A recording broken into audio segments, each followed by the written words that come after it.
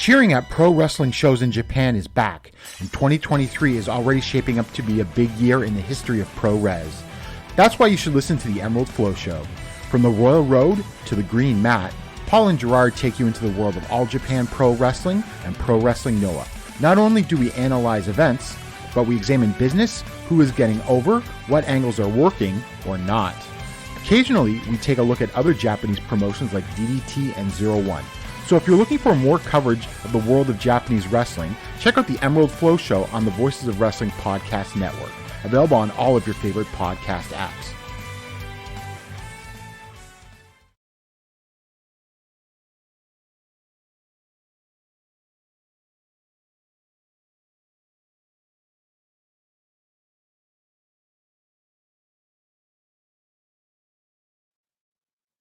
This podcast is a member of the Voices of Wrestling Podcasting Network. Visit voicesofwrestling.com to hear the rest of our great podcasts, as well as show reviews, columns, opinions, and updates across the world of wrestling. What do you guys want to talk about? You are listening to the Flagship Podcast with your hosts, Joe Lanza. You know what I want out of my wrestling? I want Bryan Danielson versus Yuji Nagata, and then a week later, Bryan Danielson versus Hechison. Yes. Why? Because fuck you, that's why. That's what I want out of my wrestling. Rich Crage.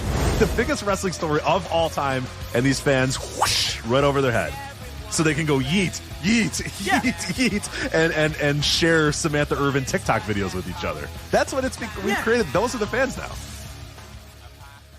And we are live on the Flagship Podcast. I am Rich. No Joe Lanza today, but that is okay because we have three very special guests, two starting off on the first half of the show, one coming a little bit later on the show, including a voice you heard in that introduction, introducing you to myself and Joe Lanza. It is a double dip of guests here. It is Rich Latta and Andrew Rich, an embarrassment of riches is what people are calling it, and I am very excited about this show. We are going to review AEW Dynamite and Rampage on the first half of the Flagship. We are going to talk about the state of pro wrestling music. And the reason we're going to do that is because both of these people are experts about the state of pro wrestling music and pro wrestling music at large. But thank you very much to both of our special guests for filling in here while Joe is away watching March Madness. We'll start out with Rich Latta, who joins us here from Atlanta. Welcome, Rich, to the show.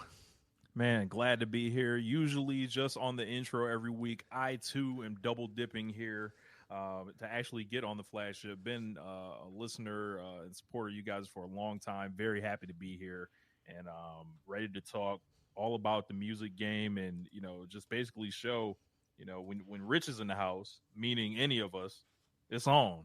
All the riches, man. It is. Yeah, it's a Joe called it a plethora of, or if you're Lex Luger, a plethora of riches here, and I'm excited about this. So obviously, you can follow Rich on Twitter at RichLatta32. He also has One Nation Radio on the Social Suplex.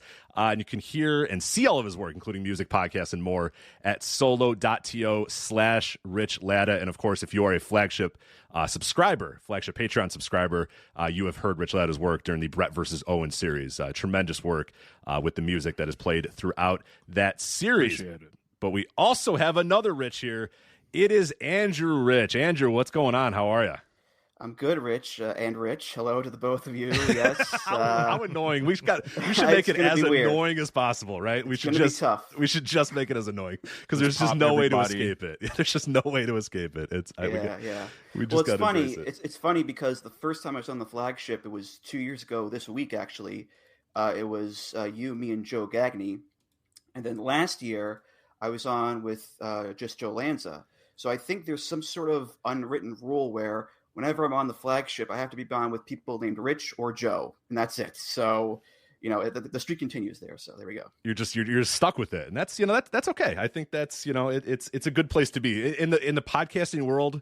A Joe and a Rich, that's not bad. There's a lot of Joe Gagney, like you mentioned, me, Joe Lanza, Rich Latta. I mean, you're talking the upper echelon. The Rich from Mat Men. It's a lot. I'm sure there's some that I'm missing, and I apologize to all the other riches that I'm missing. But yeah, we are going to do a lot of stuff here in this first half of the show. I should mention the second half of the show, we're bringing on former independent wrestler, longtime friend of the show, Gran Akuma, is going to join to recap and review Noah's Great Voyage in Yokohama, and then take a deep dive into the world of professional wrestling video games. So you really wanted to talk about the world of wrestling video games. So we're going to do some big picture topics on the show as well. So that's going to be a lot of fun. But Joe decided in the madness of March he was going to skip watching Dynamite this week and skip the Thursday Dynamite review, and he wants us to do it. And you know what? I am more than willing and more than capable of doing it. I know, Andrew, you watch every week. I watch every week. Rich, I know you do a podcast reviewing it every single week. So we're all more than prepared to recap and review AEW Dynamite this week. And it was a special 3-hour Dynamite and Rampage package from Toronto.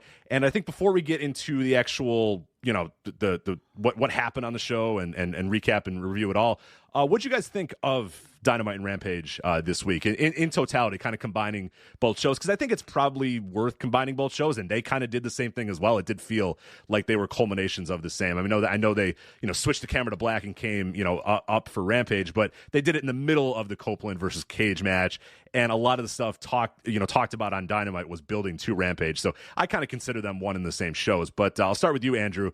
What did you think of Dynamite and Rampage this week? Yeah, Dynamite, I think, on the whole, was a bit of a middling affair to me. There are parts I liked, matches that I liked, some parts I didn't. It's weird because last week I was there live for Big Business Dynamite, and that was a great show, I thought. So this week was a little bit of a come down, not too much, thankfully. But as far as Rampage goes, I thought Rampage overall was a really good show, a really good Rampage. I think all the matches delivered whether they're supposed to deliver or just actual in-ring action. So I thought Dynamite was a little bit okay, a little bit shaky perhaps, but I thought Rampage was good stuff. And Rich, obviously, same question for you. What did you think overall of the 3-hour block? I thought it was a pretty interesting show. Like, first of all, they had like 9,000 in the building. So this is one of their best houses of the year. So there was a certain amount of energy there that just hasn't been there in most of the weeks. As far as the show, I think there were some weak areas, as Andrew was mentioning. But I think there's some things that were on the show that really laid a lot out for the future. If you really zone in, like, I think there's almost unspoken competition breaking out, not only in the Danielson and Ospreay feud, but it's the race between Swerve and Ospreay right now for All In. I don't know if anyone sees this or anything, but it's happening. And next week we're off to the races. I thought the transition to Rampage, the energy dropped off a little bit, but they recovered well, and that street fight with the women at the end was awesome. Overall, I thought it was a good way to test the 3-hour format. I know people were horrified at the idea of 3 hours, as am I. But if you're AEW delivering something to TNT, I think TNT's got to be happy with this. Yeah, I think that's going to be an unfortunate thing. And also, like, I didn't hate it. Like, I thought I was going to hate it, and I don't want to commit to 3 hours every week. That's a lot to commit to, and it's easy to be like, oh, yeah, I like it when it's like a special thing. But, yeah, it happened, and it was kind of seamless, and I was watching the 2 shows, and I was like, yeah, I could do this. Would I want to do it forever until in perpetuity? Probably not, but it does seem like something that they could probably try to do a little bit more often, is do the 3-hour block, because especially with AEW and given how many people are on the roster and how many stars are on the roster, and I think that's going to be the theme that I wanted to talk about for the show as well.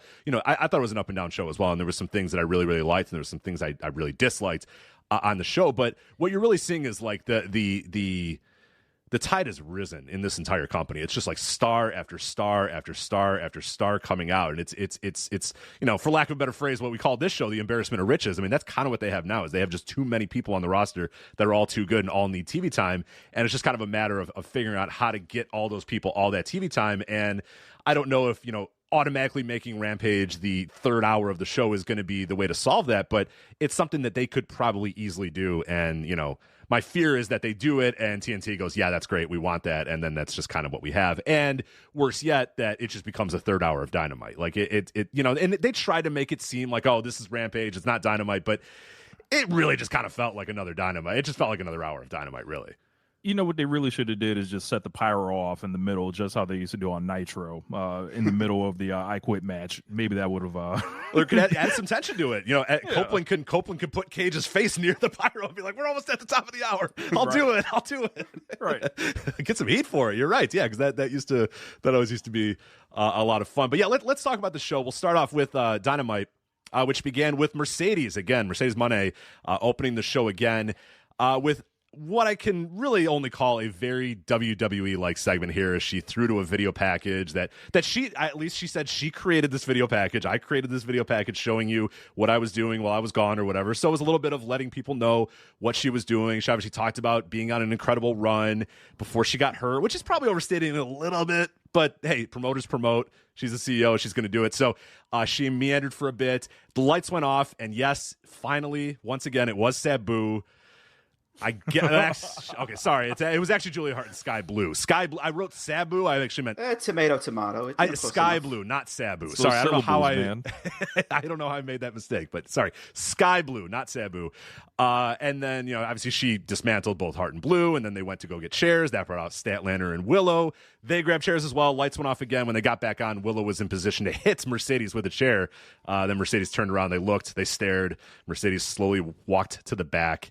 And we're building tension there with Willow and Mercedes. But, I'm curious on your guys' thoughts on this promo and this entire segment, because there were some things that worried me a little bit about this. I'll let you guys kind of talk about it first, and I'll give sort of my thoughts and what made me a little worried. I'm not ready to be like, oh, my God, it's over. Oh, my God, Mercedes is a bust. Oh, my God, whatever. But there were some things that I was like, ooh, I'd like to see us try to change some things moving forward if we can.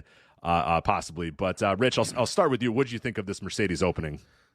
So I think with Mercedes, you're going to get some of these sometimes, and you're going to have to sacrifice these, because when you sign Mercedes Mone, ultimately you're not signing her for her promo ability. You're not signing her for, her ability to, just capture you verbally.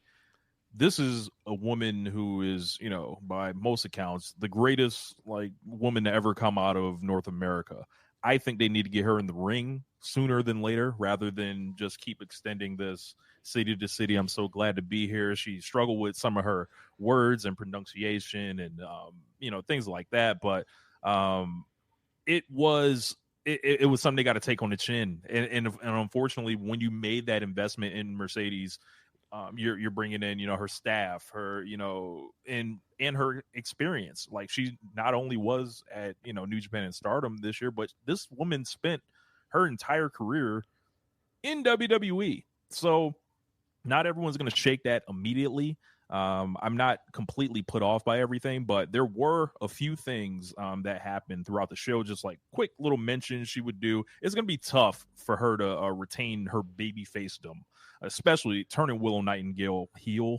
If that's where they're going with it, I can't say that. I don't know if the audience is going to agree there, just because Mercedes has these things that are inherently dislikable at times. But I think she has, a great portion of the crowd still with her, but these segments are going to come. These are warts that come with the diamond that you signed, essentially. Right. Andrew, what'd you think of Mercedes' opening? Yeah, like Rich said, we know Mercedes isn't the best talker in the world. Her charisma isn't through talking; it's through her presence, it's through her matches, her look, and all that stuff. So, it's not a surprise that she's not cutting these amazing promos. As far as the video package goes, I don't have a problem with it in and of itself. I think if it was I'm more of a problem with it in terms of the placement.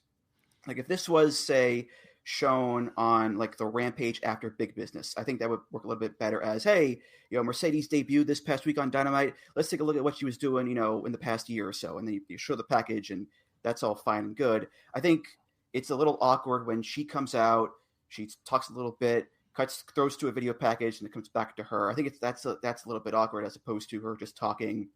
And then you have the attack from Sky and Julia and all that. As far as the whole Willow and Mercedes, tension and all that stuff, I agree. Mercedes and Willow, in terms of who is the better babyface, it's Willow. I think turning a Willow heel, that prospect, doesn't really sit right with me, even though we've seen before people who are natural, likable babyfaces can be great heels. Look at a guy like Pac, for example. but I think Willow, I don't know if she really has that strong heel energy within her. I could be wrong, of course, but I think if you're going to do a Mercedes Willow feud, I think Mercedes should be more of the heel, not a full heel, more of the heel leaning kind of alignment there. Right. She just kind of has that aura. You definitely don't want to fall into the Saraya Britt Baker trap again. No. No, we do not. No, Suri Bob, we do not. No, and I think I kind of agree with you guys on that, is that I think Willow has a natural, like you said, Andrew, it's very possible Willow can turn heel and it would be fine, and we'd all be like, oh, wow, who knew she was that good of a heel? I'm positive of it, because I think she's a very good wrestler. She gets it. I think she could adapt to any sort of role. But I think what makes her such a great babyface is how organic a lot of the stuff is, and how her entrance has that sort of just, you can't help but smile when she comes out and when she dances around and she, kicks her feet up for her song and all that sort of stuff. Something we're going to talk about a little bit later with pro wrestling music. And I think that's one of the things that sort of I saw with Mercedes this week, where I'm a little, again, I'm not ready to be like, oh my God, what a disaster, this is awful. But there's things that I think we're going to have to try to see if we can sort of maybe work out of her. And Rich, you sort of mentioned it as well, is that there's going to be these things, and it's, she came from that system. That's the only system she has really known as a wrestler, and she's bringing on people that helped her in that system, in terms of Jennifer Peppermint or whatever, bringing her to this system and saying, okay, help me be me and help me do my thing or whatever. And I think there's good to that, and then there's bad, is that she comes out again and she hits all the same notes in her entrance. The spin is at the same time. The dance is at the same time. The walk to the ring is at the same time. Everything is at the exact same time. And it's like that, that's well and good in WWE, but I don't know that you necessarily need that aura and that energy in AEW. Feels off-putting. You know what I mean? It feels very inorganic. And this is a company that thrives on the organic and thrives on people like Will Ospreay, who comes out and just starts high-fiving and hugging people on his way to the ring because he can't help it. He just wants to. Somebody has a Bruv sign. He stops and points at the Bruv sign or whatever. And he gets in the ring and he cuts a promo to the camera, not to the the hard camera, not to this invisible crowd that he's looking at. And that, I think, is a big difference, where Mercedes is doing her promo. And Rich, you kind of mentioned it too. It felt like she was trying to rehearse every single line and make sure she hit every single point or whatever. And it forced her to stumble over some words and then still have to kind of work her way through some of those words. So that's what I'm a little worried about. Is I've yet to see her kind of break that shell. And maybe it's just in ring. Maybe it's just she has to have a kick-ass match and we all go, oh, this is going to be great. This is going to be awesome. But I'm a little worried that we seem to be just doing very regimented, this is what she does, and this is how she walks to the ring, and this is what her promo is going to be. It's 2 weeks in. It's obviously very, very early, but I have seen there's been some things that, like you said, you called them warts, and I think that's the perfect term for it, where you get this diamond, and she's incredible. She's an incredible wrestler, and I sign her 100 times out of 100. I just think it's going to take a little bit of time to really make her feel like she's a part of AEW and not like an outsider.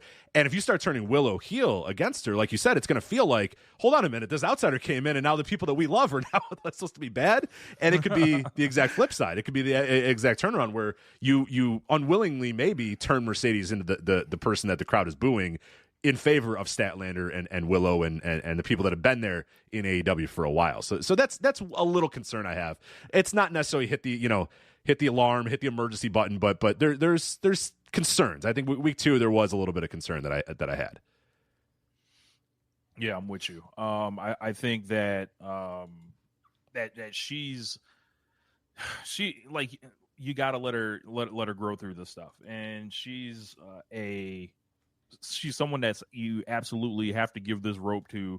You put a sizable investment in her. You built that entire big business show around her, and I'm going to let this woman fail. Like, she's going to have to show me otherwise, because there's somebody, I'll pass it to Andrew, but yeah. Yeah, I think the important thing too is you have to, if you're gonna, have her on here, yeah, you give her some rope because she is a big deal, but you also have to be willing to talk to her too, and kind of negotiate these things and explain to her this stuff, and don't just let her be. Otherwise, you get kind of an MJF situation like last year, where his brand of wrestling kind of takes over a lot of the show, and hopefully Tony learned from that. But again, listen, it's week 2. Right. Like, it's still early. we've seen people, kind of take a little bit to grow and kind of get used to the style there. So again, we'll see. But I'm afraid this segment is going to be clipped out on YouTube, and it's going to be, is Mercedes a bust? Tony Khan's eyes are going to be bugging out of his head. Mercedes is going to be holding onto her ankle. You're going to have a shocked face. I'm going to have a shocked face. Rich is going to be outline crying around our faces. Yeah, right. Mercedes is a bust. It's like, I can't wait. We should do that because we would get 10 million views. Oh my God. Nobody would listen. I don't think. Maybe they would listen. I don't care. But right. I don't want careful. that energy. I don't want that. So somebody else could do that if you want. Be careful. You and the nurse will have y'all social security numbers on the timeline. Yeah. I don't want that. Yeah, I don't want the Sasha stands to come at me. They'll find a way. If there's a will, there's a way. For the Sasha stands. But there we go. So that was the opening with Mercedes. We saw her later in the show. We'll talk about that in a bit. Backstage, my favorite act on the entire show right now, the Young Bucks and Okada fucking with Alex Marvez. This is so good. I love this stuff so much.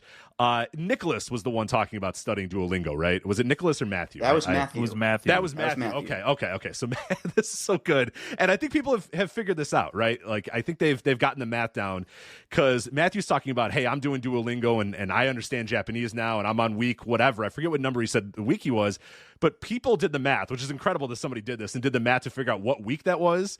And it was the week after Okada showed up on Dynamite for like a random tag match or whatever. So the idea there is that since that point, they've been trying to learn Japanese to, either, accommodate Okada, make him feel at home, do whatever it might be. But it was so good. And then Matthew said, here's my Japanese. I'm on Duolingo. And I think, Andrew, do you know what he said? It was like water, please, thanks, or something like that. It was not very something high like level. that. And It wasn't high was level like, Japanese. water, thank you. Yes, good.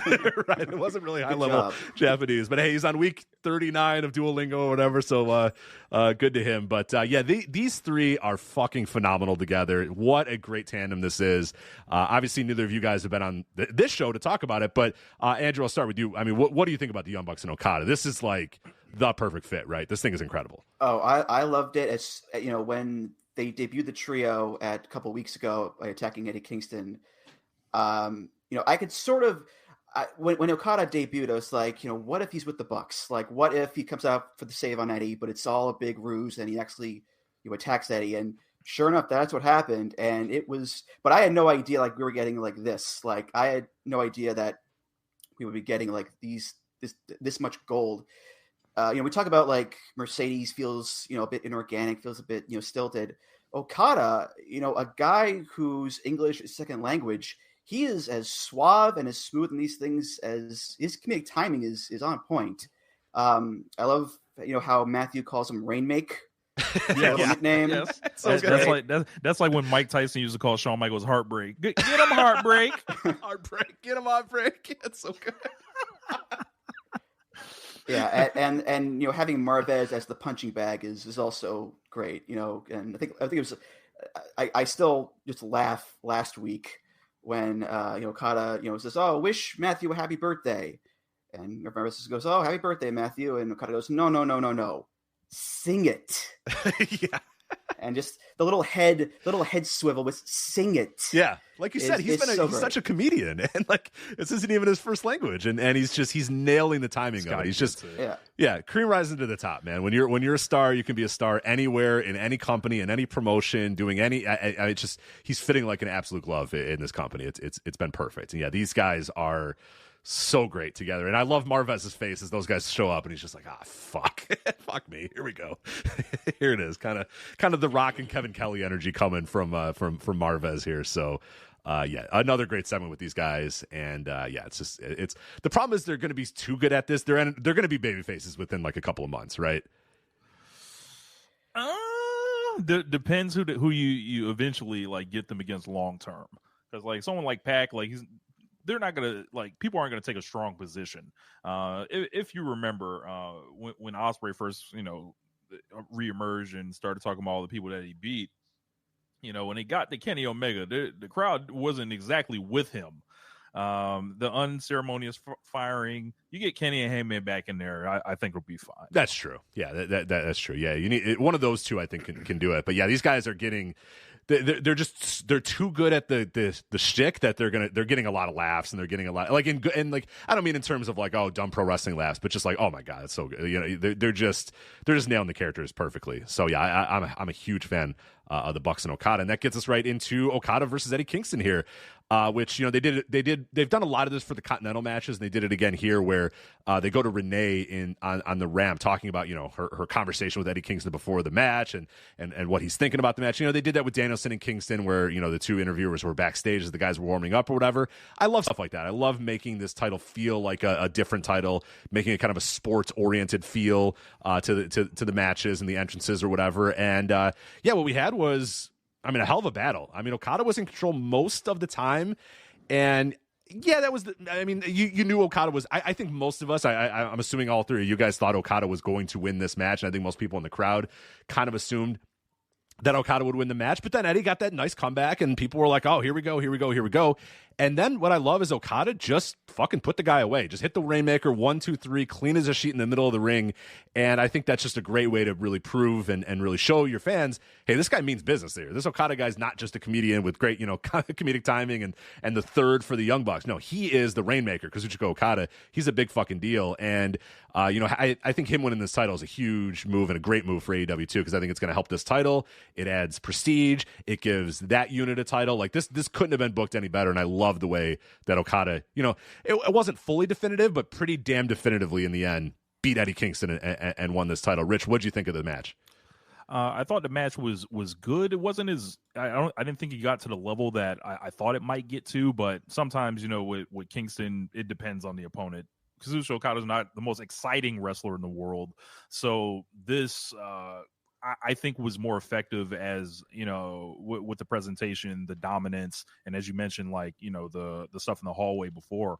I look at the Okada and Bucks dynamic kind of like you're dropping this all-timer inside the triangle offense, and of course he can run the triangle offense because he's an all-timer. Like, this is Shaq in 2000. It's like you're setting this guy up with these wingmen, the Bucks, who are going to protect him in the booking. They're going to be his friend in real life, as they've always been for the last 15 years. So that's where that chemistry comes in. And as far as strapping up Okada with the Continental belt, keeps Okada in his own universe for the year.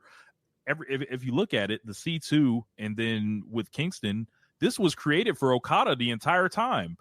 So all his matches are going to be different from anybody else's. The no interference stuff. He's going to get, you know, he's got the Cody Vader, as they called it, and so no interference. He's going to just take people into the world of Kazuchika Okada while holding that belt. And that belt, like, you know, there's a lot of noise, and I heard you and Joe talk about, you know, how they use the belts. Like, these are the actual complaints, not that there are too many. And it's almost like Okada doesn't even have a title because no one's going to beat him for this thing. He's going to hold the entire year. Like, he's not a threat to the world title, anything like that. He is only there to boost and bring people that he has not faced, like Kingston, like Pac, presumably, into, you know, his own dream match orbit. This is like booking genius through 3 weeks. I'm with you, Andrew. What do you think about Okada finally winning this title? Or not finally winning this title, winning this title. Finally, they didn't fuck around with it. That's our other YouTube thumbnail. Finally, Tony Khan does something with Okada. While Andrew's pulling his hair out. 3 long weeks. Right. 3 long weeks. Yeah, I think this was pretty obvious from the start when they booked this match what the result was going to be. Okada winning. Yeah, I agree. You know, a very good match, not on the level of Eddie's matches in terms with Bryan at Revolution. I thought that was much better than this. I thought the Bryan Keith match was also better than this one. So I'd probably put this, you know, in the middle of that kind of the Eddie title defense. But listen, when you've got a title on Kazuchika Okada, that title is going to look like a big deal. And I think the belt has already been looked at as a big deal because Eddie's reign was really good. He had some really good matches in it. So I think it's a win-win in that scenario. The belt stays strong, Okada stays strong. He can have really cool matches within that unique kind of 20-minute no interference, you know, format there. And as well, you know, this is really, I think, the first domino to fall for Eddie's 3 titles. You know, he's already lost one to Okada. He's now going to face Mark Briscoe for the ROH title at Supercard of Honor Mania weekend. And look, it's Mark Briscoe in Philly, 11 years to the day that Jay won the belt from Kevin Steen. Now, I know Tony can get a little crazy with the booking, but I don't think he can get this crazy if he doesn't, have Mark win that thing. And then that leaves the Strong title, which he is likely going to drop to Gabe Kidd at some point in the future, presumably Resurgence, because they're already booked into like a street fight tag match at Windy City Riot. So I think this will be the first, as I said, the first domino to fall for Eddie losing all three of his belts, which, look, it's the Eddie Kingston story. He gets these bursts of glory and these bursts of happiness, and then it all gets taken away and it all gets crumbling down, and he has to fight to climb back up there. And that's, I think, a natural story to tell for a guy who reaches the top of the mountain with a triple crown, and then one by one it all gets taken away from him. Yeah, it's the perfect way to handle Eddie. I think is get him to that point, and now slowly break him down and get him back to that miserable, because miserable Eddie Kingston, miserable and hungry and annoyed Eddie Kingston is the best Eddie Kingston. So it's time to. It's been far too long. We've had almost 5 months without that, and we need to get back there. But I think one of the interesting points that you brought up, Rich, about Okada is I think a lot of people are going to have to just kind of get used to the fact that Okada's now on television doing television matches, and some of his matches are just going to be okay. You know what I mean? Some matches are just going to be fine. Like, you can't go out there. I mean, unless you're Will Ospreay, who apparently just can never go out and just have an okay match. It's just like, can you try to just have an okay match, Will? Just one time go out there and just have a 3.5-star professional wrestlers having a professional wrestling match. But he hasn't done that yet, and I don't think he's going to do it anytime soon. I was front row for that Fletcher match. Yeah, what the hell was that? Like, what are you doing? What are we going to have another match of the year contender on Dynamite against Kyle Fletcher? How good was that? How fucking great was that match? Holy, it was awesome. Shit, yeah. I think the only thing that would have made this better for Okada, he did that pre-match intro. He should have just looked in the camera and said, "Eddie Kingston is bum." Like, the crowd would have exploded. Yeah, I think that somebody in the note of Shatner is bringing it up too, that he hit the Emerald Flosion on Eddie as well, which is a nice little nod there of just like, fuck you, you nerd, you fucking wrestler, you Japanese Okada nerd. gave no fucks about Eddie Kingston's love for Japanese wrestling. No. He's like, I am not Jun Akiyama. I am not any of these people. I do not care. Yeah, and he's used that move, a lot of times in the past years. But I remember when he first hit that against Marufuji. At the King of Pro Wrestling match, and you could see like the Noah guys at ringside just explode in anger. It was so cool. Yeah. So it's just a great little notch there. I forgot to mention that, Connor. So thanks for bringing that up. Is just the total fuck you nerd, hitting the flow. He doesn't have to. He doesn't have to hit the flosion on him, but why not? So he just lets him know, because you could just see a scenario where in character Eddie comes up to kind of talk to Okada. Okada's just like, I have no time for you. Whatever. Walks up trying to get a program signed or something like that. Oh my god! Okada just like, hit the bricks, pal. I don't have time for this, but good, fun match. Okada is the Continental Champion, and I think all is right in the world there. Oh, we should have mentioned that in the midst of Okada's celebration, the bastard Pac comes out. We're talking about the embarrassment of riches. It's like, oh yeah, Pac is back now too. They have this guy too. He comes out. He stares at Okada. Okada stares at him. Then he goes to the back. So presumably we're building towards a match at Dynasty, which if that's on Dynasty 2, what a fucking show that pay-per-view is already looking like, if we're also going to get Pac and Okada on Dynasty for the Continental title. Yeah. Pac's just the kind of exciting guy to get in there with Okada to really make him break out in his, on pay-per-view. Yeah, it's just in a unique match, too. It's one of those, like, AEW has so many of those matches where you're just like, yeah, what other company in the world would be able to bring this match together at this time when all these guys are in their, the peak of their powers or whatever, and here's Pac and Okada. And just like, yeah, the embarrassment of riches, where you sign all these new free agents, you have all these top stars, and then it's like, oh, yeah, Pac can come back and just be on the roster. Oh, yeah, Kenny Omega is still hurt and can come back at any time. Oh, yeah, Hangman Page, whenever he's ready to come back, can come back. It's just, yeah, they're in rarefied air here with this roster. And speaking of one of those stars, we go backstage. Swerve is with Renee. He says, we're in Toronto. He's going to do an open challenge if anybody wants to accept. And somebody is going to accept later. We'll talk about that. Backstage, Renee is with Stokely, Chris Statlander, and Willow. Mercedes confronts Chris, says payback's a bitch, then tells Willow, you've done enough already. Stokely tries to reach his hand out and says, hi, I'm Stokely, as Mercedes runs away. This was like half good, half bad. Like, it was bad in the sense that, like, it felt very WWE-like, and Stokely even looked at the camera and did a Jim Halpert face or whatever. but it's also Stokely, and he's good, and I don't know. I'm very conflicted about this segment. I want to hate it, but I think I liked it. I don't know. Andrew, what do you think of this backstage segment here? Yeah, again, we talked about this is what's going to happen. When you hire a Jennifer Pepperman, a Pepperman. I knew it was Pepperman. even when it was the Bears, I knew it was Pepperman. When you hire a personal writer from WWE for Mercedes, you're going to get these WWE style segments. It's like, oh, we hired J.J. Abrams to direct our movie. Why is there so much lens flare on the screen? Like, right. What did you expect, man? But I think it's important to point out that when Mercedes walked up, she actually thanked Chris Statlander and said, thanks for having my back. She nice to meet you. And then she, kind of dissed Willow and all that stuff. So I think it's important that they're kind of making this dynamic of kind of maybe there being a possible split between Chris and Willow, and Mercedes, like some people, not other people. So I get the intent. It just the style wasn't as conducive to AEW. Really, I think so. Yeah, I think it was just something that kind of just threw something out there with Statlander. Like, she's been losing a lot of these matches lately where Willow's been winning them. That show of solidarity with Mercedes. It seemed like they were laying, some breadcrumbs for a couple things.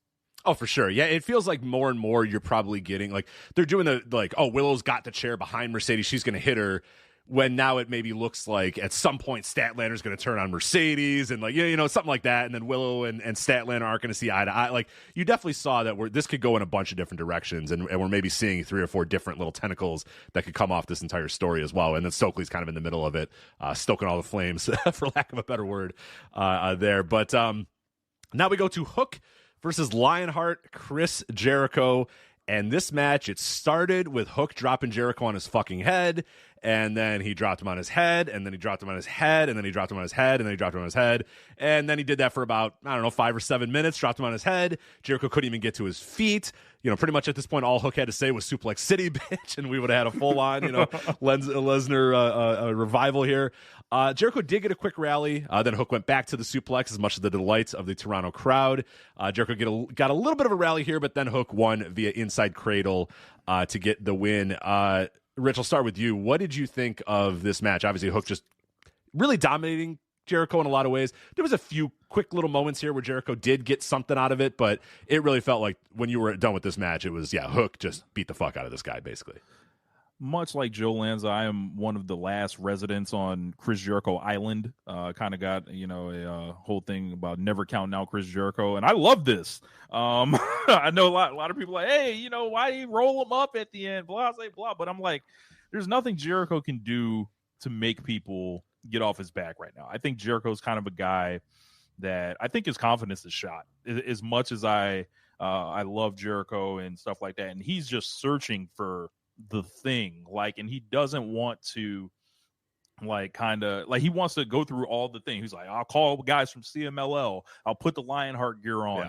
White Zombie, I got fucking White Zombie. That's not enough for you people. I'll try to make a guy in Hook or whatever. I'll lose clean to Powerhouse Hobbs, let him destroy me. I'll do all these things, to try to, combine with, everything that was on the internet around World's End, like whether people, have convicted them in their minds or not. Jericho still has to go out there, and he is, Konosuke Takeshita, did the job for him.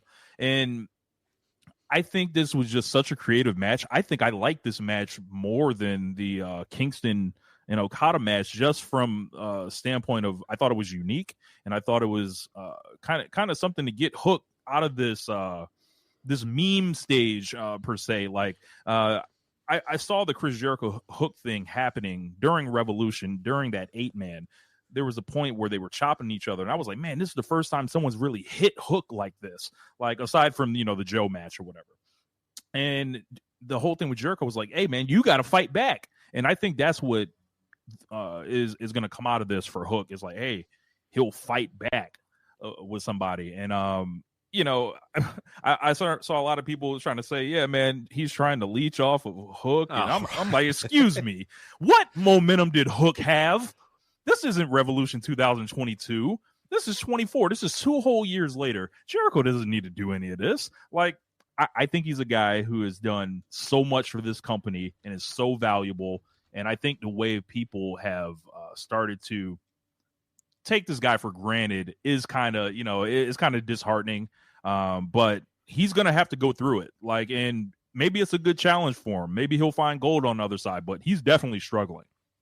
For sure. Yeah, and I've always had the thought that Jericho, especially in the early days of AEW, people would always say, oh, he's overused. I always thought he was underutilized. I thought he should have won more.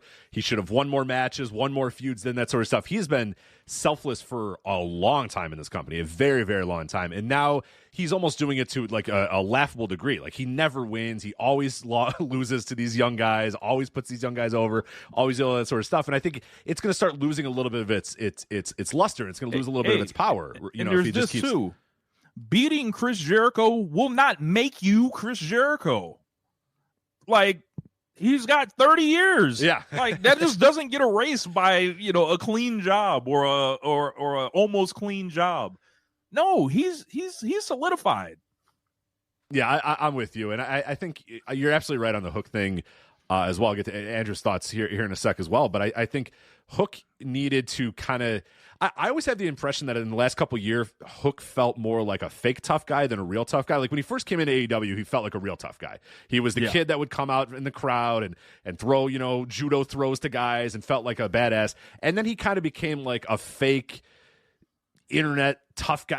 I couldn't, because I know how Joe Lanza can never really understand his character, and I think the problem is Joe is thinking that for a while his character was that he was a badass, and I feel like his character was more that he was just kind of this like fake badass, or a guy who thought he was a badass. But he needs to kind of drop guys on his head and be a badass again, because he can be, and that's a great role for him. And I think, like you said, a match like this where he just grabs a guy and drops him on his fucking neck for 10 minutes is exactly the role that you need for Hook, and exactly the attitude and energy that Hook needs to have. So, Andrew, where do you stand on Hook versus Chris Jericho, and maybe in totality, Chris Jericho currently in AEW?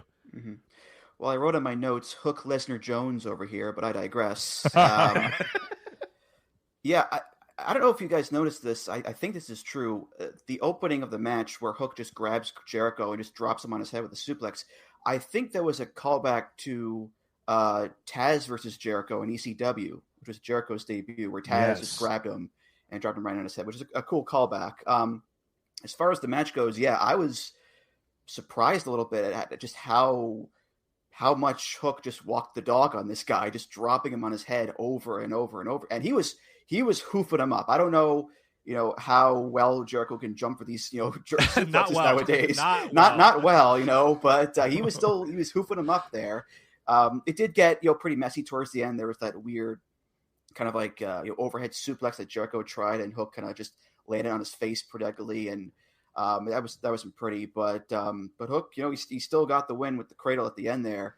Yeah, I thought it was a decent. It was a good idea for a match. I don't know if the execution was all that great, especially towards the end, but I agree. After the Joe match with Hook, which I thought was picture perfect, I thought you needed to follow up with Hook just getting more of that mean streak, getting more of that killer streak. And what's been a common criticism for AEW for a lot of years, it's all about the follow up. They have these these moments, these big wins, these big feud enders, but the follow up just isn't there, and guys tend to falter, guys tend to disappear for a little bit. So I think if we get more matches like this where Hook, just drops guys on their heads, drops established guys on their heads like Jericho, and really just go after them, I think that can do a lot for Hook standing. As far as Jericho goes, we've seen Jericho, again, the story of Jericho is a story of reinvention. This guy over the years has found ways to reinvent himself time and time again. We saw it many times in AEW where he started off as Le Champion, and then a little later he switched over to becoming the Wizard and the JAS stuff. Wizard. I always forget about the Wizard. I love the Wizard with the fireball. That was great. I love that. And the Ocho with their ROH title run and all that. He's found ways to do it. It's just that right now he seems to be lost in kind of this weird, kind of weird phantom zone where he's doing the Lionheart thing, but doesn't really feel like he's in a proper direction. He's not at the top of the card anymore. He's not really mattering in that sense. So it feels like Jericho's just kind of in sort of a holding pattern himself. So I don't know, how he's going to get out of it. I don't know what's going to come next for him out of this. But again, as Rich Latta likes to say, don't count out Chris Jericho. We've seen him be fat and get in great shape and, come back from the brink of being washed. He can do it Come again. back from the brink of death, Andrew. He almost died for this company. Okay. Pulmonary embolism, I believe, the end of 2021. Come on, man. Fair enough. I'll give him his due in that sense. But... No, I think he's got to go away for a little bit. And I don't mean in terms of like because of any of the dumb internet rumors or any of that sort of stuff. Mostly just, I think he just needs to go away because he's been so ubiquitous with AEW for, in WWE, like he would go away for a while. I mean, that last half of his run, he would go away for a half of a year and come back at WrestleMania season. He was very smart, by the way, to come Royal Rumble season. He was like, hey, I'm ready to come back. The paydays are good. And then in the WWE Network era, he said, I can hang around for a little bit longer if you don't want. Says the paydays are the same no matter when I'm working. But always found a way to come back for the Rumble and Mania season every year. But I think he's just got to kind of go away for a little bit. And like, because I think, Rich, you brought up a great point that he feels like he's just grasping at every straw he can and hoping that one time he's going to grasp at one of the straws and then all the fans are going to go, yeah, Chris Jericho. And he's going to go, oh, thank God you love me again. And I just don't know if that's going to happen. And he's trying. He's doing 1,000 different things to try to do it, but I think he's just going to have to kind of go away for a little bit. Go away for 5 months, go away for 6 months, come back. I think fondness will make I think that absence will make the heart grow fonder here if Jericho just goes away for a little bit and maybe comes back and maybe people will understand what they have in this guy or what this guy is able to do. Because I just think right now it's just he's just been so central to AEW for all this time, and that's a good thing, but I think for some fans it's starting to wear thin a little bit, and maybe it's time to just kind of have a little bit of a Jericho break and have him come back better than ever in 6 months or whatever. Right. All right, so we go backstage to story time with Adam Cole. He sits in his dumb chair, says that Wardlow disappointed him. You had one job, you failed, and now you have to make sure that Taven and Bennett don't lose their tag team titles. So I have no strong thoughts about story time with Adam Cole. I hate Adam Cole, so everybody kind of knows my thoughts on Adam Cole, him and his dumb chair and his dumb story times. But Andrew, any thoughts on Adam Cole's promo here? Yeah, it just feels like, again, we're treading the same ground with Wardlow, where, all right, we had that whole long storyline with him and MJF, where MJF gets more and more frustrated with Wardlow, and Wardlow finally, snaps and has it and goes against him.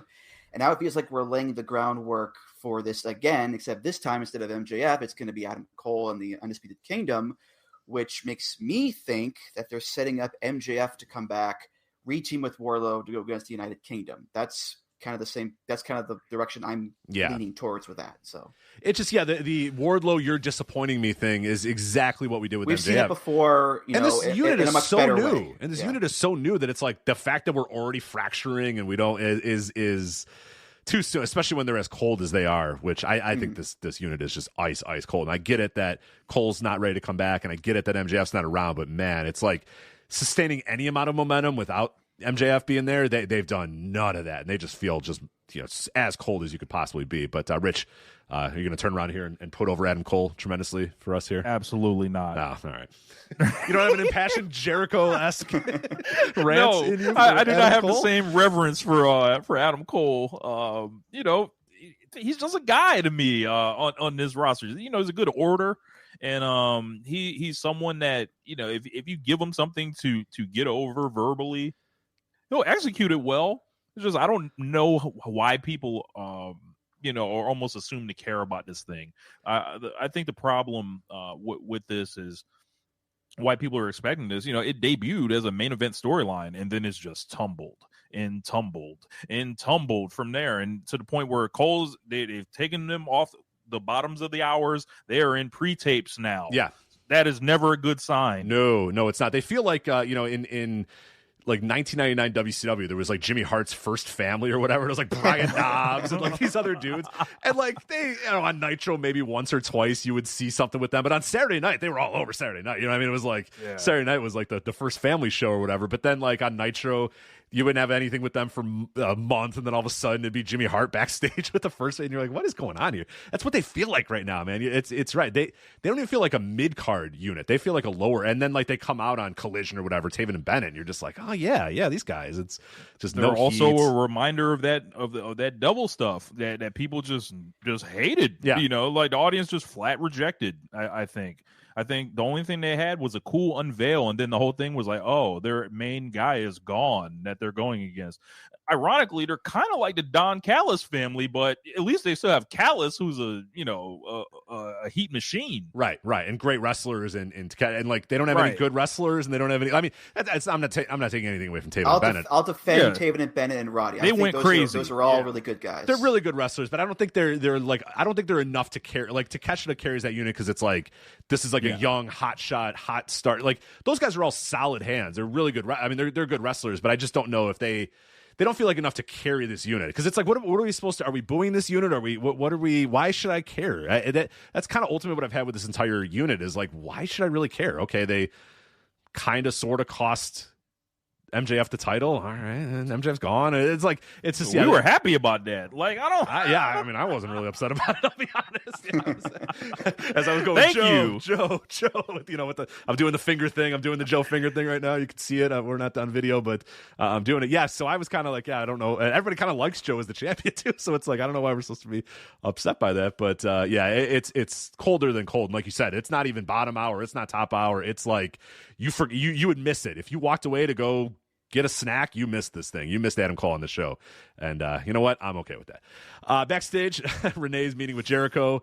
Renee asked Jericho if Hook earned his respect. Jericho says, Hook is a future world champion. After tonight, you have my respect. Jericho says next week on Dynamite, he has a proposition for Hook. So we'll see what that proposition may be. We get back to the ring. Tony Schiavone welcomes out Will Ospreay, who earlier in the night, people on our Discord were like, I don't know if the crowd's not mic'd right, or something's kind of weird with this Dynamite. Will came out, and let me tell you, this crowd was mic'd perfectly fine, because they went fucking nuts for Will Ospreay as they continue to go nuts for him. And Will cuts yet another tremendous promo. People thought that this guy couldn't promo, and it's just like, he's like a promo. He's one of my favorite promos in wrestling right now, because you don't know what he's going to say. You don't know what he's going to do. And it feels so organic. It just feels like a guy who just loves what he's doing, has a microphone, he's going to talk. And he comes out and he says, last time I was in Toronto, I was a little bit of a naughty boy. That's when he was, rubbing the Canadian flag on his ass and stuff and doing all that sort of stuff. And then he cuts this great promo about Bryan Danielson saying, you were in Japan, you did a lot of stuff in Japan, you left me some shoes to fill, but bruv, your shoes were too small to fill, because what you did in Japan was great. What I did was elevate the wrestling business. And yeah, just a great promo, calling out Bryan Danielson, talking about, being in Toronto. I mean, he is just a star, capital S star here in AEW. And this is all building up to him versus Shibata. He wants to face Shibata now. Yeah, which, by the way, we're going to get Will Ospreay versus Shibata on Dynamite next week. What the fuck? And he says, 7 years ago I wrestled Shibata, and 7 years ago Shibata beat the piss out of me, but I'm a different guy now, bruv, because I got 3 pugs, 2 cats, 1 kid, a lady, and a mortgage to pay. I was just like standing and applauding at Will Ospreay here. I love that line. So we got Shibata versus Will next year. And I mean, it's March. It's the end of March. We're going into April. Is Will Ospreay the best promo in wrestling right now, Andrew? Like, who has better promos than Will right now? He's pretty damn great. I see people in the Discord, for example, say, I didn't know he was going to be this good. I remember last year, January 3rd, it's the middle of the night. I'm watching the Wrestle Kingdom press conference, and Will Ospreay cut that promo against Kenny Omega for the U.S. title. Yes. By the end of it, I was like John Moxley at Wrestle Dream. I was standing and pacing. This guy's been a good promo for quite some time now. And yeah, he has a very, hard to understand accent at times. He says bruv a lot. That's we want naturalness in wrestling sometimes. That's natural. That's who Will Ospreay is. He is authentically bruv. That's who he is. Well, Dusty Rhodes said baby. You know what I mean? Like when he was talking, he'd say baby. Daddy and all that stuff. Yeah, like it's just a natural. It's like mate or something like that. It's just a natural word you say in talking. But no, yeah, Ospreay. He's a great promo. He's again very natural. He's very confident as well with what he says, and he does a really good job of hyping you up and feeling like the matches are going to be big deals, and really, explaining the story in a very organic way of what's going on, and explaining the past of what's going on. Ospreay versus Shibata. If Ospreay gives Shibata the hidden blade, is Shibata's brain gonna fly out like the pig in The Simpsons? It's still good. It's just a little airborne. It's still good. It's still good. Like I'm a little afraid for that match that we're going to see a man's brain fly out of his skull. Well, you know what? They put Shibata's brain back in his head once before. They can do it again. They clearly know the way. Yeah, the scars are still there. I mean, you can open that up easily, I think. Just blow on it like a Nintendo 64 cartridge, and it'll be good to go. It'll be good to go. Will Ospreay comes off like a guy whose life has changed recently in ways that he couldn't imagine. He never thought he'd look at his bank account and never be worried. And, I don't know exactly what he was making in New Japan or anything, but I'm, going to imagine, Mr. Barry, help command a lot of con dollars. And he comes out there just like, I'm just going to be me as much as possible. Ospreay should be an inspiration. If you ever want to be yourself really, really badly and you for whatever reason you can't do it, watch Will Ospreay be aggressively British in every building. I was in Duluth, Georgia when he walked out. He converted this audience through all of his wrestling there. And, it wasn't the most people in the crowd. Not everybody knew him by the end of that match. They were all in. This guy's going around the country on a barnstorming tour right now. Essentially, this is the Lex Express, but a UK guy doing it. He's announcing to every crowd yo, let me be the ace, essentially. Yeah. And the stuff that he's saying about Danielson, that's gonna piss all the right people off. Say, yeah, I saw I did everything you actually wanted to do in Japan, and your shoes, why would I want to wear those? We don't have this match is gonna be so great because people are gonna it's oh, this person carried him, this person didn't. No, these are two of the greatest wrestlers of all time. This is just Omega and Ospreay last year. This is Okada and Danielson.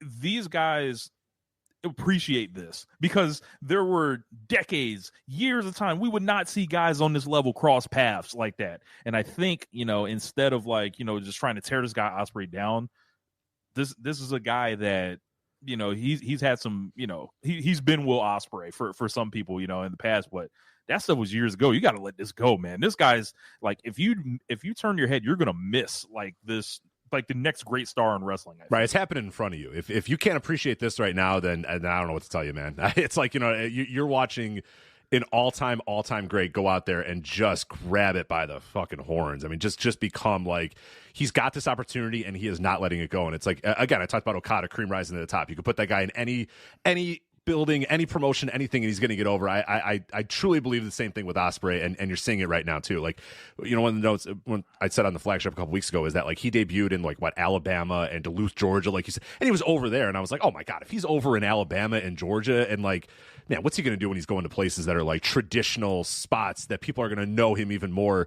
than they know him? When we saw him here in Toronto, he was super over, and he's going to be. I mean, he is a worldwide superstar, and he is just. Any doubt that people had that this guy wasn't going to adapt to, American television. I mean, what are we doing here? No, you adapt to Will. You know what I mean? Will's coming in here. You adapt to him, but you don't have to. He's just gonna nail it. He's nailing the promos. He's nailed his entrance. He's nailed the matches so far. He just gets it. And like you said, he feels like a guy who's just completely rejuvenated by life. And he got to it. He got there. He got to the mountaintop. He accomplished everything he ever wanted to accomplish. But he's still hungry to accomplish more. And that's what's so awesome about him is that now you're now he's got even more confidence. You're shit. That was Will. With nervous and not quite sure of himself. This is Will, who has all the confidence in the world and knows he's the best in the world, but now he's got, a mortgage to pay that he's probably paying very comfortably right now, and seems like he's just on top of the world in terms of his confidence and his swagger and all that sort of stuff. So yeah, we talked about Chris Jericho, who feels unsure of himself. I mean, nobody feels more sure of themselves right now in the world than Will Ospreay right now. I mean, that dude feels like he's just the swagger, the puffy chest of Will Ospreay right now is something wearing his own clothes. How many of y'all gonna be walking around with goat clothes? I'm telling you, they're gonna go. Those goat tracksuits, they're gonna go. I think they're already sold out. If I remember correctly, last week I looked them up because I was, for my own research, looking. Might have to, call it a favor. You think? Yeah, maybe. We'll see. Anyway, I wouldn't look good in that. I'm 36, and I shouldn't be wearing that. Let's be honest. I'm a 36-year-old dopey white guy. I shouldn't be wearing that. So, anyway, let's move on to Tony Storm and Ryan May versus Deonna Purrazzo and Thunder Rosa. I really have not much to say about this. It was kind of a mess. Nobody seemed to be on the same page. we're kind of teasing a Deonna heel turn already. I think which is probably the right move. Hit the eject button on the Deonna face turn, because Thunder got the win, and then Deonna was like upset about it for some reason, which I guess we're supposed to think is irrational because Deonna's acting irrational. Like, because I know a lot of people being like, I don't understand what she's so mad about, and I think that's the point, is we're not supposed to quite get it and not quite understand it, and she's going to be jealous or whatever. But I thought this was kind of a mess, and this women's division, it's so weird because there's such a dichotomy. There's so many women on this division that I really, really like, and we're going to talk about it on Rampage. And then there's this, which is just like, I don't know what is going on with Tony and Mariah. Can we tell the story of them breaking up? Like, are they not breaking up anymore? Like, I thought we were on the edge of that, hitting its demise, and now it just seems like they're a well-oiled machine. We got Deonna turning heel, Thunder Rosa's back and just kind of doing stuff. I don't know. I thought this was a disaster. What'd you think, Rich? Thunder feels like she's setting up to be a challenger of the month. And you would think, this is Thunder Rosa, who vacated the championship, and she's back getting her, essentially she's earning her shot off of like, hey, just a random tag team match. And it's like they didn't do the work ahead of time for this. They're going to try to microwave it, and it's not going to hit the right way. We're That's still a great looking. Term. I'm going to steal that, microwaving. Just trying to. Yeah, word to Vinnie Johnson, but. But the main story is Tony and Mariah, and that's still down the road. And especially like when you talk about people like how Hater far is this road? I don't want to be on this road anymore. Oh, man. I want to turn off. Mariah May is from Stardom, so she's familiar with many of the roads that are out there, including the Tam one. But I think Mariah is like this whole thing is in they're on a treadmill until Mariah actually does something, because she's ready to also run off like Will Ospreay in a similar fashion. Oh, yeah, she's great. And she was very good in this match, too. She was far and away the best of the four in this match. And it's time for her to kind of spread those wings a little bit as well. Yeah, Thunder feels like, you guys have said it, she feels like a relic, kind of. Mm-hmm.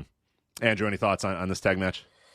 Yeah, admittedly, when Tony shows up on screen, my mind tends to kind of, drone out a little bit. Kind of look like the gif of Charlie and Always Sunny, just kind of the face kind of goes to mush. But no, I agree.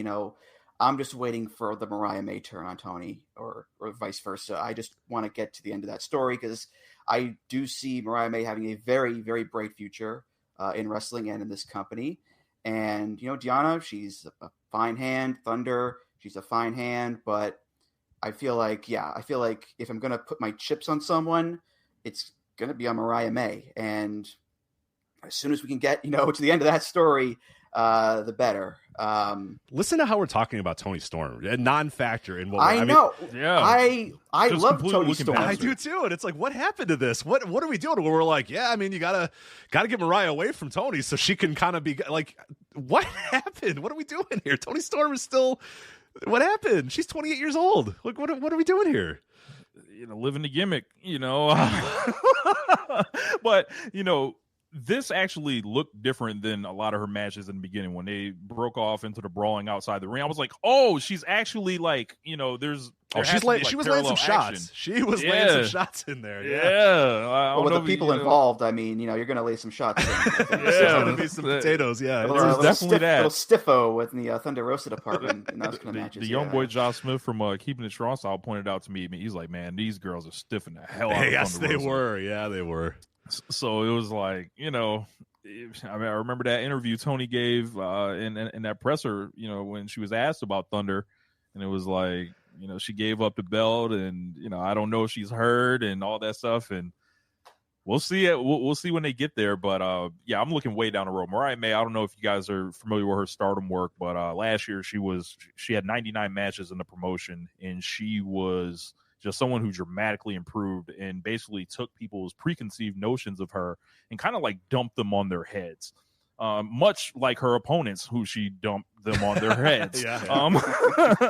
So, her time's coming soon. And, when we get her in there, if we can cross with Mercedes, I think we'll be cooking. Absolutely. All right, so then we get Swerve versus The Butcher coming up from up the road in Buffalo here. And this is just an extended squash. Swerve just kind of beat the hell out of him, which is fine. That's exactly what you need to do. One via submission as well, and they made a big note about this, that it might have been Swerve's first submission win in AEW. I'm assuming they wouldn't lie about that. I can't recall another one.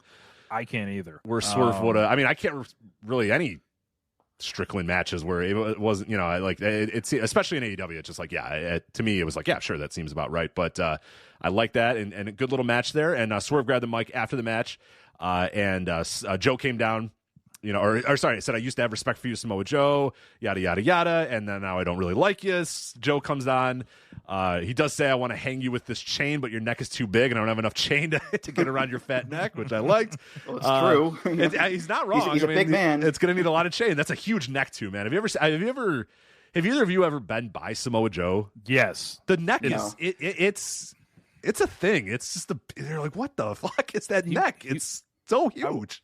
I was at a show in August backstage, and Samoa Joe walks kind of, probably 10 feet away from me. I'm like, yo, this is a big guy. Not the tallest guy in the world or anything like that, but like the shoulders, the chest. I'm like, hey, man, people they got to approach him with respect whenever they're talking to him backstage. Like take the bass out your voice and and all that. Like. Yeah, he's just a monster. Yeah, it's something to behold. But yeah, no, he's probably right. He's probably gonna need a pretty long chain. Joe comes out, he says he beats Swerve at Revolution, and Swerve's got to go to the bottom of the ladder. Maybe he can work his way up. And he says the problem with you is you still believe that you can box with the God. Joe says, you know what? They start throwing jabs back and forth. Joe says, I'll give you exactly what you want. Throws down the mic just as he's about to get in the ring and maybe tussle here with Swerve. Don Callis walks out, gets some great heat as always. And somewhere along the lines, he says, this is Don Callis' company, and we get a booking of Takeshita versus Swerve. And Swerve says when he's done with Takeshita, he's coming for Joe. So next week on Dynamite, Takeshita and Swerve. Any thoughts on this promo and I guess Swerve and Butcher, Andrew? Yeah, not much on the match. Whenever a guy debuts a new finishing move or what have you to win a match, it's always kind of something to take note of. And in this case, it was, this like kind of arm elbow trap submission thingy, which if you watched Rampage, we will bring this up later on because it's very important to one of the matches. But as far as, Swerve and Joe, I feel like, it's a natural next step after the three-way with Hangman at Revolution. Hangman took the fall. Swerve, is upset by it. He wants another shot. It's just, it's kind of the natural story of things. As far as, Swerve and Takeshita, yes, please. I will take all of that you got. And the fact that that's going to be on the same show as Ospreay versus Shibata on free TV, I'm not complaining. I don't know about you guys, but I'd like that a lot. I'll be okay with that. Yeah, that'll work for me. That'll work for me for sure. Yeah. But again, and that's because Tony Khan has 200 matchups like this at any time. He can just drop out there, and these are two of them. The Swerve and Butcher match was a personal favorite of mine. I love Big Butch. But as Andrew mentioned, anytime someone debuts, a submission hold or a new thing, and they're kind of pursuing the title, that just makes alarms go off, or at least it should. Like it's like, oh, this guy has a new hold that he's gonna try to, reach the mountaintop with. Him and Joe, he heated the program up a little bit. I think there's still a little bit more to be done there. Maybe some type of stipulation match. Swerve is carrying around this chain, joining the ranks of many great chained wrestlers that have ever appeared. But that Takeshita and Swerve match next week, that's phenomenal. That's like, hey man, like, we see Will Ospreay coming in with all this momentum. Obviously, Swerve has had this momentum pretty much, I want to say, like the last, 7 or 8 months, and he's been building it up. And this is a chance, to compete. And I think that's all, each guy can really ask for. Everybody wants to be number one. But ultimately, these guys all need to kind of work together. Luckily, we're not in an AEW anymore where, half of the locker room is broiled in, I'm not talking to that motherfucker, rivalries or anything like that. Like this seems like competition in its purest form, like that I haven't seen since like watching G1s, it's like, all right, who's going to have the better match of the night? What block is going to do stuff like that? And I think the competition, like these guys are not going to want to get left behind. They've all wrestled each other for years. And there's new matchups here too, like Takeshita and Swerve. Like, you think that guy Takeshita, like, he was in that match too with Will at Revolution. You think he doesn't want to come out here and say, hey man, I want a little bit of the real estate too? So I'm loving everything kind of like surrounding the world belt right now. Yeah, it just kind of feels like company-wide, everyone realizes that with Ospreay in and Okada in and a bunch of that it's like you gotta prove that you belong here, and you gotta prove that you're a top star, and it's like in a good way, like you said, the healthy competition, not the fuck that guy for taking my spot. It's just like, oh, I'll show them. Like Swerve's just like, all right, yeah, I'll go out there and I'll deliver a bunch of great matches, and Takeshita's just saying, yeah, I'll deliver a bunch of great matches, and Joe's out there in the corner just being Joe and stuff. And yeah, you said right. It feels like a very healthy competition that's only going to reward us fans for just getting these types of matches. And I love that in 2024, Tony has kind of let it fly a little bit, where we always said he booked so conservatively. And now he's just like, I have so many guys. You know what? Fuck it. Takeshita and Swerve on Dynamite. Who cares? Just watch. He could have waited, and people might have, in an other era would have said, oh, that's a pay-per-view match. You can't have that on Dynamite. But fuck it. You got so many pay-per-view matches. Who cares? You only have so many. You might as well. Just do what you can. 200 of these. Yeah, right. You got so many big matches coming up, and that's not to say these guys can't have another match again. It's so it's. And as big as these matches are, there's even bigger matches on the horizon for both of these guys. Right. Like we're getting Ospreay Danielson later, in April. So as big as these matches are on Dynamite, there's bigger stuff coming for both guys. Absolutely. So then we get to our main event here, the big spot here for Copeland and Cage in the I Quit match. And this was a hell of a lot of fun, man. This was just a fight. I think they got to the ring around about a half an hour left on the show, maybe about 25 minutes left on the show. And they used every minute of that and then some.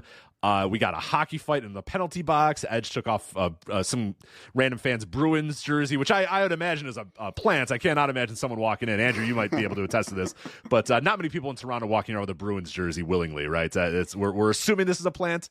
Listen, I don't know who these mother Canuckers are who are booing the Bruins, but they will rue the day they boo the Boston Bruins. First place, by the way. First place. There you go. So there it is. Yeah. What are the Maple Leafs doing these days? They always end up losing, right? You asked John Carroll about that. Okay. I have no idea. That's hockey, not my forte at all. And I could make a bunch of very outdated hockey references throughout this match, but I will not. But this is a very hockey, very Canadian match here. We had so he took the Bruins jersey off, put it on Cage, then he found a Maple Leafs jersey, and then they just had a hockey brawl in the penalty box. That was pretty nice. During the commercial break, Copeland just drank a bunch of beers. I'm assuming Labatt's. I didn't see what they were, but we'll assume that they were Labatt's. And they ran into the women's bathroom. Then we had, reverse facebuster onto a ladder on a table. We found another hockey goal. Copeland threw Cage into the goal. They did not let off a horn. I was a little annoyed that they did not let off a horn when he threw Cage into there. That would have been maybe a little too hokey, but I don't know. I would have appreciated it as well. But anyway. Then we've kind of got the Christian Cage, the family bullshit here in a good way. I mean, I'm using bullshit in the best way possible here. Shayna Wayne runs down, hits Copeland in the nuts with a hockey stick. Cage then choked Copeland with the edge of the hockey stick. Copeland still did not quit. Cage got 2 chairs out. We're going concerto time. Then he gets a barbed wire chair, what is that doing under the ring? There is no practical use for a barbed wire chair underneath the ring. That's ridiculous. What are we doing here? Wrestling used to matter. These things used to have logic. Now we just got barbed wire chairs hanging under the ring. Kendo sticks. What are we doing? But anyway, Copeland then takes the string off of his gear. He chokes Cage.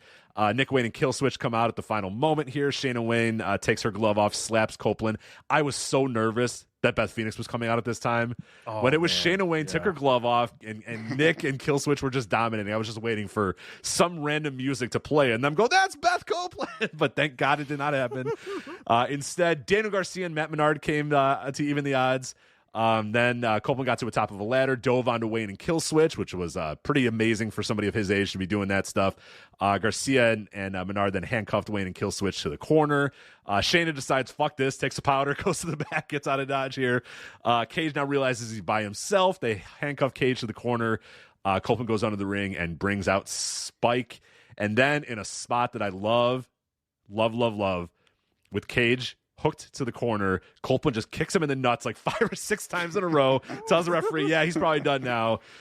He goes, no, I don't quit. And then Copeland goes, all right, motherfucker, and then hits him with Spike in the nuts, and finally Cage says, I think I'm done. Well, he teased he was going to hit him in the head, and then finally Cage was like, all right, I think I'm done here. And he finally does it. Copeland has won. They outsmarted Cage, and the new TNT champion is Adam Copeland. This was pretty damn perfect for this feud. Great culmination.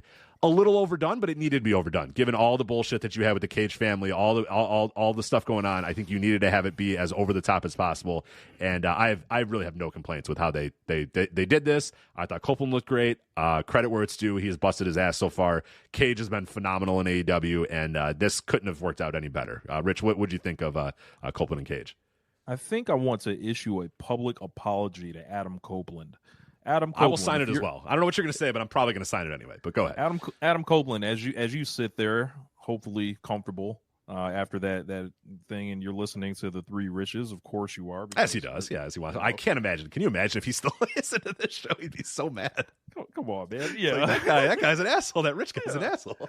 Yeah. So I just want to say, like, because when this guy first came in, I think I was middling at best. Like, oh, all right, we'll see, you know, what he does. But this guy's been motivated from day one to show that, you know, creatively, like, he may have been locked in, you know, in the things that we think most people in WWE are locked in. A lot of this actually resembled a better version of his I Quit match he had with Finn Balor with the Judgment Day, and then that Hell in a Cell stuff he was doing where they had the color-coded weapons, and like it was like the overthought bad versions of things. We've got the overthought good versions of things, like, oh, you're in Toronto, you can do a hockey fight with a jersey on, and you know, stuff like that. Like, these are things that he clearly thought about, and he used all the chess pieces with the group, you know, for months and months, and they just tied this thing together. And think about how long these guys have wanted to probably have this match.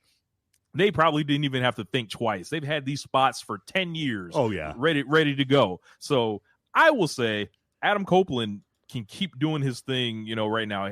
He comes back to Toronto after working all those people to death last year. Oh, this is going to be my last match in Toronto. Everybody knew where it was going after that. So many people were literally coping and in denial where he was going. He shows back up with the gear reversed from the last time he appeared there, which this guy's a thinking man's wrestler. Like, you know, these are things that, you know, nerds like us will notice or whatever, but he cares about that stuff. So, like, yeah, I think, you know, and what can you say about Christian Cage wrapping up and resurrecting the TNT title, essentially? Absolutely. Yeah, Andrew, did you love this match as well? Well, first of all, I will not be apologizing to Adam Copeland, because any man who villainizes the Boston Bruins does not deserve my apology. Thank you very much. Get out of here. He stinks and I don't like him. No, this was great. This was a lot of fun. Obviously, it being in Toronto, the crowd was molten for this whole thing from start to finish. There was a bell pop. The hockey fight was a lot of fun. These guys, you know, for two guys who are, you know, in their 50 or so, they like to take some big bumps, man. I mean, there's the Edge-O-Matic on the ladder. At one point, Copeland set up a ladder like upside down, and then he suplexed Christian like stomach first onto like the middle, like the hinge part of the ladder. Ooh, that's gotta hurt a lot. And, you know, Christian did a dive over the turnbuckle to the outside through like an upright table, and Copeland's bleeding. And yeah, there's shenanigans, but it's a Christian Cage match. There are shenanigans, and sometimes shenanigans work, especially with a hot crowd like this. And yeah, the ending with, you know, Killswitch and Nick Wayne, you know, finally being like, put to the side and being taken out of commission there with the handcuffs. And then the actual ending of Adam Copeland kicking Christian multiple times in the nuts and then hitting him with Spike in the nuts. The fact that Christian's whole shtick is making fun of dead dads, and Copeland just destroys his nuts over and over and over again. That is cinema, as he would say. But yeah, this was just a really fun match, a really great atmosphere too, and fair play to both guys for just really going all out. We saw Christian go all out in the Darby match at Wrestle Dream last year. That was pretty nuts what he would do there. But again, these guys clearly wanted to do this match for a long time. They really excited to do it. It's their hometown, and I thought they hit a real, I won't say home run. They hit a real big, nice hockey goal. How about that? Right. I love that, Andrew, you brought up with these guys taking these big bumps. Both these men a decade ago were told they could never wrestle again and couldn't wrestle. You know what I mean? Like, you're right? Remember? Like, both these guys were just like, yep, you are done, and you will never wrestle ever again. And now a decade later, here they are having this type of match. Cage is having this kind of run. And yeah, it's pretty remarkable what these guys are willing to do. And that's effort-wise. You got to give it to those guys for the effort that they put in here, man. Just tremendous, tremendous effort. It's almost like Tony Khan got a different set of doctors, clearing. I don't know, man. Are you sure? What are you insinuating, sir? Yeah, you're gonna maybe some of these retirements were not on the up and up. What? But enough about Bryan Danielson. All right, so let's get to Rampage here real quickly because we got a few more things we want to do on the show. I'm going to go over the results. I'm going to let you guys kind of talk about what you liked from this Rampage. We won't go match by match or segment by segment here. But we had chaos of Orange Cassidy and Trent Beretta defeating Kyle Fletcher and Powerhouse Hobbs in a wild card match, the AEW World Tag Team Title Tournament. Pretty fun back and forth match between these guys. Enjoyed this one a lot. Katsuyori Shibata versus KM Kevin Matthews. Here, Shibata wins easily. Takeshita and Rocky Romero went out there and had a hell of a 9-minute match. And then the actual real tradition in this company is not the women's four-way and whatever bullshit they try to. The real tradition in this company is women's tag team street fights where they go out there and beat the fucking hell out of each other for a couple of minutes. It's the best. They wear better gear. They always come out in really cool gear, and then they just beat the shit out of each other. And it's like some of the best matches. I mean, it's Tay Conti's best match ever. It's Anna Jay's best match ever. It is several people's best match ever. And here's Julia Hart just taking a fucking beating here. And Chris Stanley, Will Nightingale just giving out beating after beating and just looking great. And man, I loved this match. I thought the tag team street fight was phenomenal. But overall, I'll start with you, Andrew. What do you think of Rampage in total here? I really enjoyed it. Like I said at the beginning, people talk about, wrestling is a variety show. Yes, it can be a variety show, but it doesn't have to be like, silly, wacky stuff all the time. It can be a variety show in terms of the kind of matches you present. We had 4 matches on the show that were all wildly different, but they all still served, they all still hit their marks on what they were trying to deliver. The Best Friends versus Don Callis match, I thought that was a really, really fun tag match. Really good, cool callbacks at the beginning where Excalibur brought up how Powerhouse Hobbs' first match in AEW was on Dark against Orange Cassidy in 2020, and Orange beat him with the Orange Punch in like 13 seconds. The match starts. Orange goes for it again at the start, the Orange Punch, and Hobbs counters into the spine buster. Yeah. So wow. Yeah, that's perfect. And at the match, there's all these big bumps and strikes, and Fletcher has a bloody mouth and tongue. It looked pretty sick, and that was a really good match. The Shibata Matthews match, it's a quick smosh, but still, you look at a match on paper. Shibata versus Kevin Matthews. What world is this? Yeah, what are we doing? What world are we living in when match happens? I'm sitting on my couch and it's just like Kevin Matthews, and I'm watching the bell rings, and I'm like, Shibata, Kevin Matthews. Like I'm watching Katsuyori Shibata face Kevin Matthews. It's like, what? It's so good. I love it. Yeah, but it's a quick splash for Shibata to get him prepared for Ospreay, of course. Takeshita Romero, again, it's a heat up for Takeshita ahead of the Swerve match. And, it's not really a squash because it's Rocky Romero, and listen, it's Rocky. He'll give you a good match every time, no matter what. And I mentioned before, Swerve winning with a new arm submission in his match. During this match, Takeshita went for an elbow or a lariat against Rocky on the outside. Rocky moved, and Takeshita's arm hit the ring post. And the rest of the match, Rocky targeted the arm. So, going into Wednesday, Swerve has a new arm submission. Takeshita injured his arm on the previous match. You can kind of see where they're going for there. So that's a nice little bit of booking, I think. And Takeshita, this is a guy who I think he has like 7 moves that look like the best version of that move. He is the best Blue Thunder Bomb. He is the best elbow strike. He is the best knee strike. He is the best Falcon Arrow. He is the best lariat. Like he was like made in a lab to be like the perfect wrestler. It's crazy. That Thunder Bomb every time he's the real phenom. Yeah. Yeah, it's nuts. And then the street fight, what can you say about this? As soon as Willow and Stat come out in all white, pants tucked into the boots, you were ready. We know it's on. Let's go. Oh yeah, we know it's on. Yeah. And fair play to Sky Blue and Julia Hart, who they brought their A game here too. They're doing, Sky Blue is running the razor for this business. Let's go, and doing a code. I see that coward Joe Lanza. He didn't show his face. He didn't show his face the week that Sky Blue finally runs the razor. He's nowhere to be found. Unbelievable. Right? Yeah. There's a code blue on the announce table. There's a powerbomb on the top rope on a thumbtacks, and Sky Blue does a super kick to Chris Statlander with thumbtacks in the mouth. I mean, this is a hoot and a holler. There's a DVD through a tape to two tables, and the ending with where Stat, who has two bad knees, by the way, does a 450 onto chairs and misses. Yeah. And Julia, locks in Heartless, and Stat is just screaming in pain. I believe Stat. Those might be real screams there. Yeah. I'm sure those knees are hurting. Those dogs were barking for sure. Yeah. But yeah, it's a great street fight. Another great street fight for the women's tag teams. And again, furthering the story, as Rich Latta mentioned earlier, of Willow winning her matches, but when it comes to Statlander, she can't get the job done lately. So I thought every story on this match just clicked. I think overall, again, Rampage was, I think, a much more cohesive and better show overall than Dynamite. One other thing. This show began with the Acclaimed. We totally missed it. Oh, right. And the Bullet Club Gold promo, that too. I did forget that. Yeah, sorry about that. I did forget both those back-to-back promos. This thing felt like it went on and on and on and on like Erykah Badu in 1998.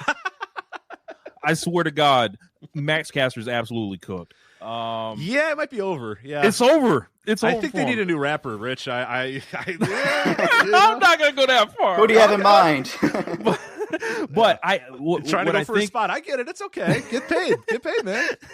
What I think with Caster, where his Twitter persona is totally in contrast with what he's doing on screen. I think the rap stuff has ran its course, quite frankly, and then Bowens immediately gets on the mic after and just fries it up, essentially. And you look at these guys and you're like, oh my God, something needs to change about them. They need to turn heel. They need to take off they need to put some suits on. They need to try something else almost, or split up. Caster feels like he's been out in the sun too long. Yeah, it's I didn't even note it because it was like I had notes about it, and then I was just like, I don't even know. Yeah, I completely forgot. But yeah, Bullet Club Gold had a good promo to start off Rampage, and basically it was them hanging out in Jay White's pool, making fun of Darby Allin, the skeleton going down the water slide. Cast on the foot, yeah. With the cast on the foot was so good. But good little promos. Yeah, the Gunns just hanging out in the pool, Jay White hanging out in the pool. Seems like what these guys would do on their free time too, is just hang out in the pool and talk shit about people. So that definitely worked. And then like Rich, like you said, the Acclaim come out and cut this promo, and they're like, we should have seen it coming, and and it's like, you could have said this in like a half a minute, or a minute, and we're going on and on and on and on. And like you said, yeah, it's that's a team that I don't know, man. I don't know what you do with the Acclaimed, but we're getting that match at Dynasty, and it might be time to kind of, I don't know what to do here, but they might have to go on ice or figure out something new for them, because it might be over. Yeah. I think it's time for something new for the trios belt as well. I think those have been on them for too long, because you've got so many trios that you can just put out there on a whim and have a kick-ass match, as opposed to it being on Billy Gunn. And no offense to Billy Gunn, but he had his nice moment at All In where he won the belts with the Acclaimed. But it just kept going. I think it's time to move on. We're past the sell-by date for sure. So that was Rampage. Good little show, and I've been a big fan of Rampage the last couple of months. Really, I think it's a really good hour of wrestling, and so if it's going to come an hour after Dynamite, sometimes I'm okay with that. Maybe not every week, but sometimes I'll definitely take that. But before we get into our deep dive on a little bit of the world of wrestling music right now, Andrew, you had a couple matches you wanted to talk about. Now, I have not seen them, and Rich has not seen them either, but they are getting rave reviews. Joe Lanza on Flagship Plus this week, flagshippatreon.com, actually reviewed this show, but a couple matches from DDT Judgment that you wanted to talk about. So these two matches, again, they're from DDT's Judgment show, which was their 27th anniversary show from Cork and Hall on the 17th. So, hey, cool for them, 27 years. Nice accomplishment. And, Joe talked about this show on Flagship Plus earlier, but that was on the Patreon. This will be in the regular feed, soon. So I figured I want to get my own thoughts on it. And I want to talk about the top two matches from that show. The first one was the semi-main event, which was Konosuke Takeshita versus Yuma Aoyagi. And if you just want to like picture in your head what a Takeshita versus Aoyagi match looks like, and I think I like it.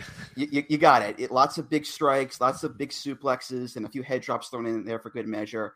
And it was really fun to see Aoyagi step into that DDT world and take on the kind of a little bit of a different role than he has in All Japan. He came out on the DDT gimmick bike, and he's wearing this like big, multi-horned helmet, and he's playing up to the crowd as well because he's an outsider. There's one lady in the front row who was just screaming at the top of her lungs, "Konosuke! Konosuke!" And like, of course, what does Yuma do? He goes over to her and just stares daggers at her. And he would keep like taunting her at times during the match. It was pretty funny, but yeah, a great match. And I think Takeshita is a guy who, isn't necessarily pushed as hard as other guys are, especially in AEW. But you look at the year he's had so far, he's had a pretty killer year, I think. The Ospreay match at Revolution, this match, the Darby match on Dynamite, the start of the year, was really awesome. The Sting and Darby tornado tag at Daly's Place was also kicked ass. And also his match with Naruki Doi in DDT a few months earlier. That was also great. So, that was a great match. And the semi-main event of that match. Now the second match was the main event, which was Yuki Ueno defending the KOD Openweight title against Hiroshima. And as much as I enjoyed the semi-main event, I love this one even more. I think this is one of the best matches I've seen this year. And it's got everything I think you would want in a big pro main event title match. It's got big stakes. It's got a hot crowd. It has very exciting back and forth action and some like really great like facial and body expressions, especially from Hiroshima, who I thought was just phenomenal in this match. At one point, Ueno, he gets him in a chokehold, and Hiroshima is just desperately thrashing around trying to escape, and his eyes are going wide from panicking, and they start to like flutter. And the rest of his match, his eyes are like red. It was really like cool way to see that, and it just had that simple classic story of the old ace, Mr. DDT Hiroshima, the 10-time champion, trying to get one more run with the belt, and he's got to face the newer, younger, fresher star Ueno. And Ueno doesn't really take him seriously at first. He kind of plays around with him a little bit, but as the match goes on, things start to escalate, and Hiroshima keeps fighting back and keeps fighting back and staying alive, and eventually both guys have to really dig deep just to win. So yeah, an excellent match. One of my favorites of the year. And I have to say, watching it, it's very easy to marvel at a guy like Yuki Ueno because he is a great wrestler. He gets a lot of comparisons to a young Ibushi, and for good reason, because they are a lot alike in a lot of ways. He's this very handsome, charismatic, agile, crisp guy who does cool flying and technical stuff. Annoyingly handsome, by the way. He's annoyingly handsome. I hate it. I hate how handsome he is. Yes. And, even though I'm not a regular DDT watcher, he's someone who I've kept my eye on these past couple of years, and I've enjoyed quite a lot. But Hiroshima, I want to stress how great he was here and how great he is just in general today. Like, this guy is 49 years old. He's been wrestling for 22, 23 years or so, but you can't really tell that because he still looks and wrestles like a younger guy. He can still do springboards. He can still do, poison ranas, which he did here. He can still run and not hobble in pain. He seems to be kind of in the same boat as a guy like Segura or Mochizuki or Ishii. These kind of ageless wonders in their late 40s, early 50s who are they're still holding on, as opposed to Tanahashi, who is 2 years younger than Hiroshima, but his body is just falling apart at the seams, like a Jenga tower. This man is collapsing in front of our eyes. So, again, if you haven't seen this match yet, if you're not, a regular DDT guy like I am, I implore you to watch not just the semi-main event, but the main event as well. Both matches are well worth your time.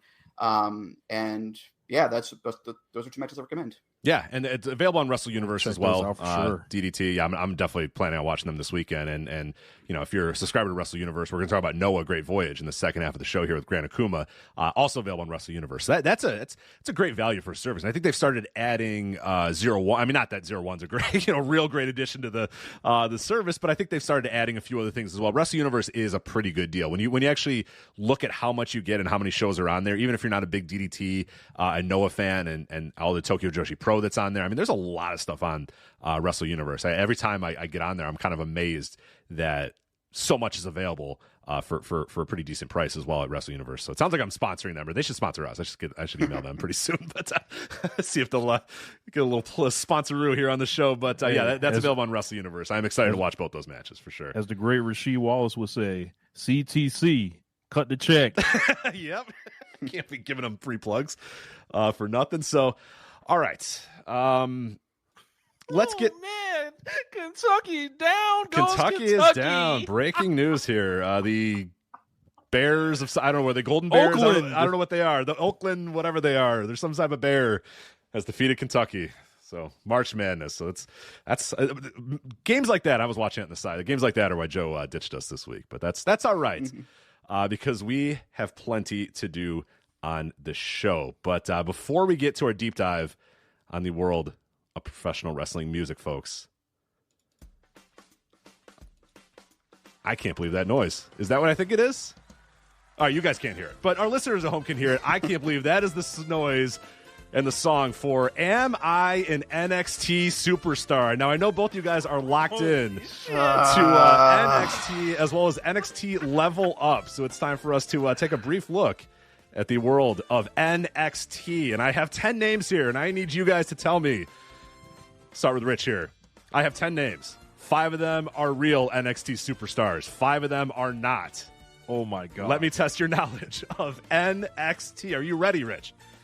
I am ready. Okay, so if I said Roxanne Perez, you, of course, would say real NXT superstar, right? Yes. Real okay. NXT superstar. You got the game. It's very simple here. We'll start with Tavion Heights.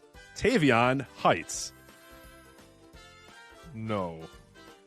Tavion Heights is a real NXT superstar. Unreal. Bad start, How does he Rich. spell it? Tavion, Tavion Heights as in heights. It's not. Yeah, it's just heights.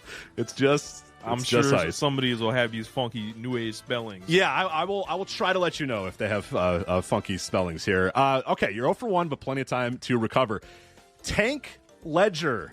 Tank Ledger is an actual NXT superstar. Ding, ding, ding. You are right. He is indeed a correct, a real life NXT superstar. All right. 1 for 1 here. Laney Reed.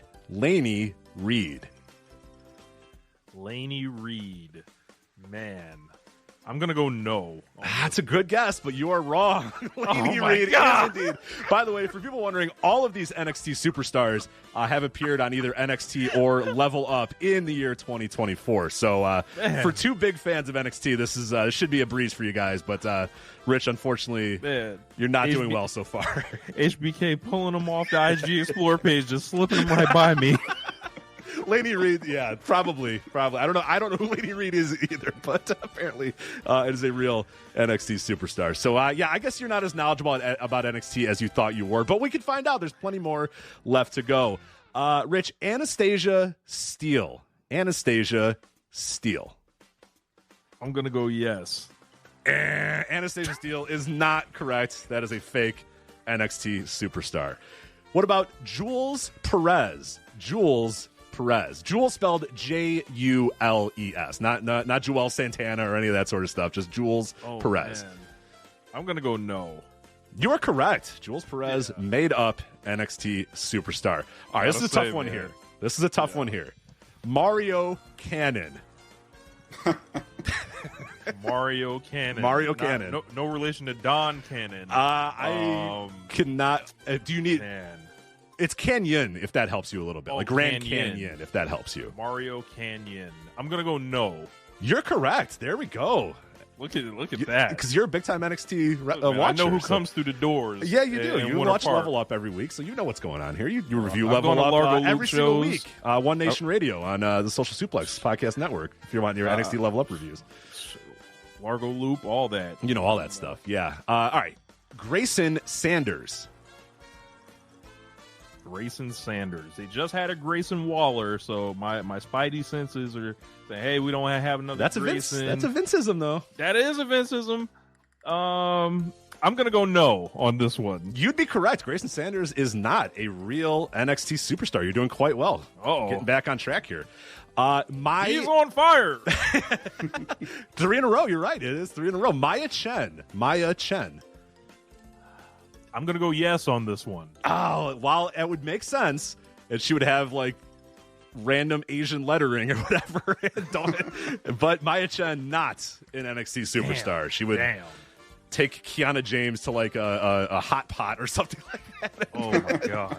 It would confuse her and anger her. But all right, final 2 here. Get back on track. You have 1, 2, 3, 4 correct. 1, 2, 3, 4 wrong. So this is make or break here. These next 2. The pressure's on. Miles Bourne. Yes, that is a real NXT you superstar. Are, yes. That is a pretty easy one. You, who watches NXT weekly, as we've already addressed, would know Miles Bourne. And finally, Hank Walker. Hank Walker. I'm going to go with yes on this one. You are correct. Rich Latta coming through in the end. NXT watcher Rich Latta. So you have 1, 2, 3, 4, 5, 6 correct. You're above 500. Oh my God. So 6 out of 10. That's what watching. That's what being a big fan of Shawn Michaels gets you. So man, all those times going to the UDC gymnasium in Tampa and Minareg Hall and Largo paying off for me. Right, it is. I forget you were a Floridian for a while there. So yeah. You're a little bit of a. Kind of cheating, if you ask me. I don't know if this is fair. Do you think this is fair, Andrew, or are you prepared to beat Rich in a score of 6? As knowledgeable as Rich is, I think we can all agree that I am the true NXT expert in this regard. All right, it is poppin'. It's like that, as Run DMC would say. So let's get to it. Let's do it. All right, Andrew Rich, you begin with "Am I an NXT superstar?" Elijah Lee. Lee spelled L-I. Ooh. I'm going to say yes. Elijah Lee is not correct, but plenty of time. Hey, Rich got his first one wrong, too, and he got back on track quickly. Riley Osborne. Okay, I will say yes to this one. You are correct. Riley Osborne is indeed a real NXT superstar. Ember Swanson. I'm going to say no. You are correct. Ember Swanson is not a real NXT superstar. Isabel Morneau. Oh, you can see it. I can see it. I'll say yes. Isabel Monroe or Morneau or whatever the hell I wrote is not. You don't even know the name yourself. What the hell? Morneau, like Justin Morneau. That's. I don't know why Justin Morneau popped in my head when I made that name, but Justin Morneau. All right, plenty of time to get back on track here. You're 2 for 2. Carmen Petrovich. I'll say yes. Indeed, Carmen Petrovich, a real NXT superstar. Javier Bernal. I'm gonna say no. You are wrong. Javier Bernal is indeed a real NXT superstar. Brinley Reese. These stupid names. It's so stupid it has to be it. But god damn. I'll say no. Oh, Andrew, Brinley Reese. It was a big-time NXT superstar. What kind of name is Brinley? You gotta ask HBK, man. I don't know. Ask. I don't know. Man, don't not that far off from Hot Young Briley back in the day. So it's close. Yeah, it is definitely close. Just add a letter. Yeah. All right. So Rich got 6 correct. Andrew, you have 3 right now with 3 to go. So you can either nail all these and tie them. I guess I should prepare a tiebreaker. I did not do that, so hopefully you get one of these wrong. If you chances are I might not tie, but we'll see what happens. If you do, we'll need a minute to get a tiebreaker here. But we'll start out with Caden Stone. Caden Stone. There's a Caden Carter, so I'm going to say no. You would be correct. There is no Caden Stone. All right, 2 more to go here. Saquon Sugars.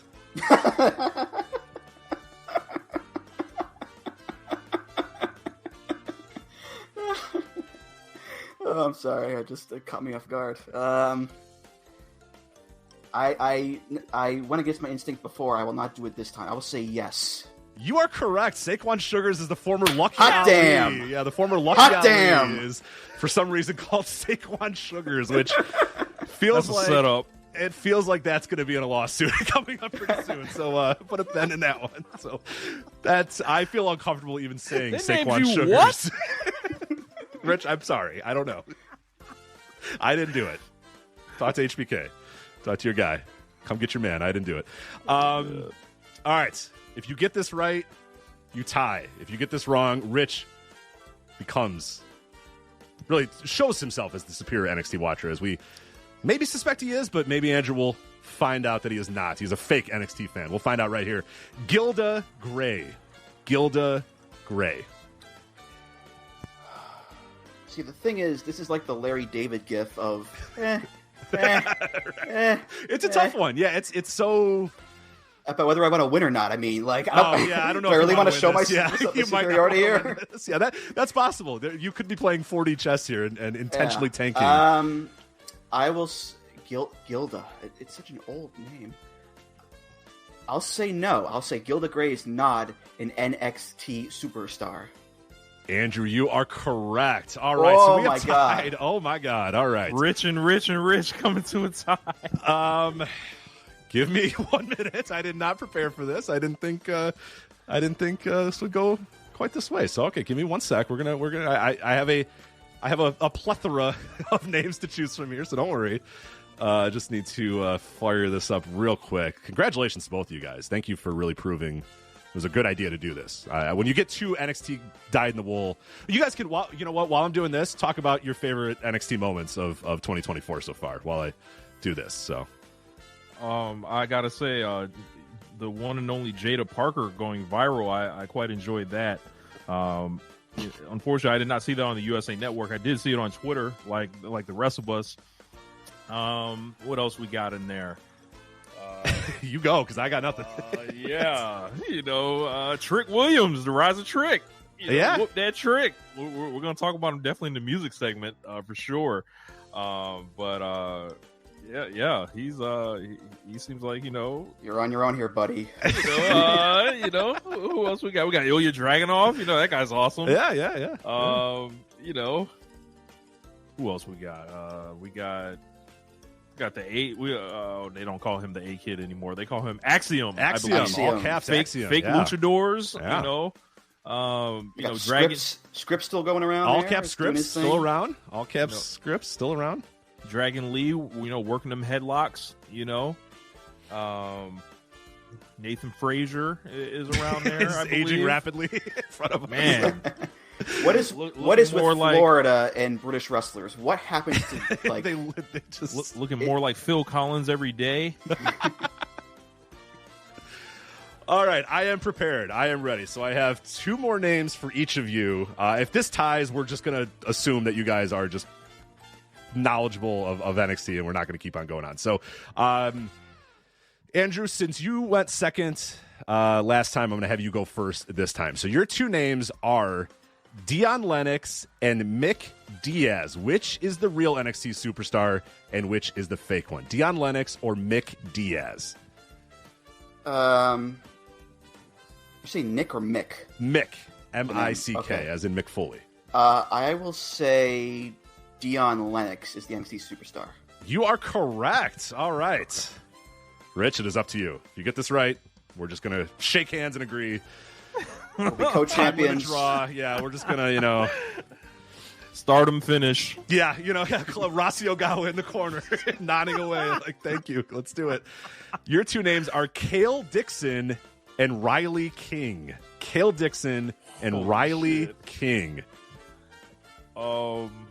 I'm going to go with Kale Dixon as the real one. You are correct. All right. Look at you that. guys Look just at NXT. Look at us, huh? Look at us. Yeah, you guys thought you didn't know your NXT superstars, and there it is. Yes. Your hours of watching Level Up and NXT have finally paid off. Thank you guys so much for playing Am I an NXT Superstar? Fantastic job out of both of you. So I will fade out the game show music, which the listeners are probably very annoyed of. It's a 2-minute song that played. I couldn't hear any of it. We couldn't hear any of it. So yeah, you were smart. It was infuriating to hear that song in the background for as long as it lasted. But thank you guys for playing that. I had fun. I hope you had fun at home as well, playing along. Maybe you gathered the family around to play Am I an NXT Superstar or not? But let's talk about a little bit here for the last 20 minutes or so of this part of the show before we bring on former independent wrestler Gran Akuma, who's going to join the show to talk about Noah Great Voyage in Yokohama, his wrestling career, as well as the state of pro wrestling video games. But let's talk about the state of pro wrestling music. And the reason I'm bringing both you guys on is because this is a perfect opportunity to talk to Rich Latta. You obviously have made music that is used by pro wrestlers, that is on network television.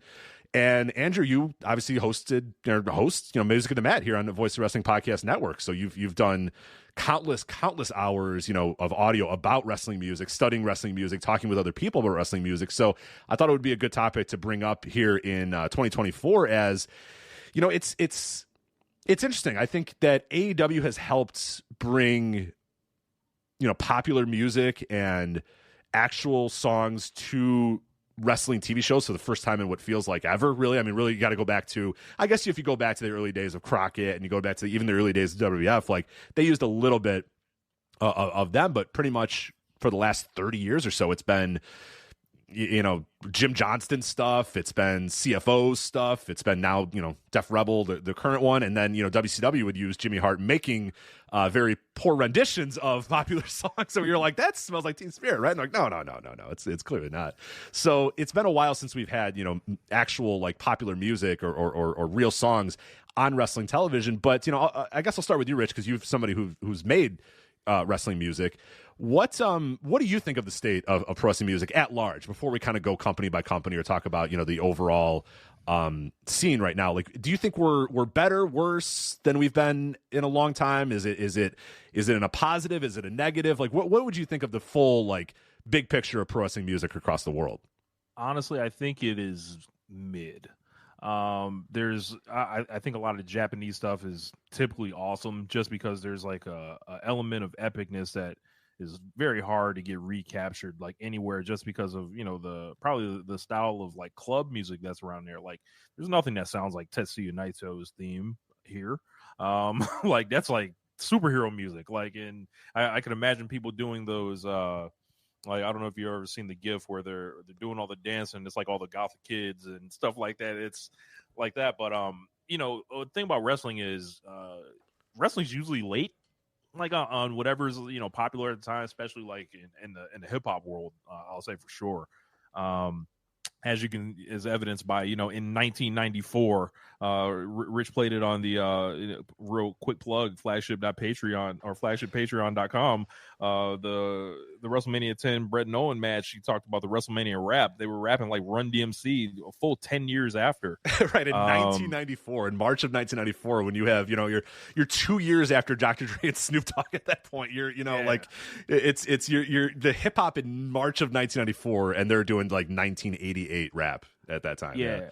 I think like also, wrestling fans are inherently nostalgic. So it's very tough to appreciate things that are happening in real time. I think they're, at least on Def Rebel's side, I think they're struggling a little bit more because CFOs sneakily, I think, did a great job taking over from Jim Johnson and then kind of carving their own unique, like kind of epic themes. Like they have Pantheon stuff like the Nakamura stuff, Bobby Roode, Glorious, the Gargano theme, the original one. And then these are getting changed to slightly different versions. So Def Rebel's not even really getting to be themselves.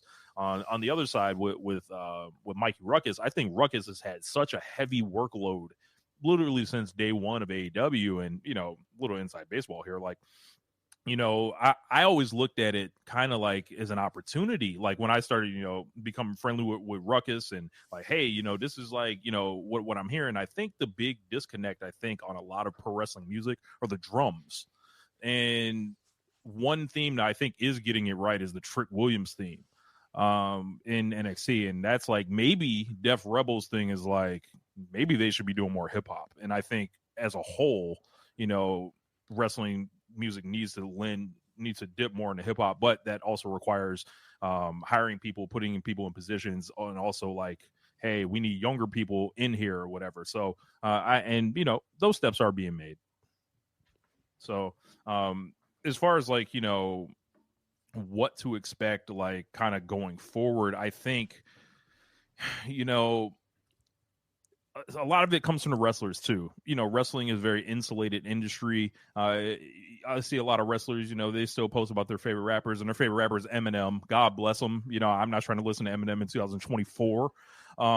So it's, you got to adhere to what the wrestlers like as well. So it's a tough mix, but I think there are lots of people that are almost like kind of on the edges of the business that are making a lot of great contributions to people's theme songs, like John Kiernan, who's doing a lot of singing on that Sting EP that got released, by AEW, Montezi. Me and him have worked on a lot of different themes for podcasters where I'll sample their old wrestling music. Did it for Jake Roberts, did it for Ted DiBiase, and just kind of remake their themes but in hip hop ways, and it gives like a new kind of life to these classic themes. Like I'm really proud of the Jake Roberts one in particular. I think the theme that kind of has the world kind of ablaze right now, either positively or negatively, is the Mercedes Moné theme.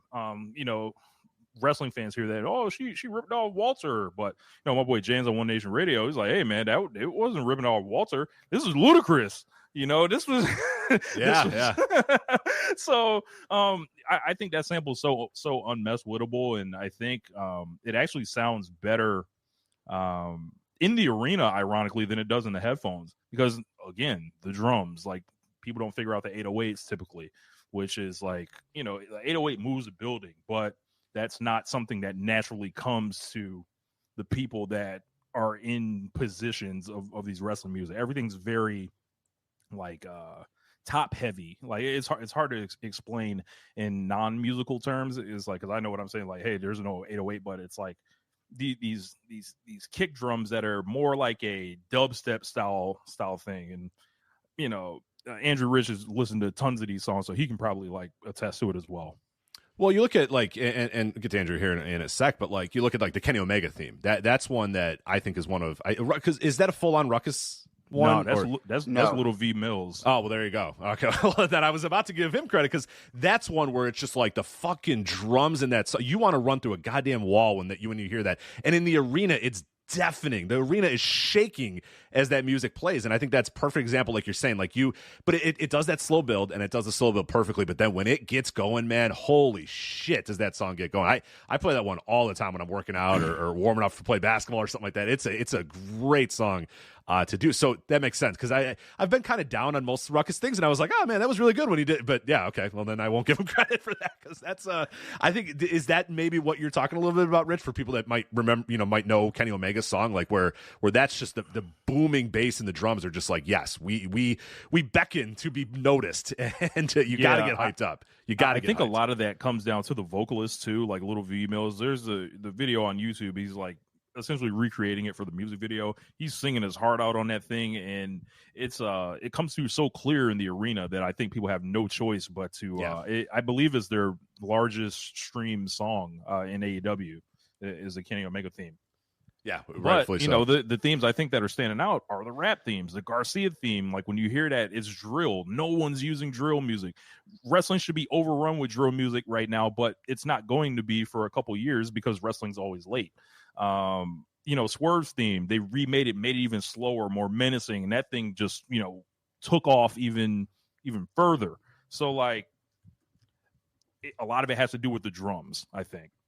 And Elevated's amazing also. I'm seeing people in the comment section. That's a whole run through a wall. Andrew, where are you at with the current state of wrestling music? Yeah, with WWE, it's weird. Like, maybe because I'm not a WWE watcher, it doesn't help that I really don't really care about Def Rebel songs. I listen to a few of them, and look, technically they're fine. These are not like poorly made songs. It's just hard for me to really care about them because I simultaneously don't really care about WWE, if that makes sense. Right. And I think what also hurts with that is it's coming after Jim Johnston. It's coming after CFOs who, say what you will about CFOs. Of course, the big knock on them was them making the loops for 90 seconds of a loop, and then it goes for 5 minutes, which that could get annoying after a while. But still, these were very catchy and memorable loops. Rich mentioned the Nakamura theme, a really recognizable, catchy song. The Glorious, Johnny Gargano's old theme. They made plenty of songs that really grabbed you and really kind of stuck with you. Whereas now, I listen to some of these songs and they don't really stick with me. As now with AEW, what I like about it is, yes, there is Mikey Ruckus, who is the in-house guy, but there's such a really cool mix of sources of this music. You have Mikey Ruckus, you have outside artists for people like Hangman Adam Page, his theme. You have Action Bronson, who does Hook's theme. Wicked Phase does Darby's theme. Of course, there's Fozzy. There's all the House of Black themes too. You have guys who do their own theme, which I mentioned Fozzy, but Swerve as well. You have other promotion themes too. Christian Cage's theme is from TNA. Christopher Daniels' theme is from TNA. Okada's theme is from New Japan. Jay White's theme is from New Japan. And then you have, of course, as well, the big licensed songs from people like Jungle Boy when he had it, for Copeland, Sting using Seek and Destroy. So, I feel like in that sense, it really helps it helps reinforce the notion that AEW is part of a larger world. It's not in this secluded bubble like WWE is. AEW, you're allowed to branch out a little bit. And I think that attitude does a great job of separating it from a place like WWE. And not to mention, Mikey Ruckus, I want to give props to the man himself. It took him a little while to find his groove, I think, from the start of the promotion, but he found it. And he's made some just killer songs over the years. FTR's theme is awesome. The Roosh song is awesome. I love Miro's theme. Adam Cole, whatever you want to say about him, that's a good song. I can't lie. And I think his magnum opus was the Sting theme. I think that's one of the best themes I've heard in the last 5 or 10 years, perhaps. So I think in that sense, I do prefer AEW's themes over WWE, just even taking out, quality of the actual shows. And yeah, New Japan still does great stuff. Dragon Gate still does great stuff. So I think overall, I'm in the same sort of general area as Rich is in terms of the overall state of wrestling music, but I do think there is some really good stuff out there if you really focus on it. So what do you guys make of, and we talked about this a little bit last week on the Flagship, but what do you make of, obviously with Mercedes' new music, having the CEO, which is essentially just now is when you start to chant CEO, because we're going to have it say on the screen CEO, and the song is going to say CEO. Like, they baked the chant into the song, and now Elevated, has the Ospreay part, and then it always had that, but now they're kind of emphasizing that a little bit more. You look at WWE with the Seth Rollins music, you look at, do you think that is going to be kind of the new revolution in when we're making wrestling theme songs? Is not necessarily to make it like there used to be the old thing with Jim Johnston where he would say like, I want you to know who the wrestler is within like, the first couple of seconds of the song. Like, I want you to know, okay, that's this guy and this is what this guy means. And and he was able to do that very well with a lot of guys where it was like in 3 seconds, you knew exactly who the character was, all this sort of stuff. And I do wonder if maybe, and I guess I'll start with you, Andrew, do you think that maybe we are entering a revolution now where people are going to look at what's happening with Seth and what's happening with Mercedes and what's happening with Will and what's happening with a few of these other people and say, the key to a great entrance song in wrestling now is having something that the fans can sing along to and chant along to? Do you think that's going to become a problem, or do you think we're just right now in a period where it's just more prevalent than ever? I mean, we've seen this happen before. I mean, the SCU theme from the start, at the very beginning, the SCU theme, there's a chant in that song, "We are the best, SCU." Yeah. And Adam Cole's theme has the boom, and all those kind of songs where it's Kings of Wrestling and ROH. Kings of Wrestling, of course, all that stuff. Even Danielson with the Final Countdown, there's a chant in that song technically too, with "It's the final countdown." Everyone in those ROH shows, including you, Rich, would scream that out loud. So I think it's just a case of some of these songs will have them and some of them won't. I don't see them, at least maybe AEW, leaning fully into it. I don't know about Def Rebel, but I feel like Mikey is a guy who is, so focused on kind of making his own stuff that he's not really going to get, pulled into that kind of trend. At least I don't think so. So I don't have a problem with it, because I think the goal is to ultimately get over. And this is something that is helping people get over. And I think it's going to take a while before people are like, all right, man, this feels inorganic. This feels, baked in. You're going to get your, a couple people like, receiving the CEO one negatively like that, but like the buildings disagree. And if you can get yourself a chant, people have entire careers based off of chants. So I love it. Like, as far as like, what people can do, like to, musically to express, if it gets their character over. And it's like, what do we know about Seth Rollins besides that he dresses funny? It's that fucking like people love that shit. Like, so like if it helps them get a better reaction, I'm all for it. And I think in Ruckus's case, I think he is someone that is so open to collaboration and also like carving his own niche. I love the way he handles all the questions about, hey, somebody AEW should bring in Jim Johnson and replace you. Secret. Jim Johnson's kind of an asshole. So the last run of Jim Johnson was pretty those 2006, like, here's generic, muscled up OVW guy with generic, rock song. He got he had a rough go. He had a rough go his last. And it's like Jim Johnson's 66 years old now. It's like, it's a new time. And I think that's more. You don't think Jim Johnson's going to get drill right down? Are you kidding? Like, I remember when he did the Big E theme and then he had triple time hi-hats in there and I was shocked. I was like, who told him to do this? And then, it never really got there or whatever, but Drill's been asking for electric guitars for way too long, so it's time. It's time, and Jim Johnson's the one that's going to get us to that time. Right? It's like I think people have to allow these people to be, because there wasn't someone, before Jim Johnson that was like, oh yeah, this is the person you always compare it to. You got to let these people nowadays kind of try to like make their own, mark on the business, just like the wrestlers. You don't want to keep, Richard, I'm sure you've seen it around. You're an NBA fan. We done with the 90s. Yeah. Like, we're done with Jim Johnson. Like we're done with all that stuff. Like, it was great. We love it. Those are our memories. We grew up with that stuff. But music only goes forward. Like, and there's elements of the past, and there's everything like that. But I think like the people are going forward. The music has to match. Personally, yeah, I think ultimately, like, I would say we'd be in a worse spot if AEW didn't have as many like actual songs. And I think that's the thing that I like about AEW's themes, is that they're actual songs, and like you can, and because of that, they fit the norms of what most songs, and I think I like that. I like that they fit the norms of most songs, and the ones that they choose are usually pretty damn good songs. They're not really choosing some random ass song that no one's ever heard of, or random ass song that isn't good.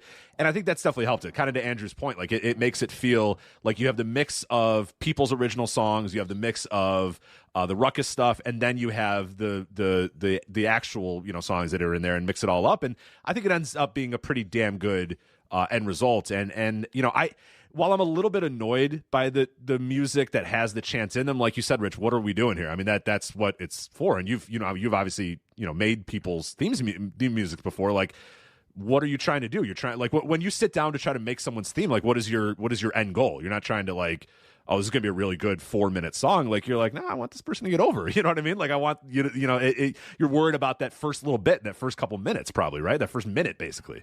Right. Like, I was fortunate enough to be on Marina Shafir's new theme, and it was, I got like a clear set of directions. It was like, hey, you don't have to worry about saying her name or anything about wrestling. Just kind of try to capture the feeling. So it was like, all right, if I was Marina Shafir, it was like, and I wanted to announce myself, and these are the violins and stuff like that. How can I come on the song to capture how she walks out? And if you have watched, her walk out with the music, we don't see her as much as I would like to see her, but it's like, all right, it's like me just doing my thing, whatever, but applying it to her. Like, I got a punchline in there about, Craig Mack, like, you won't be around next year, like Craig Mack, like, if you're stepping to me, like, I'm doing my thing within it. So, it's on the artist to, like, whoever they work with to have a sense of wrestling, and not all artists do that. Get involved with this stuff, but fortunately there are folks like myself and some of the other people I mentioned. But yeah, like it's when you're making it, it's all in service of the wrestler. Like, it's not about you. Like it is, but it's like, all right, you gotta make sure the wrestler likes it. You gotta clear it through that. Like, there's something I sent Rich, what shall be. I can't quite say. We're on not air. at liberty to divulge this. I'm not at liberty to say, but that could be coming down the pipeline, and hopefully you guys will get to hear that. But it's it's all in service of the wrestlers. Yeah, and to Andrew's point, and I'm curious on this as well. For you mentioned the CFOs thing, and a lot of people the big criticism of CFOs was, oh, the songs are like, they're just like, loops. They're just like these 30-second, 60-second loops or whatever. But who cares? Like they were earworms. They got stuck in your head for a while. And like, you're not supposed to be sitting down on Spotify and listening to Johnny Gargano's theme. Like, what are you doing? Like, you're not supposed to do that. Like, you're a weirdo if you're doing that. Like, we're weirdos, and I did that, and we've all done it. But it's like, that's not what it's for. It's supposed to be like, boom, the guy comes out, you know exactly who it is. And yeah, sure, it's going to repeat 100 times over, but it's going to get stuck in your head, man. That Johnny Gargano theme, after being at NXT TakeOver Brooklyn, when he won the title from Adam Cole, and they must have played that song for 25 minutes straight, that was in my head for years after that. It was just stuck in my head. I couldn't get rid of it. But like you said, there were several themes in NXT. Sami Zayn's theme, I thought, was incredible too. That got stuck in your head from NXT TakeOver, where he defeated Adrian Neville, FKA Pac or whatever. But, that's like, I didn't hate that. And I think that's one of the things that I know a lot of people are like, oh, thank God CFO's not doing it again. Now we're getting real songs. And it's like, are Def Rebel songs really even that much more real than what CFOs were? But I never got the criticism really with CFOs. It was like, they're not meant to be listened to for 6 minutes. Even with Jim Johnston, I mean, how complex was Stone Cold's theme? It was just a couple riffs, and that was pretty much it on a loop for a couple minutes. Same with The Rock's theme, same with a bunch of guys' themes. Again, it's all about making it memorable and capturing the spirit of the wrestler. And I think Jim Johnston knew how to do that. I think CFOs knew how to do that. And I think Mikey knows how to do that. And yeah, you're not supposed to listen to these, 6-minute things on a loop here, but just the nature of Spotify and iTunes and monetizing, the songs and trying to make some money. That's the business of it. But, yeah, I as somebody who owns all of the WWF the musics, it's like, listening back, it's like, what was I doing? Just sitting in my room listening to The Rock, like, The Rock says. The Rock says, yes. The Rock says, oh man, no, you gotta listen. Like this is like you gotta listen to Aggression. Pimpin' ain't easy. Right. That's 18 times in a row. Pimpin' ain't easy. We got it. We got it. Thank you. We got it. I remember when he came out for that WrestleMania thing, and people were like, "Oh, he forgot the words," and it's like, "No, he got them. That's it. That's all four of them. Like, those are the words. Pimpo da, pimpin' ain't easy. Pimpin' ain't easy. It's like, now he nailed it. Yeah, he got it. But no, it's like, they're not really meant to. I mean, we've consumed them that way, but they're really not meant to be consumed in that sort of way. And I think that's what I think people that make wrestling music should be aware of as well, is that, there might be people that listen to it and criticize it that way, but it's really about what's going to be in the building, get over in the building, and make you feel something about that person. Like Rich, like you said, that whatever that feeling that you want to convey for that wrestler, that's what you're going for, not necessarily what's going to be good in a 5-minute chunk. Yeah. Like, and then there's there's different kinds of, wrestling music. There's as I mentioned, WWF Aggression, like those weren't the themes. They were like songs inspired by the wrestlers. And, I got to contribute to AEW Who We Are last year, and I'm back in a bigger role this year. Like, I produced probably 12 songs. I think it's set to release in the beginning of June.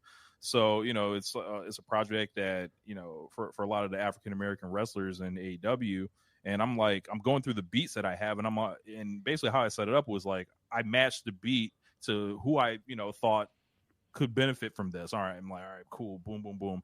Then we get the artists on there. And it's like, that's a whole nother layer of doing your thing to enhance the wrestlers or whatever. Like, these are not necessarily wrestling themes. Like, these are rap songs about these people. So like, I think you guys will like, you know, what we got going on and what's coming.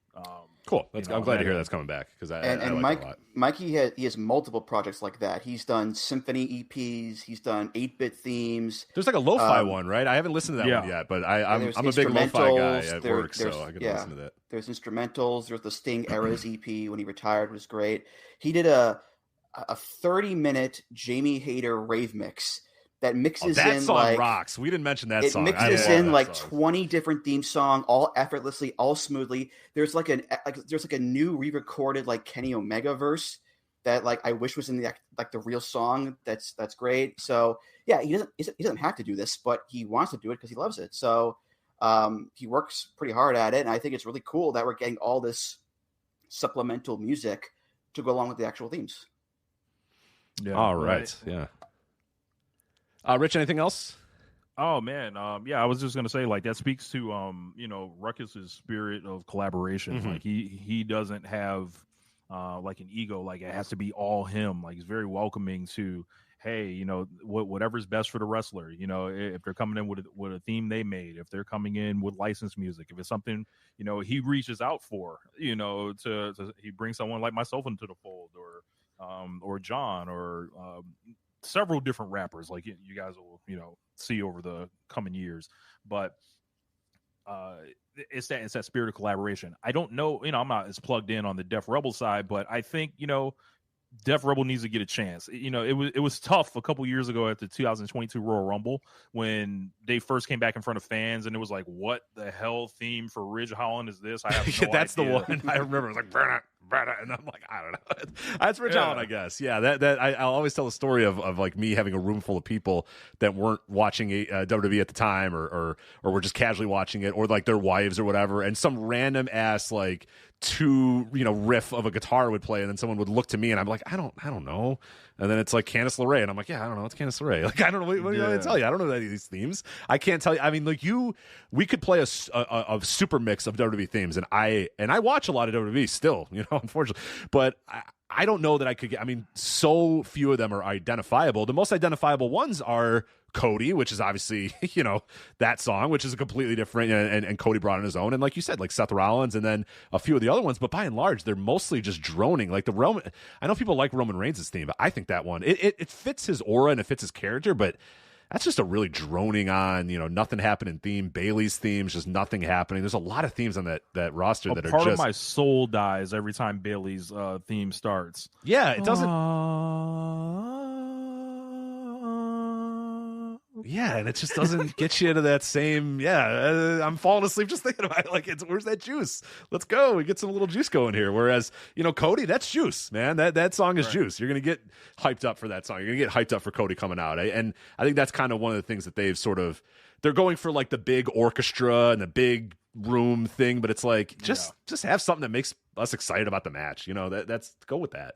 Telling you, Whoop That Tree is going to take over, because like that chant's already over. Mm-hmm. It's already over. It's been over in Memphis since Hustle and Flow came out, and then the Memphis Grizzlies, and then, you know, if Trick Williams, you know, plays his cards right, he's going to go to the top just with that theme alone. Yeah, it's going to help him a lot for sure. All right, guys, we are winding down here on the first half of the show. We are going to come back with Gran Akuma, talking Noah Great Voyage, his wrestling career, as well as wrestling video games. But before we say goodbye to Andrew and Rich, I want to let you guys get your plugs out of the way, let people know where they can follow you, watch your work, listen to your work, hear your work, any of that sort of stuff. Andrew, we'll start with you, obviously the producer, as Joe affectionately calls you. Get your plugs away here, Andrew. Yep, so voicesofwrestling.com for all of my writings that are on there from over the years.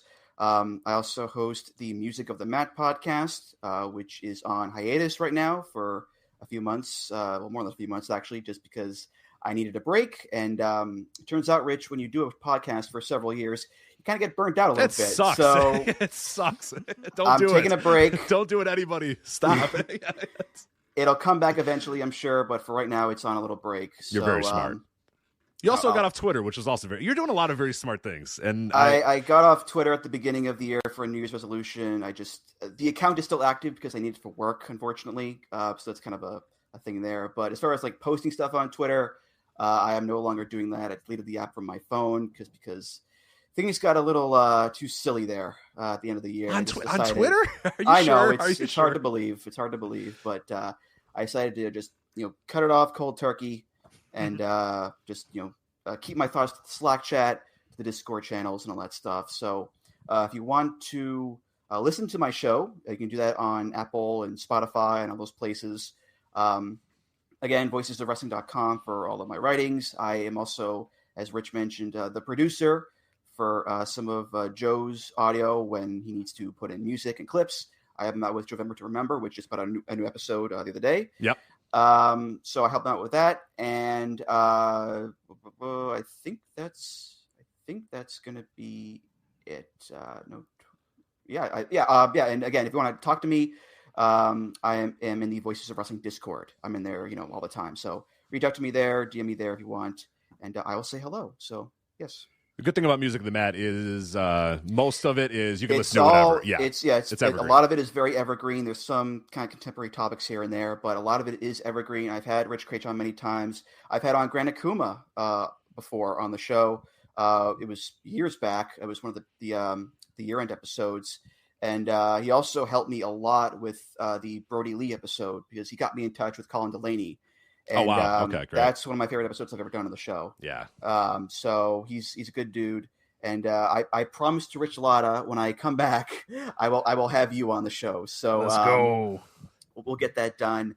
But again, it's all up there. It's all evergreen. So check out the archive whenever you want. Absolutely. Thank you so much, Andrew, for joining us here. And Rich, your plugs before we bid you adieu. Yeah, man. You guys want to follow me on Twitter? It's at RichLatta32. I'm also the host of One Nation Radio on the Social Suplex Podcast Network. Been hosting One Nation Radio pretty much as long as the Flagship. So it's like, we got lots of years in this as well. If you want to check out some of my music stuff, you can type in Rich Latta in any streaming platforms. If you come to my Twitter, you can see that link in my bio. Selling the albums independently. Got the merch coming. Check out some of Swerve's music, including like his album. There 4 beats on that. Some of the group albums with Montezi as well. The Swerve City albums, I produced like 10 songs on one, like 7 on another. Got a lot of work, coming down the pike in AEW soon with the Who We Are Part 2 project. Actually on Willow Nightingale's song and produced that one as well. So that one's going to be pretty fun to put out. But also, I'm around the VOW forums, so love to, talk with folks in there. And, just glad to jump on this show with you. It's been a long time. Always wanted to fill in on one of these flagships. There's an old joke in the VOW Discord that says, should open with Rich Latta and Joe Gagney one of these weeks as a great April Fool's joke. Still have Rich and Joe here. Yeah. But if you guys want to holler at me on Twitter, you can find me. You'll see pretty much it's like a funnel. Like you'll fall in and check me out on YouTube as well. I do a bunch of like behind the beat breakdowns and different stuff like that. So hypothetically, let's say, again, just completely hypothetically, what if I wanted to pay you to make music for me? Is that possible? Is there any way for me to do that? There is. I'm glad you brought that up. Unbelievable. Wow. How lucky are we? So I'm also on Fiverr. If you type in Danger32, I think I set this up a long time ago. You can find me on there. You'll also see that link in my bio as well. If you have a podcast, you need some theme music. If you have special projects on your podcast, I can handle the production for you. I can rap on it, whatever you like. We can work it out, and I'm not going to bang you over the head too much for it. But if you definitely can check out some of that work on Flagship Patreon.com. The Brett vs. Owen series, the intro and all the beats that you hear throughout that series were done by Rich Latta. So just incredible stuff. Also the Yes Movement too. I think you did the beats for the Yes Movement as well. So a couple of different ones on there. Are there. But guys, thank you so much for coming in here, filling in. I had a blast. The plethora of riches, the embarrassment of riches. Yeah, right. Come on. Trademark here. Come on. I think that's pretty good. Yeah, what do you guys want to trademark? I'll do it tonight if we can get it. Embarrassment of riches, I think. We'll have to hit ChatGPT and ask them for 50 names of with the rich phrase in there and see what it spits out. Yeah, but embarrassment of riches. Thank you guys again for doing this. Really appreciate it. For those listening on the live feed, you're going to hear the famous Cisco hold music here for a minute while I get Gran Akuma on the line. But Andrew, Rich, thank you guys so much for coming on here. Really appreciate it. And we will be back in just a few moments. Thanks. Thank you.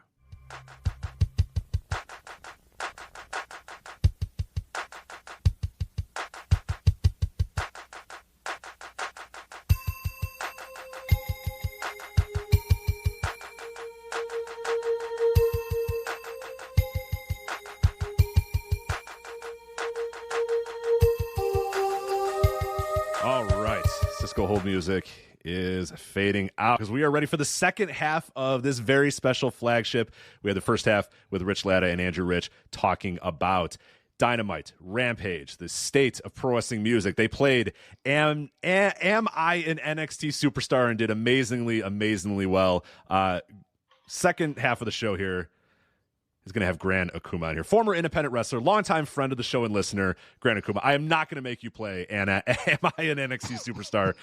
So do not worry. Unless you would like to, but I don't have it prepared. So you can play on your own time. Maybe I'll provide a list. But Gran Akuma, thank you so much for joining the show. Long time. We've been trying to do this for a very long time. So happy to finally have you here. Yeah, I'm excited to be here. Like you said, I've been listening pretty much since day one. So it's you are a very long time. Yeah, you are a very early listener. And I said former independent wrestler. Are you done, or are you pro wrestler done? No, I think I'm done this time. Like I came back and had a couple of matches. Like I did a couple of shows like Mantis promoted locally or whatever. But for the most part, I think I'm pretty much done. For the most part, see, you left an opening. Because I know I'm a wrestler. So you are wrestler done, but not done. You said I'm done, but I don't know. We'll see. And then Hemden Hawden said I'm a wrestler. So you'll be back. You'll be back. I know it. So one time or I don't know, I'm very old, Rich. I should probably stop doing this. Yeah, so for people that don't know a little bit about you, for those that do not know the name Gran Akuma, I think there is a whole generation of independent wrestling fans who I think very synonymous or know your name, are well aware of the work that you did in several places. But there's probably new people that are new to the last couple of years of the independents and might not have known who you were or how important you were to a lot of different wrestling companies in your peak and in the peak of your career. So let people know a little bit about you if they're maybe learning about the name Gran Akuma for the first time. Well, I don't know if I describe myself as important. Fist is important, man. That fist is. Well, I was what Joe would classically call a nice little wrestler. I was I was a mid-level guy. I was never going to be a big star, and I didn't get into wrestling to be a big star. I got into wrestling because I was a big independent wrestling fan. And I started in 2002. So you have to understand the landscape of 2002. WCW is gone. ECW is gone. John Cena is literally the prototype. There's a very specific person that John Cena wants, and man, am I not it. But when I discovered American independent wrestling, and I discovered that I was kind of living at somewhat of a hotbed of it, being in the Northeast, I started going to independent shows, and then I started seeing that there were a lot of guys that were doing the style of wrestling that I liked, because everything I liked was like mostly stuff from Japan and Mexico. Yeah. But then I like traditional pro wrestling. Like I'm old enough that I grew up at the very, very, very end of the territory. So I grew up like, when I was a kid, at 4 o'clock every day on ESPN, there was a different wrestling promotion. So I grew up watching AWA and World Class and Global and USWA. Yeah. I grew up in the global age, when that was what I always remember. Yeah, but so I didn't grow up right now. You guys talk a lot about people, kids that grew up with the last 20 years of wrestling. They grew up in a monopoly. They grew up when there was only one way of doing things, right. And that's why so many people think there's only one way of doing things. I grew up when on TV every week or every day of the week, there was a different way of doing things. So that's why it's part of the reason why I got so bored with WWE, because I used to have this really broad diet. And then all of a sudden I was only having the same meal for every 3 times a day, every day for 20 years. So thankfully I discovered tape trading, and then tape trading led me to discovering the independents, and then the independents are how I ended up wrestling. Yeah, absolutely. And so you mentioned before you got going that you were a fan of independent wrestling and wrestling at large.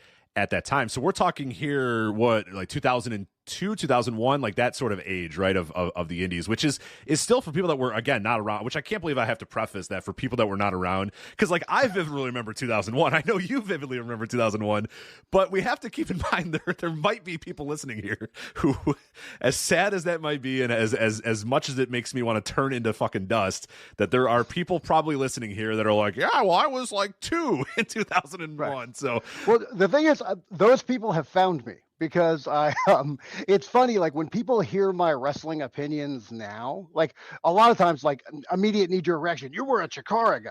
But what I don't think people realize is that what Chikara was in 2002, like what it originally started out to be, was a very different thing from what it became by the time most people discovered it. Yeah. Like the very first Chikara show that I went to as a fan before I started training, that first show was called the Renaissance Dawn. And Chikara's big thing was that it was going to be a pro wrestling renaissance. And I was trying to look this up today so I could read it to you verbatim, but I couldn't find it. I tried to like Wayback Machine it, but I'm not very good at using those things, or maybe it just doesn't exist anymore. But there used to be a mission statement, and the OG 2002 Chikara mission statement in 2024 would blow people's minds, because it's, we're going to respect the traditions of pro wrestling, and we're going to tell our stories in the ring, and we're going to be the promotion that adheres to their stipulations. And it was a very like wrestling purist dream kind of a thing. Like that's why I trained there. Yeah, it appealed to you at that time as somebody who was tape trading and watching a lot of Japanese wrestling, like you said. Right. But then I remember, like you were saying about people, oh, well, I was 2 back then. Like I remember one time somebody was like really angry that I like said I wasn't into something that was wacky. Like I was even like, I'm probably 95% like positive when I'm talking about stuff like on Twitter or whatever. Like it's not that I like everything. I just rather talk about the things I like than the things I don't. But I was saying, like I was putting over like a DDT show, and I was like, yeah, the goofy, wacky stuff doesn't really do it for me. But once they get to the back half of the card, and I'm like, I'm saying positive things about this DDT show. And then, like this one dude, I guess, who's really into the goofy stuff, he was just incensed. And he was like, you came up in Chikara and you did this and you did that. And like I looked at his bio, he was born in 1998. So I'm like, you were 4 years old when I signed up for Chikara. I'm not even going to try and have a conversation. Like you just don't understand that it's not fair to expect you to understand. Yeah, for sure. And I think that brings up a great point about early Chikara, which that for people that have not gone back and watched, and that stuff was all available on streaming. I don't know if it still is. There was a while where I think on Independent Wrestling TV, and then I think it moved. I forgot if it moved somewhere else. But you know, the whole history of Chikara can be watched, and I think people would probably be pretty surprised by what they see in early Chikara. And now, sure, do you have ice creams? Yes, you have ice creams. Yes, you have some things. But like you said, all in all, it was mostly just this weird, and what attracted me to Chikara in the early days was it was this weird hybrid of, Japanese wrestling, Mexican wrestling, American independent wrestling, and then a little tinge of comic books and a little tinge of over-the-top characters. But at the end of the day, like, the bell rang and most people wrestled. I mean, some people did some weird stuff, and obviously there was famous gifs out there of people being, put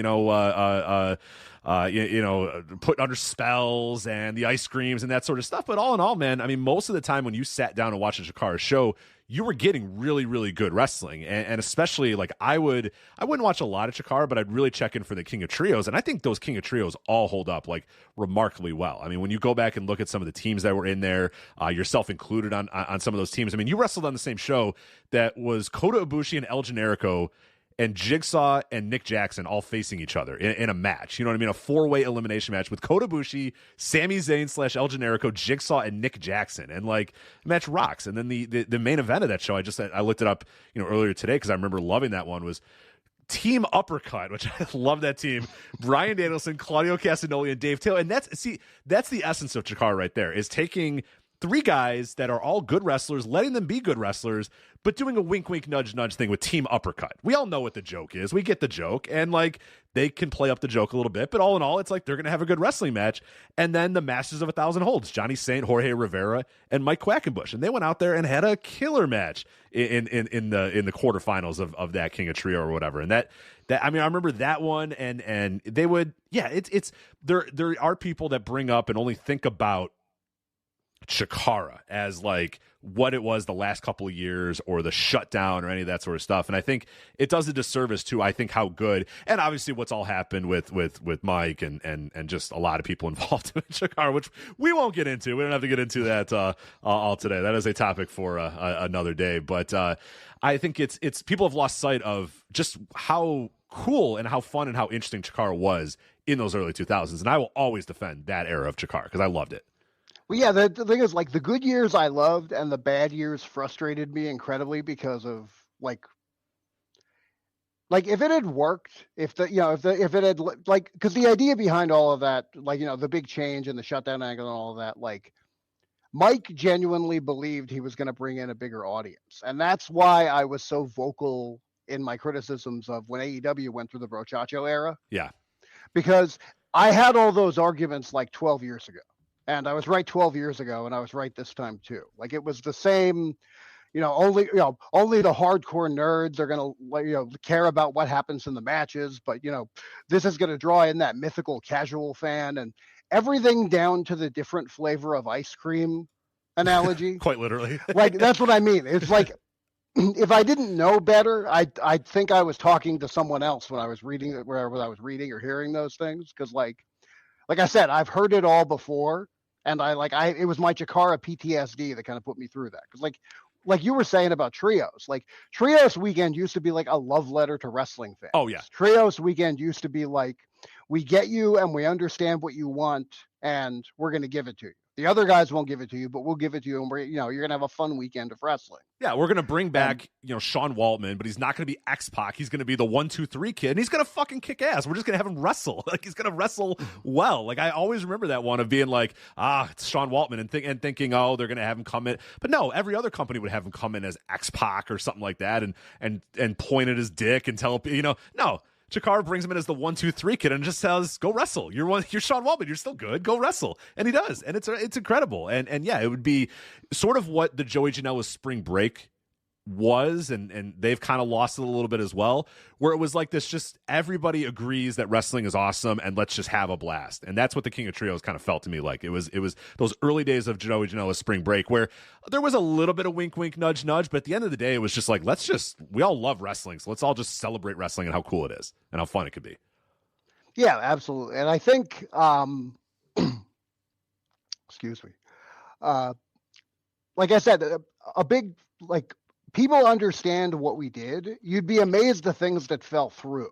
Like, there's some really cool stuff that we tried to do that, like, people might not know about. Like, there was a time when Glacier worked at Trios, and then, like, he was just randomly popping up on shows for a while. And the reason Glacier started getting booked semi-regularly is because a deal was worked out that Canyon was going to come in as Mortis and attack him and reignite that feud. And it would lead to like a mask match, and then he would drop the mask, and then he would work as Canyon because we wanted everyone to know it was Canyon under the mask. But he owns the gimmick, so he was capable of doing those two things.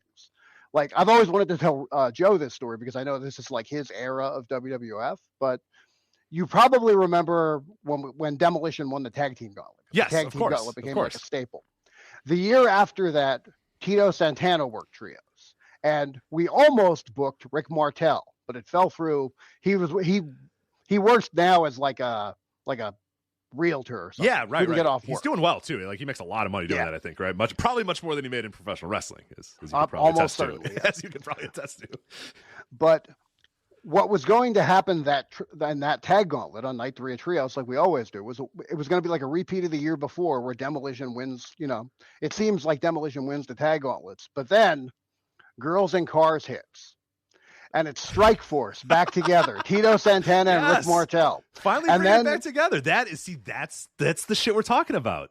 But the thing is, it's like a weird alternate version of their breakup, because it was going to be the same spot where Tito accidentally hits Martel with a forearm and he knocks him off the apron, and Martel starts walking to the back. But then he has a change of heart. He comes back, he makes the hot tag, and it's like this weird Bizarro World happy ending version where Strikeforce never breaks up and they win the tag.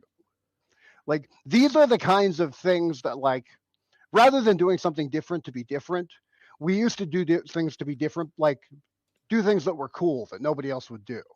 Like there was more of an emphasis on doing something good and less of an emphasis on doing something that was just different than what everybody else did. Yeah. And like you said, more than like that's some sort of like hardcore shit that like is a small segment of fans, but that was your audience. You know what I mean? The audience that was going to pop of Strikeforce finally getting back together and righting all the wrongs that they had for every single Royal Rumble. Tito would run in and be like, motherfucker, I'm going to get you, you know, and like that would, righting all the wrongs there. That would have been, and that's the sort of wink, wink, nudge, nudge stuff that I'm saying that I think Chikara was so good at and then sort of lost sight of, and then it all became wink, wink and no nudge, nudge, and it was just like, and kind of lost, you know, where it was at the time. But yeah, I mean that's, you know, you were around during one of my favorite eras, and I'm pretty sure I saw you live a couple of times during the era of, I want to say it was 2008 to like, let's extend it to like 2006 to like 2012, where you have obviously Ring of Honor firing on all cylinders, IWA Mid-South firing on all cylinders, Chikara firing on all cylinders, AAW out of Chicago, you know, firing on all cylinders. Then you add DG USA to the mix, firing on all cylinders. And I know I saw you at one of those Congress Theater shows. I forget which one I was at that you were on, but like I just remember at the time, like you could, I mean, the shows that you were seeing, the names that you were seeing, and all different. They all felt a little different. DG USA felt nothing like IWA Mid-South. Maybe DG USA felt a lot like, you know, classic Ring of Honor, but I don't know. In a way, it didn't. Like, if you were around for like the later stages of DG USA when it did just feel like Evolve 2 or, you know, whatever it was, like those early DG USA shows and some of the ones that you worked on that were just filled with Dragon Gate talent felt completely different than what you were getting anywhere else on you know, the independent scene. And there was just so much really cool variety about that era. And I can always go back to that era and have warm feelings that aren't just nostalgia feelings, because then I look at these cards and I'm like, no, these are not nostalgia feelings. This is an incredible era that we probably, for better or for worse, are never going to get back to.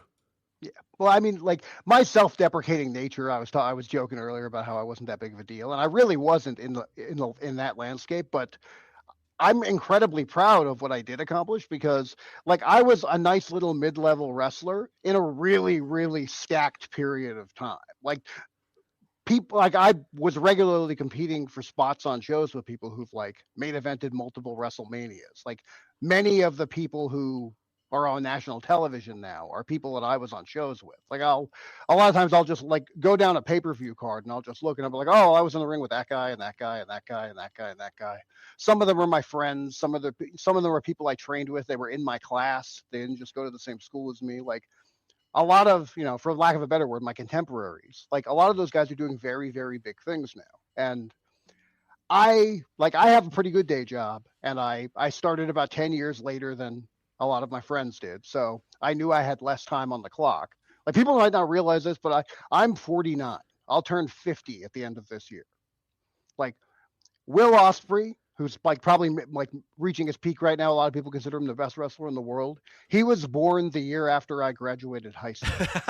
Yeah. So yeah, like you also have to understand when your era's over. And when I look at, like for a while when I was still wrestling, the way I would decide if I wanted to work for a promotion now is I'd look at the roster page and I'd be like, well, how many of these guys do I want to wrestle?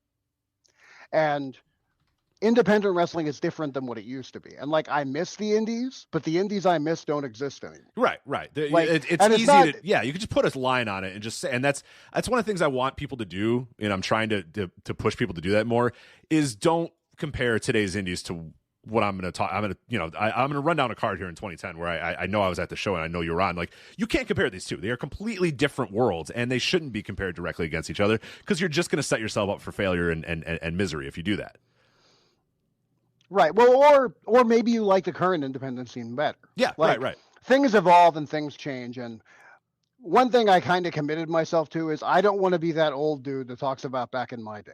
Like, right. You have to be self-aware, and you have to understand when your time is up and when your thing isn't the thing anymore. Like one time I was working on a really small local show for head shrinker Samu, and he had like, I would love to know what that's like to walk in the room and... To be honest, like I loved working for Samu. I whenever I had an opportunity, I did, because you got to pick that guy's brain. Yeah, and that's a guy that's been everywhere. And like Sam, he ran those shows to teach. He didn't run those shows to make money. He didn't run those shows because he was carny and he was trying to rip people off. He ran those shows because, like he always said, this business has given so much to my family. We try to give something back. That's why he's like, is he closing that promotion? I thought I saw that. Alpha is closing. What happened was Alpha moved to Florida due to his health. Got it. So he was running WXW and Samu was running WXW C4. So I think Sam's still going. Oh, okay. Good. But I was working the show for Sam, and it's like adjacent to a bar outside next to this big lake. And they have a stage set up, and there's bands playing. And the wrestling is on at night. The bands are playing earlier. And there was this like 80s hair band, like cover band that are playing like Warrant covers and like, you know, things of that nature. And there's like this guy with like this really bad skullet. And nobody cares about this band. And like the band's getting mad because like nobody's down. They're down there playing to nobody. There's like two people. And the guy, the lead singer, like in between songs, started cutting a promo on everybody that was up, like getting food in this pavilion and everything. And he's yelling at everybody. He's like, "What's the matter, man? Are you scared of The Rock?" And I was like, "Yep, yeah, that's it. We're certainly not dying of secondhand embarrassment up here. No, right. We're scared of The Rock. We're scared of cherry pie. That's you nailed it, buddy. Yeah. So, but when I'm critical of someone, I apply that criticism to myself. I don't want to be hypocritical. I don't want to be the pro wrestling version of Skullet guy who thinks people are scared of The Rock. Like, if my era is over, then my era is just over, and because like it's weird. Like there was kind of like a weird turning of the tables. Like WWE in like the post Monday Night War era, or whatever you want to call it. Like that wasn't pro wrestling to me. It was like this weird. They were doing their own thing. It's eventually they started calling it sports entertainment. But like whether you consider that like a different style of wrestling or you don't consider it pro wrestling at all, it wasn't what I wanted to do. It wasn't traditional pro wrestling. And I thought before I discovered the indies, like, oh, well, that only exists in Japan and Mexico anymore. You can't do that here. Well, then when I saw you could do it here, I was like, oh, well, I understand I can't make a living doing it, but I want to do it and I'm passionate about it. So I'm going to do it for as long as I can do it. Now I almost feel like the indies are more kind of gimmicky character based entirely, like largely in place of wrestling. And I feel like I'm seeing something closer to traditional pro wrestling, especially with the advent of AEW on American television than I am. But even in WWE, like in WWE, the in-ring wrestling is much better than it was when I became an independent wrestler. So it's weird. It's almost like the indies became more like the WWE used to be, and the WWE became more like the indies used to be, at least in my view. Yeah. And I think one of the things that I always tell people about the modern indies, and then we'll move on to Noah here in a second. And one of the things that I like about the current indies, and I like and I dislike it. One thing I like about it right now is regionally, there's a lot of really good stuff going on, and there's a lot more promotions and a lot more people attending shows than you think. Like the idea that the indies are dead, and maybe the big time indies, and maybe what the indies that we were in 2010 are, but like you go all across the country, you just plop on independentwrestling.tv and watch a random indie from California, random indie from Georgia, random indie from North Carolina, random indie from New Jersey. They're getting good houses and good crowds, and there's a lot of really good wrestlers. Just the day of the easily consumable indies is probably over. The days of I can watch ROH and Chikara and I'm good to go. Or, okay, ROH is kind of falling out of favor. That's no problem because now I have DGUSA that I can watch. That's going to fill that void. Those days are done. But if you want to work for it, there's a lot of good stuff out there. And I always try to write about it, and I always try to tell people there's a lot of really good talent coming out. In Midwest, I see a lot of it here in AEW and Dreamwave, which I attend the most, and a Freelance has it as well. And, Deadlock Pro just ran a show here in Chicago and had a huge house just a couple of, maybe last week or so. I couldn't go to the show, which pissed me off because they do a really, really good job, and I wanted to kind of show my support for them. But there's a lot of good stuff out there. It's just not as easy to find. You can't plop down every month and say, all right, here's Ring of Honor, here we go. Or you can't say, okay, Ring of Honor is coming to my town, I'm going to go for that because it's going to be incredible. Like, those days are kind of gone, but there is a lot out there, and there's a lot of really good talent out there. It's a little harder to find right now, but it's there. And I think there's a lot of people bubbling up that have good looks and have good approaches to wrestling. It's just a matter of, finding it. Like I started watching ETU wrestling, like they're out of New Jersey a couple of weeks ago, and I love what they do. And New Texas, I just started watching some of their most recent stuff. They're really good. It's just, it sucks because it's like, who has all the time in the day to watch, 9 different indies, but that's kind of, you either have to do that or just say like, I'm going to watch this indie and kind of sit down and watch that. And maybe you're not going to get wall to wall, dream matches back to back to back to back, but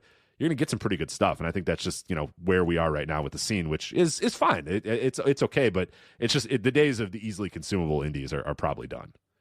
Yeah, well, I am aware of Deadlock. Like, Deadlock's doing really good stuff. Yeah, production-wise, they're awesome. They're incredible. Yeah, but also, like, I like a lot of the talent they book, and they also, like, they put a lot of, like, they get it. Yeah. Those guys are, like, both from, because, like, we're both aware of the other stuff those guys have done. Like, they're experienced content creators, so they know how to do that kind of thing.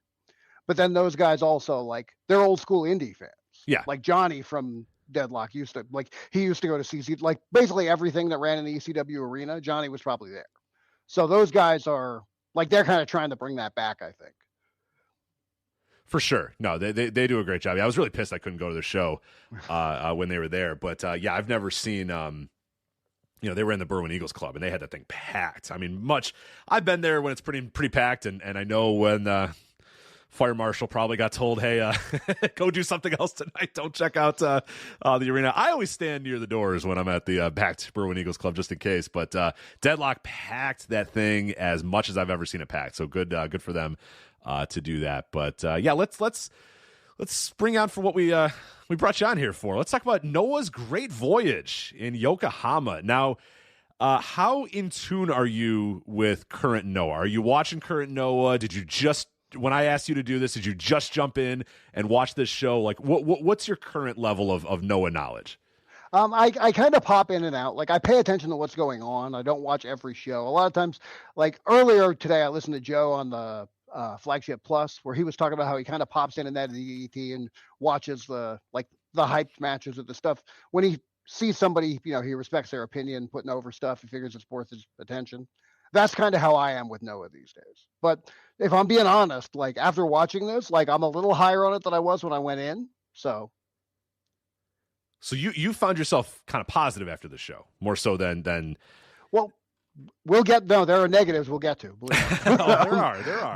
But I enjoyed more of the show than I expected to going in. Yeah. Okay. I think that's definitely fair. Well, so before we actually go through the show itself, should note, and we like to do this a lot on the Flagship, talk about the business of these shows. And this attendance for Great Voyage 2024 in Yokohama, 977 people in Yokohama Budokan, which it's not a great number. Last year they had 1,308. So yeah, you'd like to not fall as much as they're falling. And when you look at other shows that have run in Budokan, at Yokohama Budokan throughout this year, this is a very, very low number for Noah. So their business has been struggling, and that, in the wake of Muto leaving and not really having anybody ready to go, and this kind of weird main event that wasn't quite there, and then one of the people that was supposed to be a key part of the main event gets hurt, and it kind of throws everything for a loop here. So that unfortunately, Kaito Kiyomiya can't. It's not a great number, and that's kind of been the Noah thing right now, and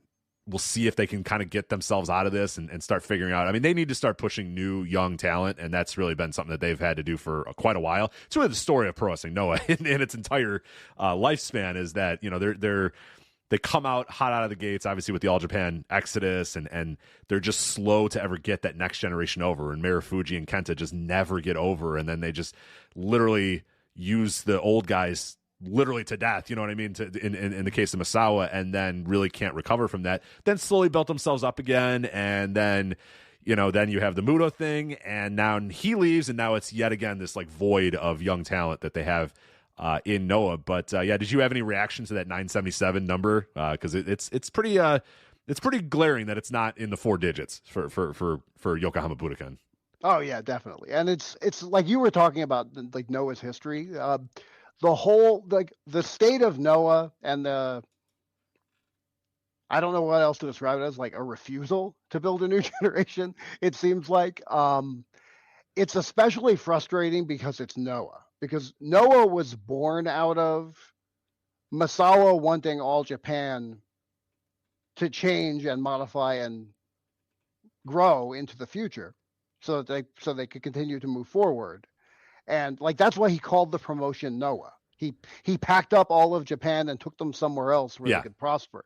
So, and like that first Noah weekend, and like I looked this up to make sure I wasn't misremembering it, and I'm not. Kawada didn't make the jump. Kawada was one of the people left behind in All Japan.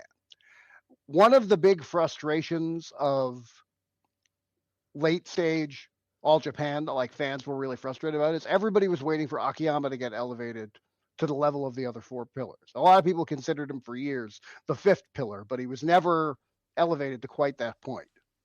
The very first two Noah shows, the first Departure night 1 and night 2, Akiyama beat all three pillars. Holy shit! I didn't realize he beat all three of them.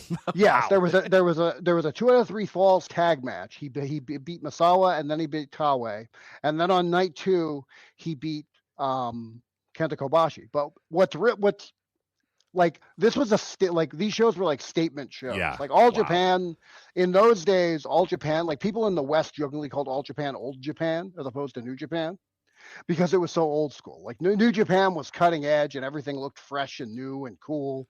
And All Japan couldn't have been more in the past. Like there were still like the streamers thing was seeming dated to a lot of people, and like the music, it had that weird like circus band. Yeah.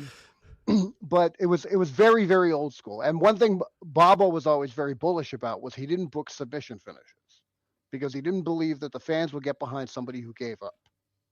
And he wouldn't that's another thing that he just arms crossed, he will not budge. And then Makoto Baba, after Giant Baba passed, his widow wanted to respect the way he ran the company and do it the way he did it, which I can understand. But Misawa understood that things needed to change. So these new Noah shows, they couldn't be more different than All Japan. Like the color scheme's completely different. They had the green ring, which was weird, but it was new, so it was cool. Like they didn't have streamers. They have lasers everywhere. Everything looks all futuristic. Everybody had new gear. A lot of people had like shiny pleather stuff because that was cool at the time. Everybody bleached their hair because that was super trendy in Japan at the time. And then when Akiyama beats Kenta Kobashi, he does it by submission. So the whole, like everything was built around, this isn't All Japan. This is new. This is fresh. This is the future, and All Japan's the past. So Noah coming from that and like that being Noah's origin, it's especially frustrating that somehow they still don't understand that they need to build another generation.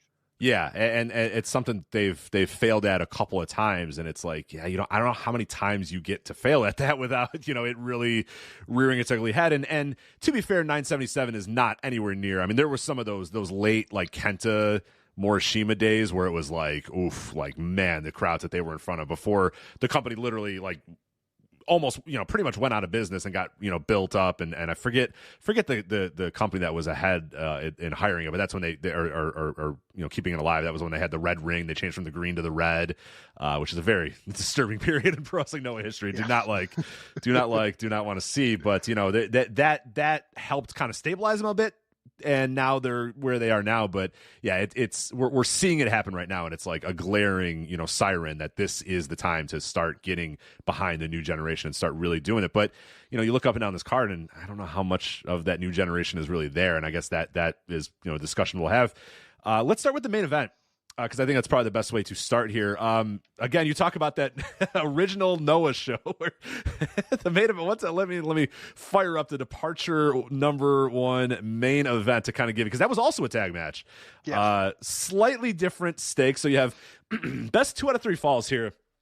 Jun Akiyama and Kenta Kobashi defeating Akira Taue and Mitsuhara Misawa.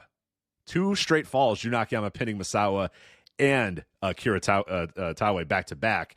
Yeah. Now you contrast that to Great Voyage 2024 in Yokohama, also a tag match. It is good-looking guys Anthony Green and Jack Morris defending the tag team titles against Saxon Huxley and Timothy Thatcher. So a bit of a different era, a bit of a different contrast there. But I will say, I thought this match was pretty good, and I'm curious on your thoughts. Did you also kind of enjoy this match for what it was? I mean, I liked it. Like, this is unfair. Like, I thought it would have been a very good semi-main event, which is what it was expected to be. My exact notes say, like, as a semi-main event, this would have been good. As a main event, meh. And that's kind of where my thoughts are. Right. In particular, like, I haven't seen a lot of Morris, but I thought he looked great. So I understand, like, it looks like they have, like, a national title on him. Like I said, I parachute in and out. He's half of the tag team titles, and he's a GHC national champion. So he had 2 belts. So I can Is that a that is correct? Belt? He is the national champion and he is the tag team champion. So they're so definitely putting, you know, you're talking about the next generation. They definitely think Jack Morris is part of the next generation. Whether he is or not, I don't know. He's not bad. I do think, and like maybe this isn't fair, but I do think in a Japanese company, I think you need to have native stars. Like they want to see good wrestling and they respect everyone, but there's never been a period, I don't think, where you didn't have at least a couple like really popular top native stars. Right. Like a big, what I saw a lot of on this, just up and down this card, is there's a lot of foreigners. There aren't a lot of natives, and that I think it kind of has weird optics because it makes it seem like the people in Japan don't want to be there. Like the wrestlers in Japan don't want to be there. They're somewhere else. But just going back to the match, all in all, like I said, I liked it. It was a good semi-main. It wasn't a good main. And I thought Morris looked really good. But I don't know. Like, I would have reordered the card. I understand that the championships have a hierarchy. But there are, and like we'll get to those eventually, but like there are two matches that I think could have gone on last. And if you literally just put that match after this match, the whole show comes across better. Yeah, I agree. I wonder if we have the same match. And I put that in my notes as well, is that I would have maybe gotten away from that because it's just like that match. It was good. Like, again, it's good looking guys versus real, you know, Saxon Huxley and Timothy Thatcher was a good match. I enjoyed it. It was probably 4 stars. I think like low end Notebook sort of thing, 3.25 plus if you really want to go there, or 3 3/4 plus if you want to go there, like split hairs. But it was a good match, a really, really good match. But just the idea that, like, you know, the commentary, and I was listening to the English commentary, and they're like, all right, it's time for our main event. And it's just like, ooh, this is the main event? Like, it just didn't work as a main event, and it felt like a bit of a letdown from a show that I agree with you was all in all, I enjoyed this, but it just, and I enjoyed the match too, but it just felt like this does not belong in the main event. But let's talk about the semi-main event, which was this the match you wanted to main event? Because this is not the match that I would have chosen to main event, even though I did enjoy it, but I would have not chosen this one to main event. This is what I would have considered one of the two options. Okay. Yeah, I think I know which the other one would be, and I think we're going to agree on that. But what do you think of this junior heavyweight title match? We've been, Joe and I have been very down on Daga for years, but we've also kind of changed our stance a little bit in that he's gotten a lot better, and I don't know what it is. I don't know if it's just confidence or he feels like he belongs and Noah or whatever.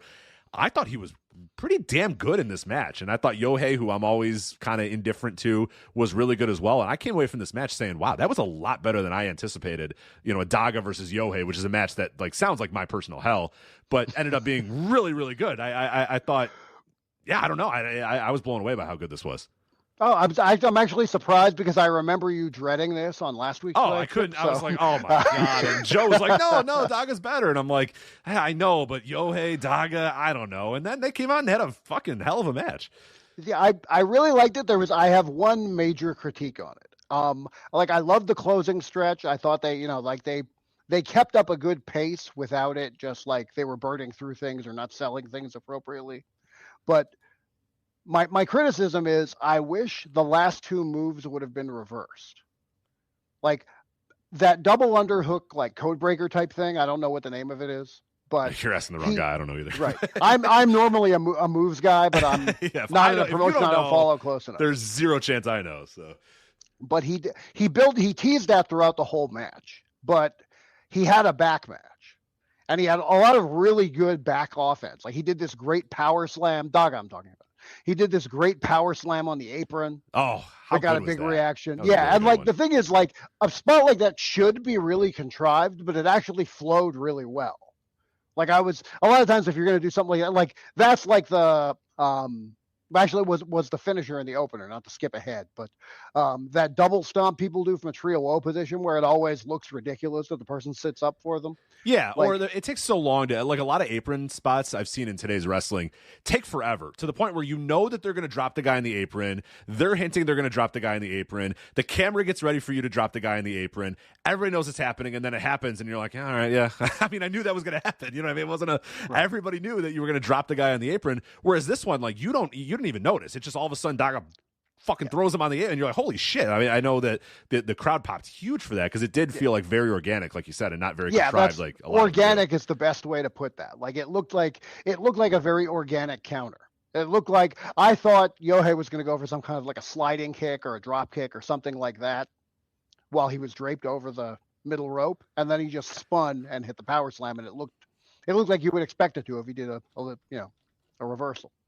But before the finish, before he did the double underhook codebreaker thing, he did this like Atlantida end of heartbreak thing. Atlantida is like the accordion behind the head backbreaker. It was Atlantis' submission finish. He did that, popped him up, and then dropped him on both knees, which was far and away the biggest like back move he did. I wish that would have been the finish because the whole match built up to it. I wish he would have continued to tease the double underhook move, which is his move. He could have hit that finally. That could have been the big near fall, and then he could have hit the move on the back that he's been working over for the whole match. So just it's a little thing, but to me those little things matter. And no, they did. They should, yeah. Yeah, like that would have made the story of the match make more sense. Where more it was like he did all this work to the back and he hit his back and his back and his back and his back, and then he hit a big kill move on the back and it wasn't enough. But then like he did one thing to his jaw and pinned him.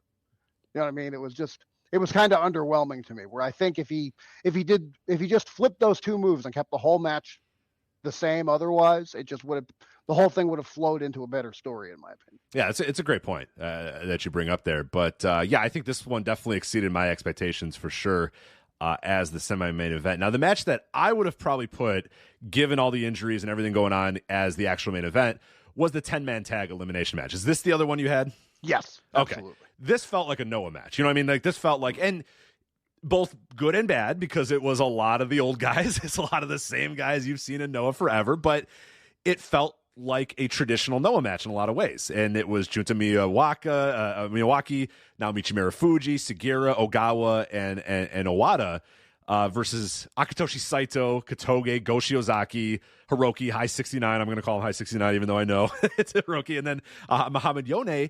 And these guys just beat the hell out of each other. Just classic, like, that era. Like, one of the things that, and Joe and I have talked about this a lot, and I'm curious on your thoughts, too. Like, these kind of guys don't work in Japan anymore. Like, your modern good Japanese wrestlers, and we talked about it earlier in the show with Andrew Rich, are your Yuki Ioenes and your, Konosuke Takeshidas is a great example as well. And, like, there's so many other guys that are really good in Japan right now. And even a Yota Tsuji, if you want to talk about the New Japan Cup and the guy who, won the New Japan Cup there. Guys, Sugiura, guys don't work like Sugiura anymore. Guys don't work like Go Shiozaki anymore. Like that era of you can just have these guys, Daisuke Sakamoto is a great example of this. Yuki Okibayashi is a great example of this. You just say, all right, here's the match, go. And then they just beat the hell out of each other for 20 minutes. Like that era of, like, I don't know if that exists anymore. Like those kind of guys just get in there and grunt and just slap and chop each other for 20 minutes. But here they did. And here's like a classic throwback to that side of match, but doing it in the style of a 10-man tag elimination. And I love the idea that everybody was just like, fuck Ogawa. So the match started and everybody just beat up Ogawa. And then Hiroki just pinned him. And Ogawa was out of there in 29 seconds. They were just like, look, we just got to get that guy out of there because fuck him. We're not wrestling that dude. He's an asshole. He's going to cause some sort of shit going on. So we're going to get rid of him as quick as possible. So Ogawa gets pinned in 20 seconds or whatever. And then, yeah, they had, I thought, pretty natural finishes and eliminations the entire way. And yeah, it's we're back to talking about Marufuji and Shiozaki, being in the main event of Noah, but, given the circumstances, it's probably what I would have done. Yeah, I agree. It's definitely like more like for better or worse. And again, this goes back to the state of Noah. It would have been a much more star-studded main event. And I can understand the hesitancy to want to admit that, to want to say out loud, these guys are bigger stars than our champions. But at the same time, it's one of those things where you kind of, you reap what you sow, or in this case, you reap what you didn't sow. But no, I love this match a lot. I actually also in my notes, I have Hiroki will always be High 69. Thank you. I agree with you. He's just grandfather. And I'm normally I'm super big on like pronouncing things correctly. Like I correct. Oh, as we are too, as we are on the Flagship, of course, as you know. Yeah, we're nothing if not stewards of correct pronunciation. But yeah, like to me, High 69 is the one. Like the man tattooed it on his forearm, and like I understand that it does say Hinoki, like, but he's still High 69 because we didn't get it, and I'm just as bullish on that as you are. It's so good. It's such a better name anyway. High 69. It's like, well, it's also because like I called him High 69 for like 10 years before I knew that was, and then I was like, well, I'm not changing now. I've been calling him High 69. I can't change that now. And the thing is, it even fit his original gimmick. Yes. Like, again, I'm talking about going back to like, the OG tape trading days. Absolutely. Like when he debuted in Kaientai Dojo, he was part of like a rave faction called Nudie Rave. Right. He looked like a guy called High 69. Right. That's why I called him High 69. He would absolutely be called High 69. Right. But my other big thing on this match was I love this match type.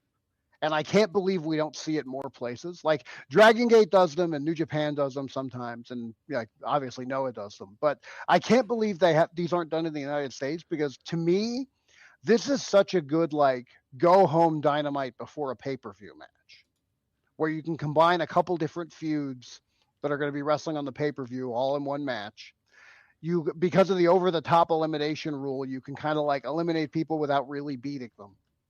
And then you can tell the story like they did with this, where you get the plucky underdog, like lowest ranked guy in a position where he's got to fight uphill against like two big stars. And then like what crowd isn't going to eat that up? Yeah, that's Pro Wrestling 101. That's going to work every single time. Right. Like that's, if I were booking a promotion, if I were in, the proverbial room, like these are the things I want to put on American wrestling TV going into a pay-per-view. And the thing is, it's also like, somebody has to be 1/10 of a match rather than, a few days before a pay-per-view where they're going to go nuts, having to go out and kill himself to have a good TV main event. Like I would be whipping something like this out, give everybody a relatively easy night, build like 3 or 4 matches at once. Like, I don't know. It's just, I can't believe we don't see more of these in the United States. No, and I'm with you, and we got a little bit of that in the early days of Collision. I'm sure Punk was kind of a fan of those because you did sort of see that a little bit in those early Collision days when it first started, but not to this extent. Like you said, they could do it so much more, and it just gets over so well too. And it gives you an opportunity to let guys make their entrances, everybody to like to go nuts for everybody, and then like when the bell rings, you look at the crowd or you look at the who's in the ring, and you're like, holy shit, look at there's so many big time names here, and oh my god, look at all these guys, and there's just so many micro stories you can tell, and I think your point about the eliminations is so perfect, because we saw here Takashi Sugiura was running wild on this match, just doing it, working his ass off, and then he got thrown over the top rope and he just lost. Like he threw, I think he was the one who threw Akitoshi Saito over the top rope, and Saito was eliminated, and then someone just came from behind and tossed Sugiura out, and it was just like, Sugiura doesn't look like a chump for doing that. He just got caught, and you can just get thrown over the top rope and that's it, and then you get eliminated. It's a way to kind of protect guys by having them quote unquote lose, but not necessarily take a pinfall or a submission or whatever, particularly before a big pay-per-view. So I would have main evented with this match as well. Marufuji and Shiozaki exchanging, it's a work, guys. You don't have to chop each other that hard, chops, but I appreciate them. That's the other thing I have written down is I loved that closing section those two had, because they just tore into each other. Oh, like quite literally. Yeah. It's a work, guys. You don't have to chop so hard, but that felt like classic Noah in a lot of ways. And like we said, good and bad. The good and bad of that being classic Noah. And you were just thinking, maybe we should have just had this main event just be Marufuji and Shiozaki chopping each other for 10 minutes. Like, maybe that's just what it should have been. And that's, you were dealt a bad hand with the injury. You tried to build, Kaito Kiyomiya and Oiwa for this big-time spot. It didn't happen. You know what? Just roll out Marufuji and Shiozaki and have them chop each other. It's fine. I think we'll all appreciate that. Because this match felt like it had stakes, and it felt like the crowd was on the really invested in all these guys. And while I liked the junior heavyweight match and I liked the tag team title match, the crowd didn't seem as invested in it as they were in this match, which why would they be? When you're talking about all the top guys in Noah's history against each other in a pretty fun, 20-minute elimination match. But I really, really enjoyed this match too. Yeah, I thought it was great. I agree completely. So elsewhere on the card here, we can probably let's go to the opener. We'll kind of work our way back then from the opener real quick. I don't have a ton of huge thoughts on Alejandro Hayata, Ninja Mac versus Alpha Wolf, Dragon Bane, and Super Crazy. One of the best parts about Modern Noah is like, what is this roster? Like, wait, excuse me, it's Alejandro, Hayata, Ninja Mac, Alpha Wolf, Dragon Bane, and Super Crazy. It's like that, the All Japan era with Muto, where like randomly D'Lo Brown's there, and then Rosie and Jamal, or you're like, what is this roster? Like, that's I love it. It's just Super Crazy. You're just like, oh yeah, of course Super Crazy is here in Noah in the opener, teaming with Alpha Wolf and Dragon Bane. Of course he is. Yeah, to be honest, I thought this was a lot of fun. I thought it was a good opener. Like, it was very action-packed, but they didn't do too much. And that sounds like a contradiction, but it's not. Like, there weren't a bunch of, 2.99999 counts. Like, once the babyface, or not, like, once the team that made a comeback, there wasn't really a babyface team here, but once the team that made a comeback, like, they didn't get shut back down. They didn't jerk the people around. And that's kind of your job when you're in the opener, is to kind of set the tone. And they did a really good job here, but, like, not at the expense of the match. So I like that about it. I haven't seen that much of Dragon Bane and Alpha Wolf, but like, those are two guys I'd be getting behind. Those guys were a lot of fun.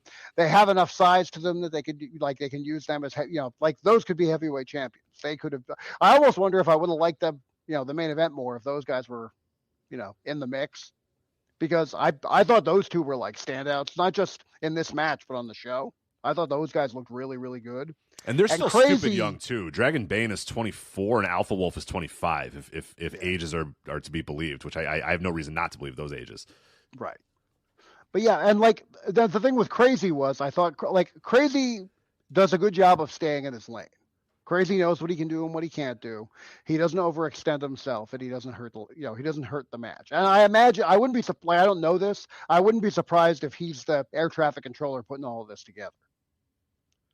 Oh, for sure. Yeah, like the way this was put together and the way he worked in it, he reminded me of like watching Skida when he was in like an early Toriumon show or something like that, where like he's in the match because he put the match together, but like for the most part he's just watching his students work, and he's there to save something if something if something goes wrong. But yeah, so I think like Crazy he wasn't a big part of the match, but he was also a huge part of the match, I think.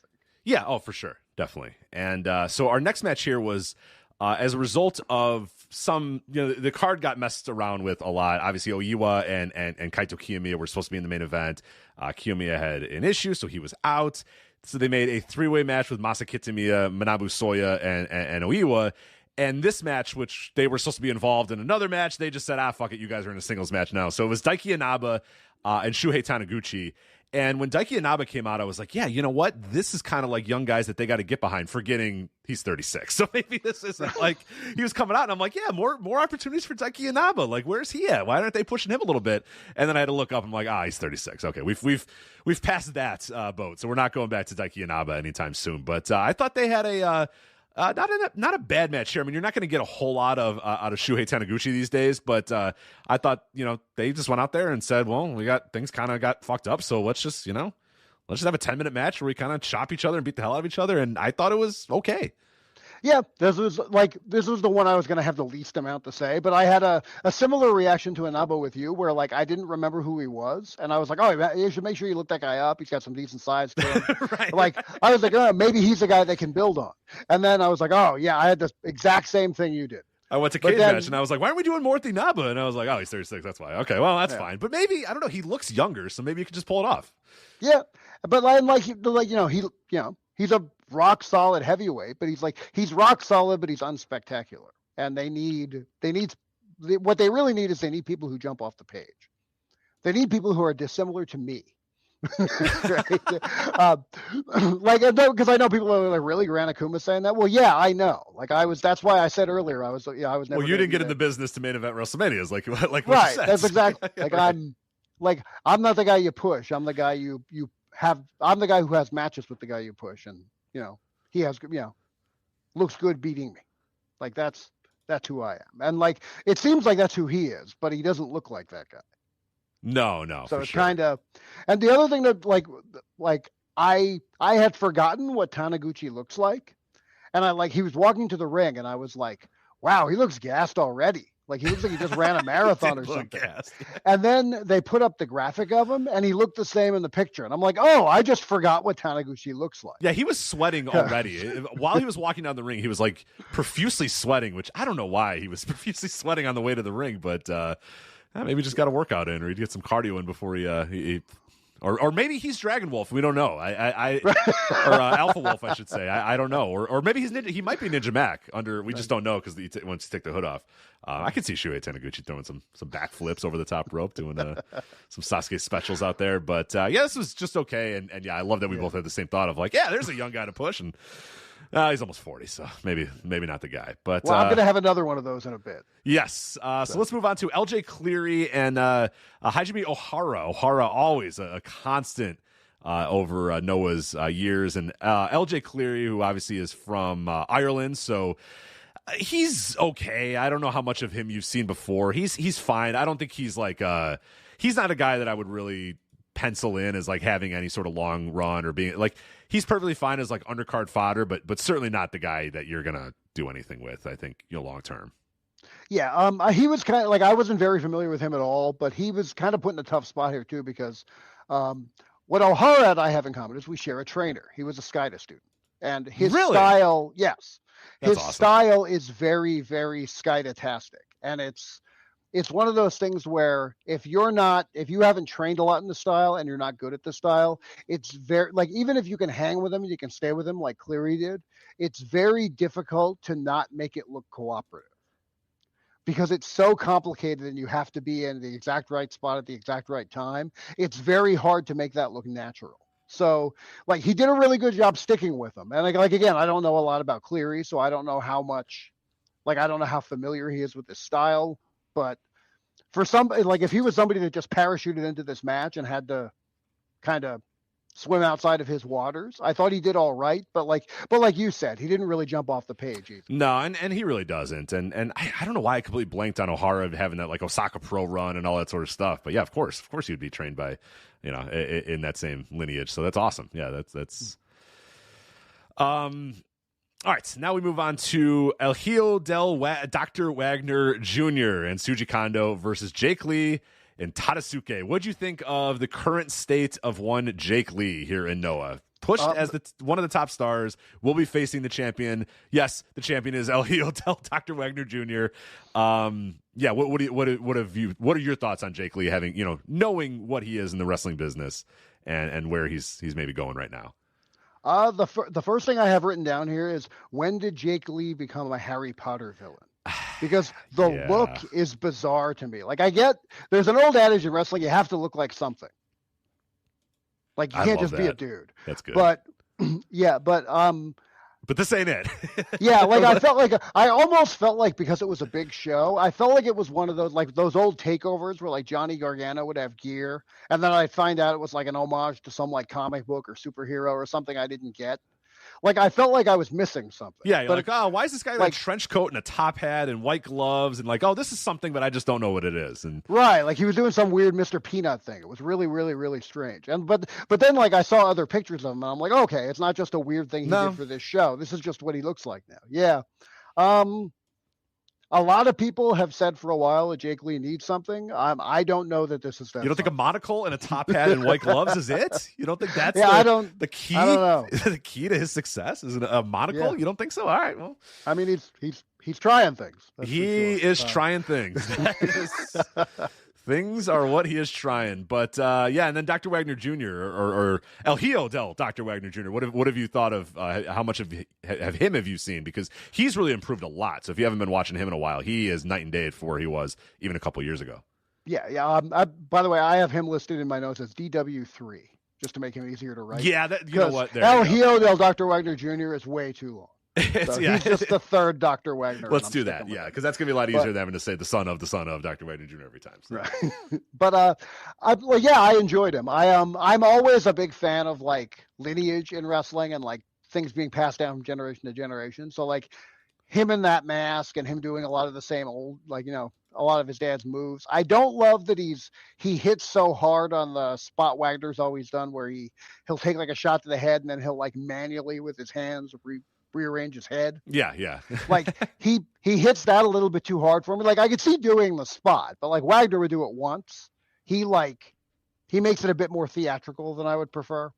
But what I really like about him is, and this is good due to his size, he's like a more violent version of his father. Like he does a lot of his father's offense, but like it's like a monster doing it instead of Dr. Wagner Jr. Like his Michinoku Driver 2 looks so much more violent than the one his father did. And it fits him because his body is so much bigger than his father. Yeah, he's a beast. So, yeah. So I enjoyed that. And it made me want to, like, I'm actually curious to see the match where he won the title now.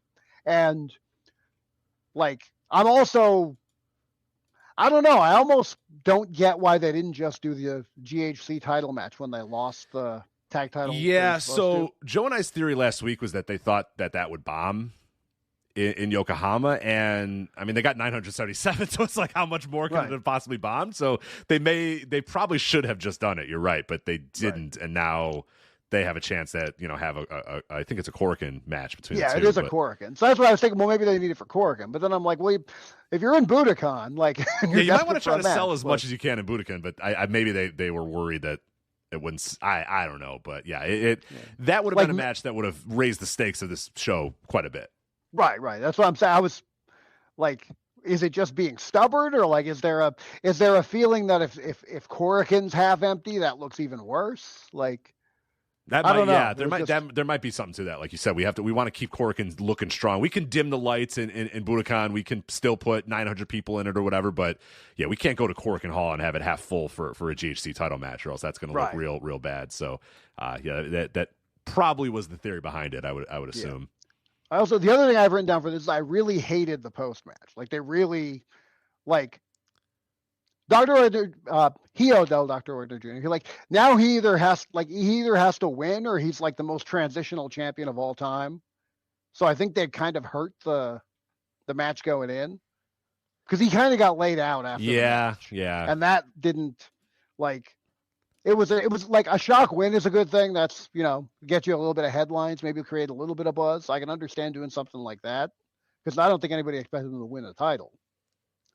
But I don't know, like having him get punked out like that, unless he's going to have a decent sized reign. Like, one, it's somebody young that you could do something with. So why cut his legs out from him? I would agree. Yeah, I wouldn't do that. And two, like you're kind of, and if he's not going to have that short of a reign, then you're kind of, like, I think everyone's gonna the main event's not gonna have as much juice in Korakuen now. At least maybe I'm reading too much into it. No, I think you're right. Yeah, and I read that as okay. Now, obviously, Wagner's gonna get his revenge on Jake Lee and win, but I see what you're saying. That maybe they're just trying to set up that like he's going down the ladder a little bit, and Jake Lee's gonna win the title because they really want Jake Lee to be a thing, and it's like I don't know, man. All Japan told you Jake Lee when All Japan was just like, yeah, you can have Jake Lee. We don't really care that much. You can have him. Like that should have been a good sign that maybe Jake Lee isn't the thing, but they're gonna try it. So more power to him. But I do not think it is the time right now to have Jake Lee win that title back from Wagner. No way. Yeah.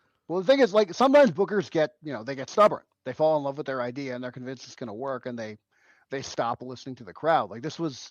Again, like we were talking about Chikara earlier, this was one of my criticisms of Chikara back in the day was throwing things against the wall and seeing what sticks is good, but pretending something stuck when it didn't is really, really bad. And sometimes people will fall into that where they're just so in love with their idea, like, no, it's going to work. No, it's going to work. Where like the writing's on the wall. Like you always listen to the crowd and adjust accordingly. And I don't know. I don't think that's the move. And then now I when you mentioned the problem that I had with Daiki Inaba and another guy that I knew exactly who we were talking about, and let me see if I'm right. Next match was a three-way between Oiwa, Manabu Soya, and Masa Kitamiya. Was the other man Masa Kitamiya, where you're like, push this man to the moon, and then you're like, fuck, he's 35. God damn it. Well, no, I like Kitamiya a lot. Actually, you'll probably be more amused by this. Like the entrances are starting, and I see this guy walk out. I'm like, wow, that guy looks like $1 million. This is it. We found after years and years and years, we finally found the savior of Noah. This is the guy that can build this guy up. He's young. He looks like jacked powerhouse version of Tanahashi in his prime. Like this guy's perfect. And then the graphic comes up, and I'm like, oh, that's right. Oiwa's his non-excursion. Yeah. They can't push him. He's not their guy. I was like, tough. Man. Yeah, that is tough. Still, like, for as long as they have him, I think the smartest thing they could do with him is build him up for a big fall and try and get somebody over off of him. Even if they put a title on him, even if they put the GHC heavyweight title on him, he runs with it for a little while, and then maybe like if they want to try him with Kiyomiya one more time, like because he's the guy who brought him in. Maybe he can be the guy who knocks him off. Yeah, that'd be a great feud. Yeah, you want to talk about like pushing young guys. Like I think having a main event feud of Oiwa and Kiyomiya is the way to go. And then you have it built up, and then Kiyomiya beats him, and then Oiwa, that's when he leaves, and that's when you bid adieu. Like it's fine to do. Like a lot of companies, it's a classic. Japanese wrestling 101 thing is to bring an outsider in, push them, and then have them lose to one of your guys on the way out. I mean, that we saw it done very recently with Yuji Nagata. We saw it done very recently with Satoshi Kojima. Like we see it recently, a lot of guys. I think it'd be really interesting, like you said, to do it with younger guys and do it all to build up whoever your guy is going to be, probably Kaito Kiyomiya, and that makes the most sense. But I'm with you. I think that would be a real shot in the arm. And hell, you know what? You endear yourself well to a young wrestler like that. I think you prove to a lot of people that you will push young wrestlers, even if they're not, maybe in your dojo or whatever. I think that's better than, trotting out the same old guys over and over again, or trotting out Jake Lee for that record. Not to pick on Jake Lee anymore, but we've tried it, and I don't think it's going to work. I'm willing to try it with Oiwa, and even if he's not your guy, but that's okay. I think you can, like you said, there's something good that can come of that, and that is, putting Kaito Kiyomiya over in the end.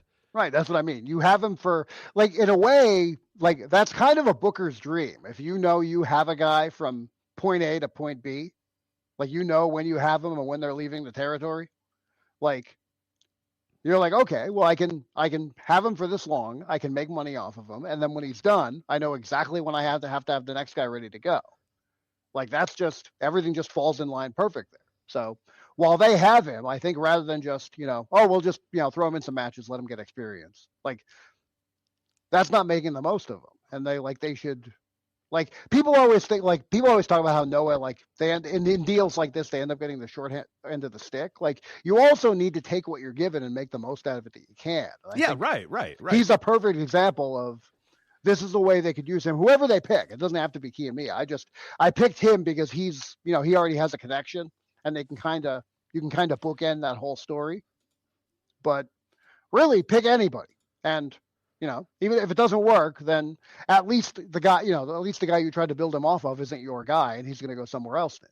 So it's win-win. Right. Like you said, it's kind of loser mentality. And that a lot of wrestling fans are not used to that because I don't think it's used as much anymore. And it's probably an old territory thing more than that. Or, you probably dealt with it in the old independents. But, Joe and I talk about that all the time of like the best thing you could possibly do is say, hey, you have this guy for a year. Great. Let's tell a year-long story. You have this guy for 6 months. Great. Here's the story. I know exactly how it's going to end. I know exactly who I want to get over on him. There we go. That's perfect. That should be the dream. And you shouldn't say, oh, well, the guy's going to leave in 5 months, so why are you even pushing him? Well, who cares? Like, get attention, get him over, and eventually when he loses to your guy, ideally that guy gets over. And I guess some people are so terrified that you're going to get this guy over and then they're just going to go follow him to their other company. But it's New Japan. Like, people know the score with New Japan. It's not like someone, a dyed-in-the-wool Noah fan is going to say, I like this Oiwa and now he's going back to New Japan. I'm never watching Noah ever again. I'm never, I don't think that'd be the case. And if it would, I just think that's loser mentality. And instead, push this guy because you have him. He's 25. Like you said, he looks like $1 million. I think he's improved in the last couple of months. I think Oiwa is like vaulted up my list of the New Japan young guys. Like, I think he's ahead of a lot of guys that are there right now. And when they're ready to kind of unleash him back to New Japan, I hope that they're ready to go with him, like right out of the gates, ready to go with him, because I think he's got it. And maybe it's a couple more months in Noah. I don't know how long this is supposed to last, but he's got it. And I hope that Noah recognizes that they can get a lot of value out of him as well. I was a little worried when you were doing your build up there that you were going to think Manabu Soya was the guy that built around. I was like, I mean, I'm down. I mean, if you're down to build a company around Manabu Soya, like, I'm down. Like, I am all in on that. I don't have the financial means, and I especially won't have the financial means after we build a company around Manabu Soya. But if you're in, I was like, I don't know, Gran Akuma. does this guy look like Hiroshi Tanahashi? I don't know. You were describing him, and I was like, I don't think that's Manabu Soya. And then he went Oiwa, and I went, oh, yeah, okay. I guess that's probably makes sense. I completely whiffed on him being on his because the non-excursion is such a weird thing. It just he completely fell out of my brain that he was there, and then I was like, oh yeah, Oiwa. Oh, okay. Crap, that's not gonna work. Yeah.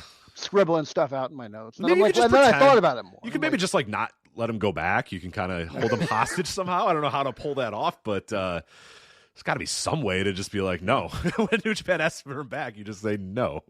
And you can have Jake Lee. They're like, no, how about you take Jake Lee instead? Or some sort of trade they can make. I'm sure New Japan. Yeah, you just send Jake Lee back and whatever his most recent you're like, no, that's who you gave us, right? And they're like, no, it was Oiwa. They're like, no, I think it was Jake Lee you sent to us. There's no way. Throw in Tadasuke as well. Throw them both over there and say, no. Here's the guy. The good-looking guys. Come on. Who doesn't want the good-looking guys? You want the good-looking guys. But speaking of this three-way match, Masa Kitamiya, Manabu Soya, and Oiwa, this is my kind of fucking match, man.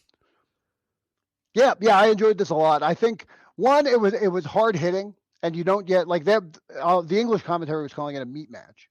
By the way, I didn't mention the commentary. I'm normally a native language purist. I go back watching tapes so long, like it feels weird to watch Japanese wrestling in English. So normally I can't speak to the English commentary because I don't watch it, but I watched it on, I don't know if I could have watched it in Japanese. I think you have to have a BEMA for that. But yeah, either way, I figured because I was parachuting in, I would have the English commentary. And I liked it a lot more than I thought I would. It was a lot of like very real sports talk. One of the things I liked that they did was they talked about, like, if someone was in a singles match, they would say, this is, he's had this many singles matches and this is win percentage. Little things like that mean a lot to me. Yeah, Stu Fulton is the guy, the main guy that was doing it, and he has a very a sports background, like a very MMA sports kind of background. I think he does some for that one MMA company in Japan. So that's kind of his thing, and I think he's done MMA commentary and stuff before that. The other guy was G-Man, who does like the English ring announcing for them as well. And I think they're a pretty good unit. There used to be the unit used to be Mark Pickering and Stu Fulton, and I didn't like that one as much as I like this one. I think G-Man's a good second, and Stu Fulton is able to just kind of be him. I think he's really good. I think Stu Fulton is very, very good. Yeah, but I enjoyed the real sports style commentary, but they kept referring to it as a meat match because they know people, they knew it was going to get over with English speaking fans basically. And they were right. The fact that it was a meat match is one of the things I loved about it so much, because normally we do too many three ways, like on this side of the world. Preaching to the choir. I agree. Right. But this one being so unusual for a Japanese company, and two, not stylistically being the kind, because normally you get flippy dudes. You want people that are going to do the crazy inventive spots. I loved how straightforward all of this was. This seemed like three dudes getting into a fight in a bar. Like just three big dudes pounding the hell out of each other. Like they didn't try to get too cute. They didn't do, a bunch of like contrived things because they had an extra body to work with. Everything felt really, like we were saying earlier, organic. Like they weren't trying to like reinvent the wheel here. They just, I have two people to beat the crap out of instead of one. Cool. So, but yeah, I liked it because it was like the anti three-way. Yeah. Oh yeah. And you could tell these guys weren't very comfortable in working the three-way. That I don't know if you remember when they first did one of the first three-way matches I ever remember seeing, and very early on, before I wasn't really watching ECW at this time. But they did one in like 1997. Or no, it wasn't a three-way. It was the four-way, the Final Four thing, the In Your House Final Four with like Taker, Vader, and Bret Hart and Austin. And you could tell these guys, the bell rang, and they were just like, fuck, what do we do? Like, what the hell do we do? And they had no idea how to construct a four-way. And it's so fun to watch these like really, really great wrestlers get in the ring and just not be able to understand, well, what the fuck? So what should I do when you're doing this? Like, everybody knows tag matches. You learn that from day one wrestling, not day one wrestling school, but very early in wrestling school, you learn like how to do a classic, tag team wrestling match or whatever. And then you learn how to do a classic singles match or whatever. But like, and you know how to do gimmick matches and all that sort of stuff.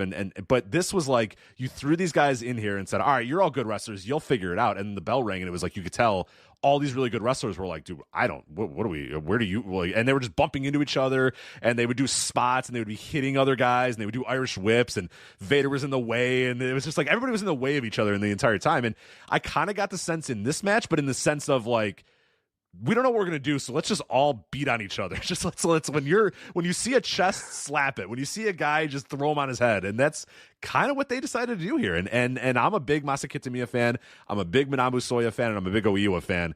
So I was all in on this and loved it. And I know he's 35, but Kitamiya is a guy who I've been talking about this guy for years on this show of like, that's the guy. That's the guy. He's clearly not the guy anymore. That is now past, and it's not going to happen. But man, you see him, and he's a little bull, and he's just out there spearing guys and screaming and just slapping meat. And you're like, yeah, you could push this guy. You could have pushed this guy, but they ended up, choosing not to. And now it's kind of all over for him. But I thought this was really good for a 3-way. Not a fan of 3-ways. I thought these guys worked it very, very well. This is probably, do I want to say this is my favorite match on the show? I think the 10-man tag is, and I think this is probably second on the list.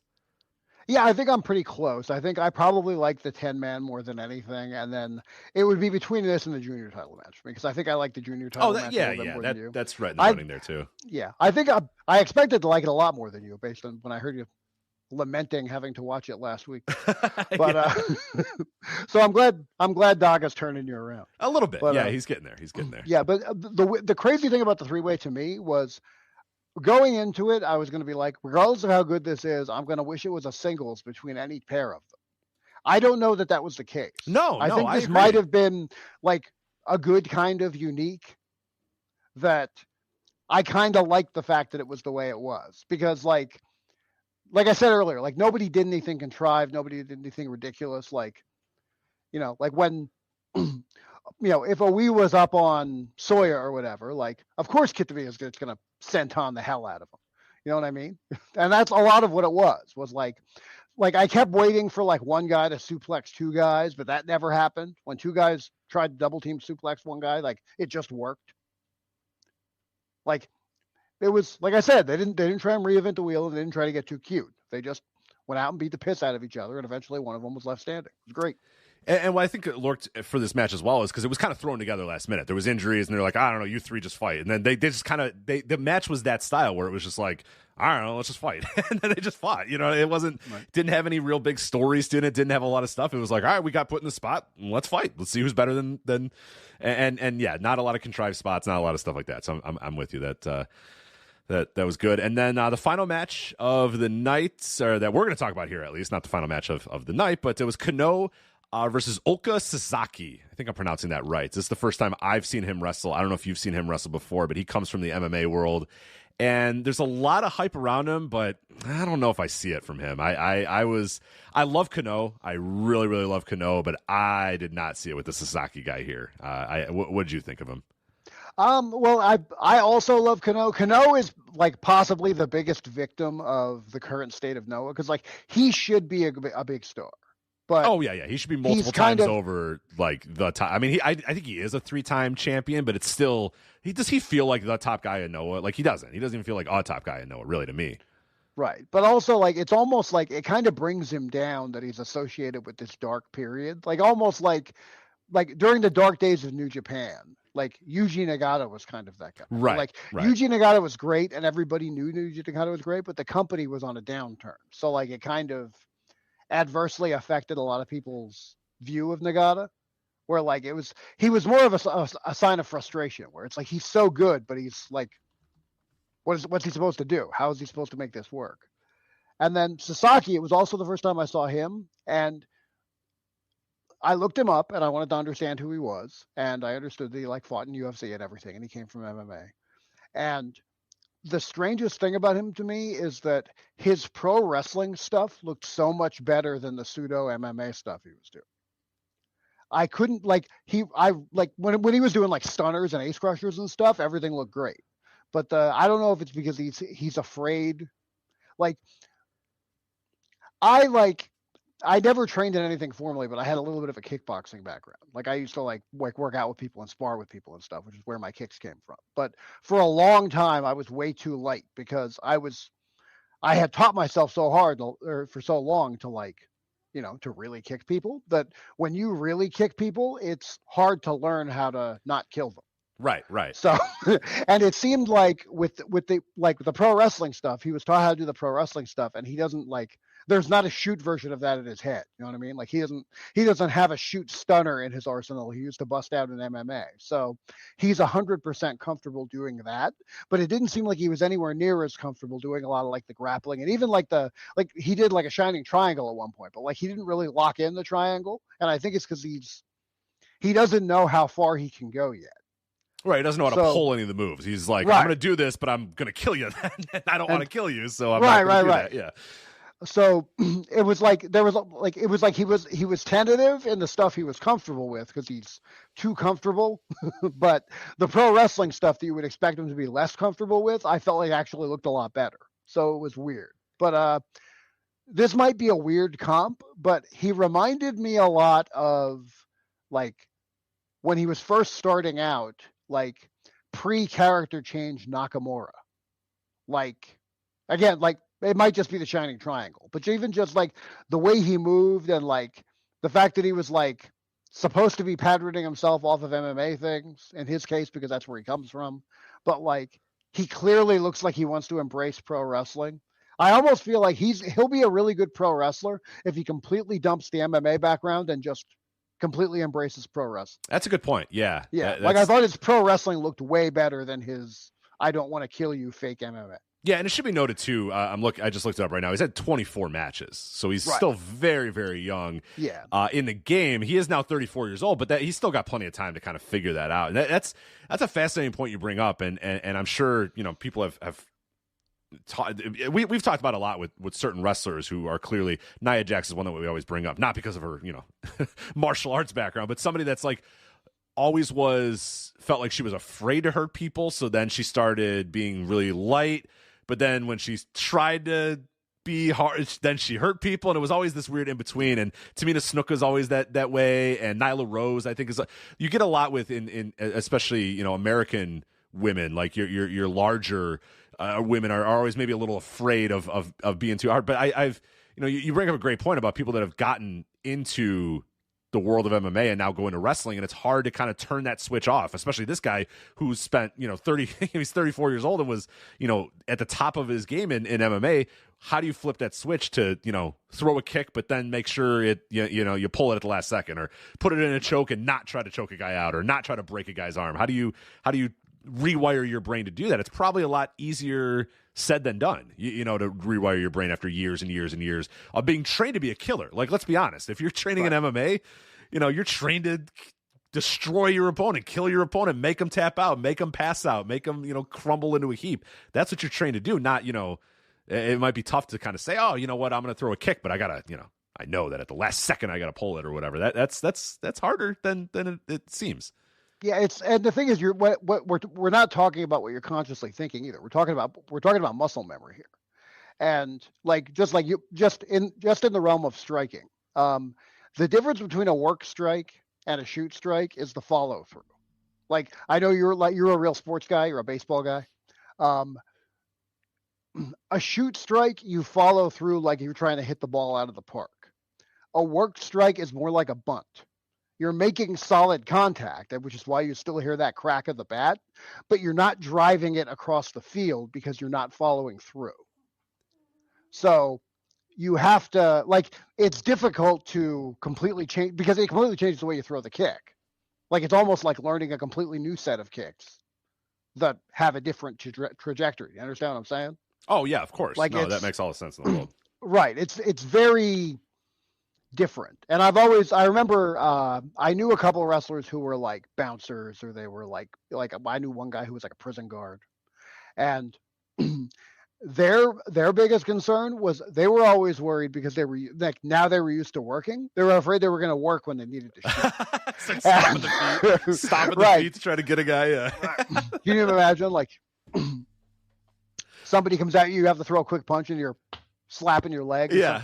But I get it though. It's hard. I mean, the thing is, go ahead. Like, just to give you an idea of muscle memory, like I stopped wrestling for probably 2.5 years. I didn't set foot in a ring. And then when I came back, I just came back. Like before the show, I got in the ring, I ran the ropes a little bit, I did a couple of rolls, I took a bump, and I was like, yep, I remember how to do this. And I was in like a 6 or an 8 man tag. So I wasn't gonna have to do a whole bunch. But I had promised myself I wasn't gonna bump too much because I'm like, I don't have a bump callus anymore. I haven't been bumping. Like I know how to bump, so I'll be okay, but I shouldn't take any more bumps than I have to. Once I got in there, I was like doing like, like people do like what we always called knee DT, where you like DDT somebody's foot. Yeah. Like you're taking a snap bump there. And like I was bumping a lot more carefully, but like when I did that, I just did it. And my body just knew how to do it. Yeah, and you couldn't stop I hadn't done it in 3 years, but like once I got in there, my body just does it. And the thing is, now he has to stop his body from doing what it just does and get it to do something else. And that's a lot.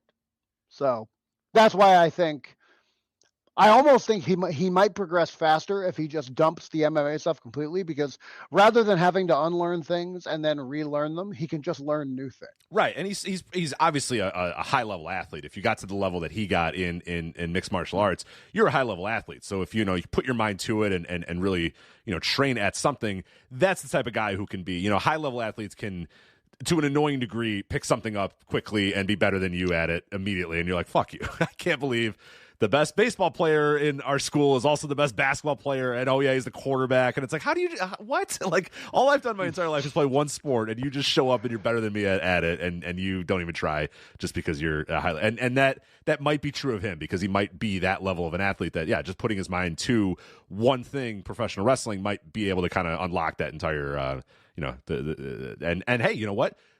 He's only 34, but that's a good building block. That's a guy that, I think 34 in that sense, because he's new and fresh and hasn't been around for a while, that might be a thing that if you're Noah, you circle that guy and say, let's I mean, you put him in a spot here with Kano, and he won, he lost via count out. So I mean, they clearly know what they have in this guy too. So they might be doing like what you're saying there, and maybe just trying to it like you said, but the key is might be drop that MMA and just be a great professional wrestler, which, with enough time after only having 24 matches and getting, because I think like you said, is between the bell stuff isn't too bad. It's just, maybe he needs to get all that old stuff out and just become a pro wrestler through and through. And he might be able to figure this out very, very quickly. Yeah. I'm not saying he can't be the style of wrestler that they have him trying to be, or he can't play off it. I think it's going to take a lot longer. And like you said, if he's starting later in the game than other people, and the company he's working for very desperately needs to make some new stars as quickly as they can, maybe that time isn't going to be well spent unlearning things when you can just learn new things. Absolutely. So that is Noah, Great Voyage in Yokohama. Some incredible insights there from a former pro wrestler. Love that. So before we say goodbye here, we'll do about 15-20 minutes on this, and then we'll say goodbye here. A little extended Flagship, going over 4 hours. Classic Flagship days here. Let's talk about the state of pro wrestling video games. You wanted to touch on this topic, and I am more than happy to talk about this. The state of pro wrestling video games here in 2024. Obviously, we had a new 2K game that just came out to WWE 2K. Fight Forever was last year, and that, we'll talk about that here in a sec. There's a lot of good stuff going on in the independent world in terms of indie wrestling games. But, what have you been playing? What do you like right now? And what do you think of the state of pro wrestling video games here in 2024? Well, right now, things are the best they've been in a while, but we went through some dark times. It's weird, but earlier I was talking about getting into tape trading. I got into tape trading, which ultimately led to me getting into wrestling because of I got into Japanese wrestling video games. And Rich, I know this is going to tug on some heartstrings, a game that's really close to you. When WCW versus the NWO World Tour came out way back in the day. Yeah, of course.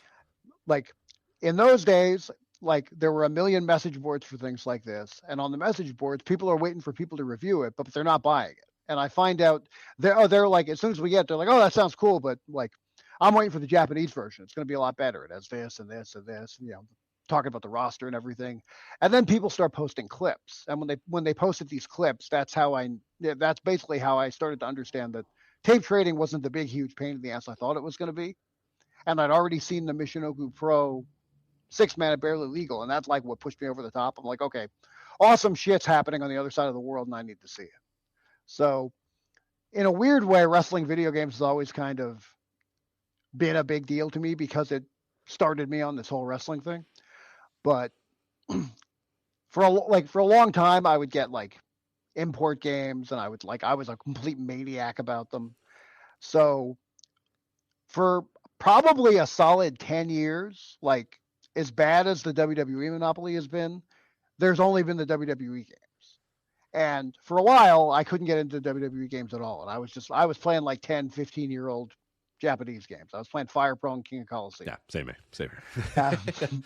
But then, thankfully, this part isn't thankfully, but THQ went bankrupt. 2K got the license. And when 2K took over, they decided they were going to, the games were going to be arcade-style games and where they're going to be simulation-style games. And what I want out of a wrestling game is a game that produces the kind of matches I like to watch.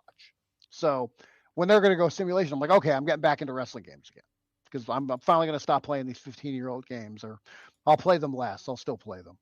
But I got into the 2K game. So like 2K15 was good, but it was bare bones. 2K16 was a pretty good step up. Then like 17, 18 kind of got a little wishy-washy. Then 2K19 was pretty good. And then they're like, okay, we're going to get rid of Ukes. We're going to do this all on our own. And they did 2K20.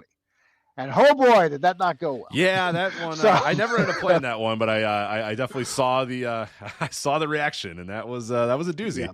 Yeah, that didn't go well. So in fact, it went so poorly they didn't come out with a 2K21. They took a whole extra year. They brought in a new guy, a guy named Patrick Gilmore, to head up the team, and they just, in a lot of ways, like they didn't completely revamp everything because if they got rid of everything, you'd lose like, hundreds and hundreds and hundreds of move animations and everything. And like, you can't. Yeah, that's one of the things that the good and the bad of today's today's video games. Not even just pro wrestling video games. Today's video games, you just can't do stuff like that anymore. And that's why I think so few like new things are created in video games a lot, and new revolutions in video games. It's such an expensive business to get into. The idea that like let's just strip it and rebuild it. Like you can't do that. You know what I mean? It's like you are lighting on fire years and years and years of work, and it's going to cost millions and millions and millions of dollars to rebuild all that stuff. It's just not possible. Right. And this, like, it's also important to note, like, up to really until today, still to this point, these games, these WWE 2K games are largely built on stuff that was written like almost 30 years ago. Yeah. Like these are very like this is the original token resident engine, which if you played on the original PlayStation, if you played Power Move Pro Wrestling, that was an early port of the OG token resident games, which were New Japan licensed games. So they finally get everything straight. 2K22 comes out, and it's pretty good.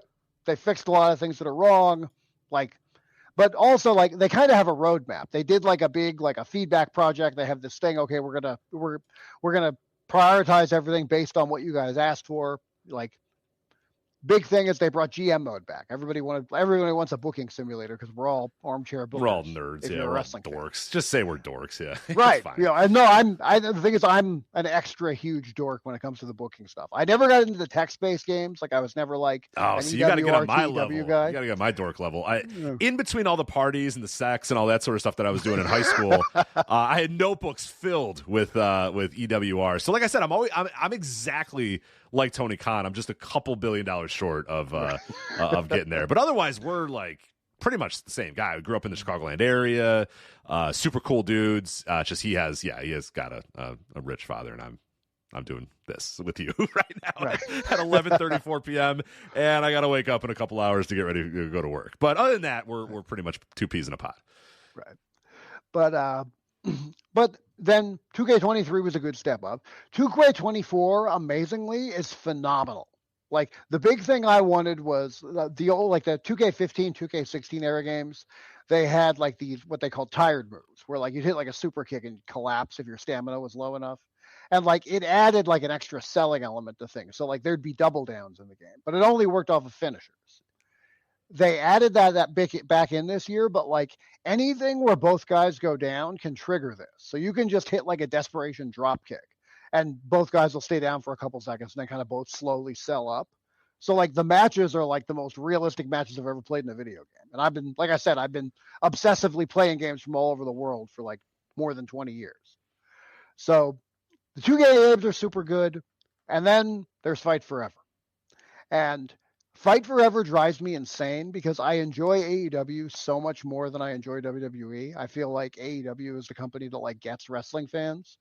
And AEW started their own games division when they decided they were going to do this. And they hired Ukes, who used to make those old, who got fired from 2K. Like they used to make all those old New Japan games.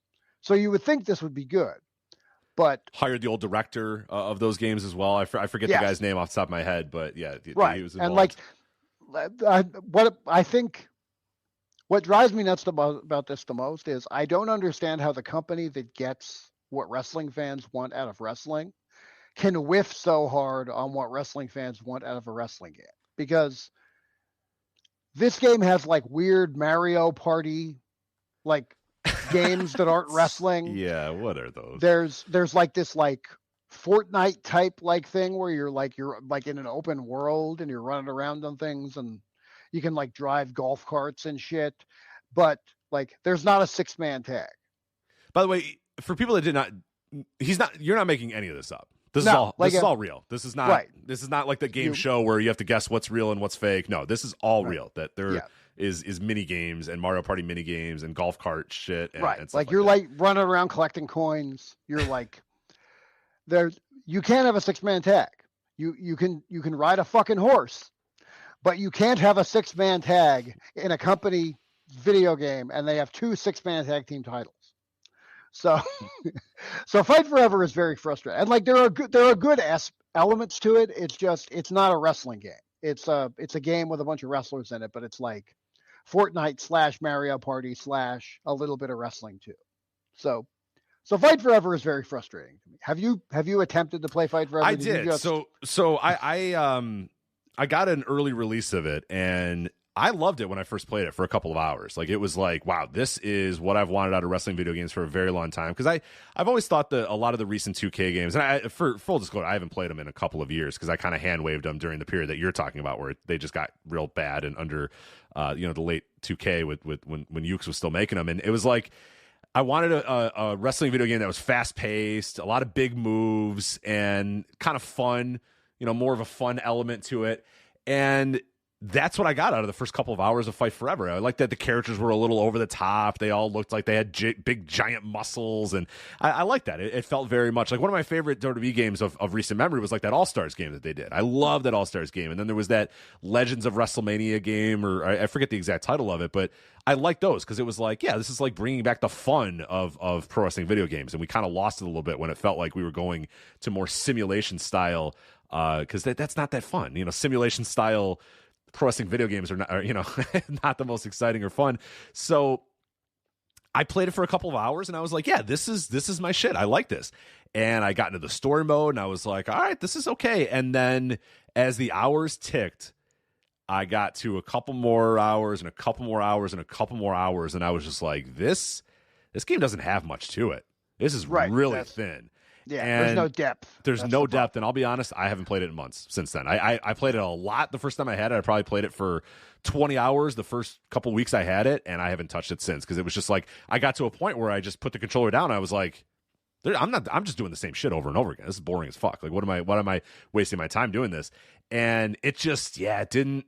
And then nothing got added to it. Nothing really got built. They're doing these season passes, but like they're releasing and they're so like out of whack. Like, what was it, a month or so ago they released the Toni Storm season pass, but it's her old gimmick when we're already like 6 months into Timeless Tony, and it's like, oh man, I don't know, guys. Like this isn't it. This is not it.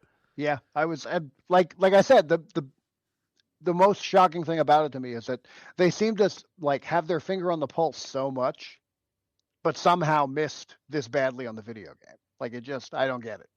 It's really, really crazy. And the gameplay itself is it's a little odd at times. Like you just feel like you're on the mat a lot. You feel like sometimes these matches can be a lot of fun, but then sometimes they can be just droning on like you're just sitting there for 20 minutes trying to like get up so that you can hit your move, and like the guy doesn't want to beat you and you can't get up to beat him, and it's just like, this is going on forever, man. What am I doing with my life? Like, right. Yeah, like I said, my big thing with the game is that like I basically want them to replicate wrestling. I want them to, I want it to feel like a match.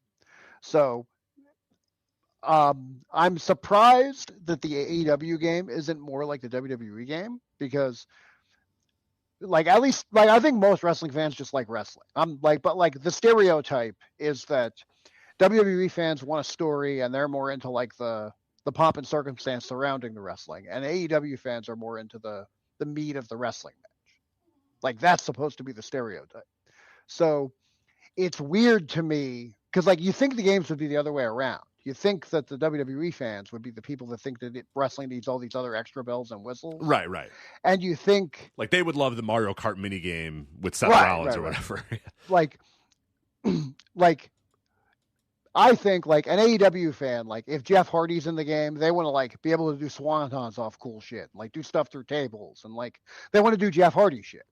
I think WWE fans, if they have him in a video game, they're more worried about whether or not he comes out to no more words, which face paint he has, what color his hair is. Like, entrances are insanely important to like people that are like hardcore WWE games fans. Because like I was saying earlier, the WWE games had the monopoly for so long. Like, if you think WWE brain rot is bad, like WWE games brain rot puts it to shame. Because wrestling video games have only been made so like the same way so long. People either want another No Mercy, or they want it to be the way it has always been.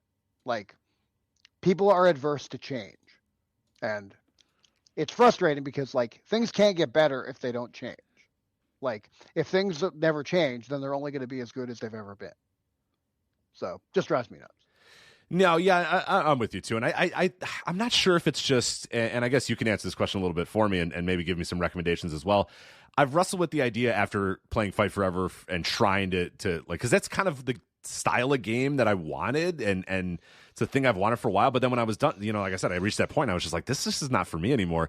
And I didn't know if like I reached the point where maybe wrestling video games aren't for me anymore, and I should just not play them anymore, because they haven't landed with me in quite a while. And this game that I thought was going to land with me didn't land with me. So now I was just throwing the towel. Is it over? Should I never play them ever again? Or do you think there's enough out there that, or maybe some recommendations you can give me to maybe scratch that itch? Because I still want to play wrestling video games. I just haven't enjoyed them in a while. And I don't know if that's a me problem or the games.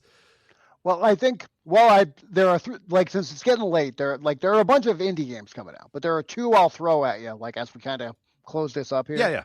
But now you have to keep in mind, this is an indie game. It's made by one dude and it's still in beta. But there's a game I want you to look up on Steam called Casual Pro Wrestling. The whole vibe of this it has super simple graphics. It looks like it's running on like the original OG PlayStation. But the big thing is it has ragdoll physics. So you can do all this insane stuff, which sounds like the kind of thing you want. Yeah. Like the new Legacy guys had a field day with this, because like now it's, like I said, it's very early on right now. Like there aren't a lot of moves and every character has the same move, but it's also super cheap. Like, hang on, I'll just look it up real quick. But like it's an inexpensive game. It's $15. I was gonna say it's super, super cheap. But if you look at their Twitter or you look at it on there, you'll see the kind of stuff you can do. Like, again, super basic, super old school, but I think it might be right up your alley. And like I said, they're not done yet. Like, they just put out 0.14.18. Like, they're still in like beta basically. But that's one I think you should check out, even if just for a novelty. Like, okay. I think it might grow into something well. But the other big one, and this is something I've been kind of like supporting for a while, like they did a Kickstarter. It's the only thing I've ever supported on Kickstarter. They have a Patreon. I subscribe to their Patreon so I can check out the behind the scenes stuff. There's a game called Ultra Pro Wrestling. Their Twitter is UPW Video Game. But this is a guy that's a hardcore, like old school Aki engine guy. Yeah, okay. He's wanted to make another one of those for years. It got shelved for a while. It's a Scottish guy. guy named Sam. I actually hit Sam up on his Discord to see if there's anything I could talk about that hasn't been released yet. But this looks phenomenal. It's incredibly ambitious what they're trying to do. But what they did was they hooked up with an artist named Hal Haney. Hal Haney does a lot of illustrations for a lot of old school wrestlers, like t-shirt designs, stuff like that. Okay. Yeah. So he's also done just a bunch of original characters that he will hope to get in a wrestling game someday. So they've worked out a deal. Hal has become their official artist, and Hal basically they're using all of Hal's wrestlers as the base roster. So it's a bunch of fictional wrestlers. But because Hal does all this artwork, Hal has all these connections to all these old school wrestlers. So they started working out deals. And what they're going to do is they're going to have, like, a la carte, you can buy them by the wrestler, and they're splitting the proceeds with the wrestler 50-50. So they have this huge laundry list of guys. Like today, they just announced the British Bulldog.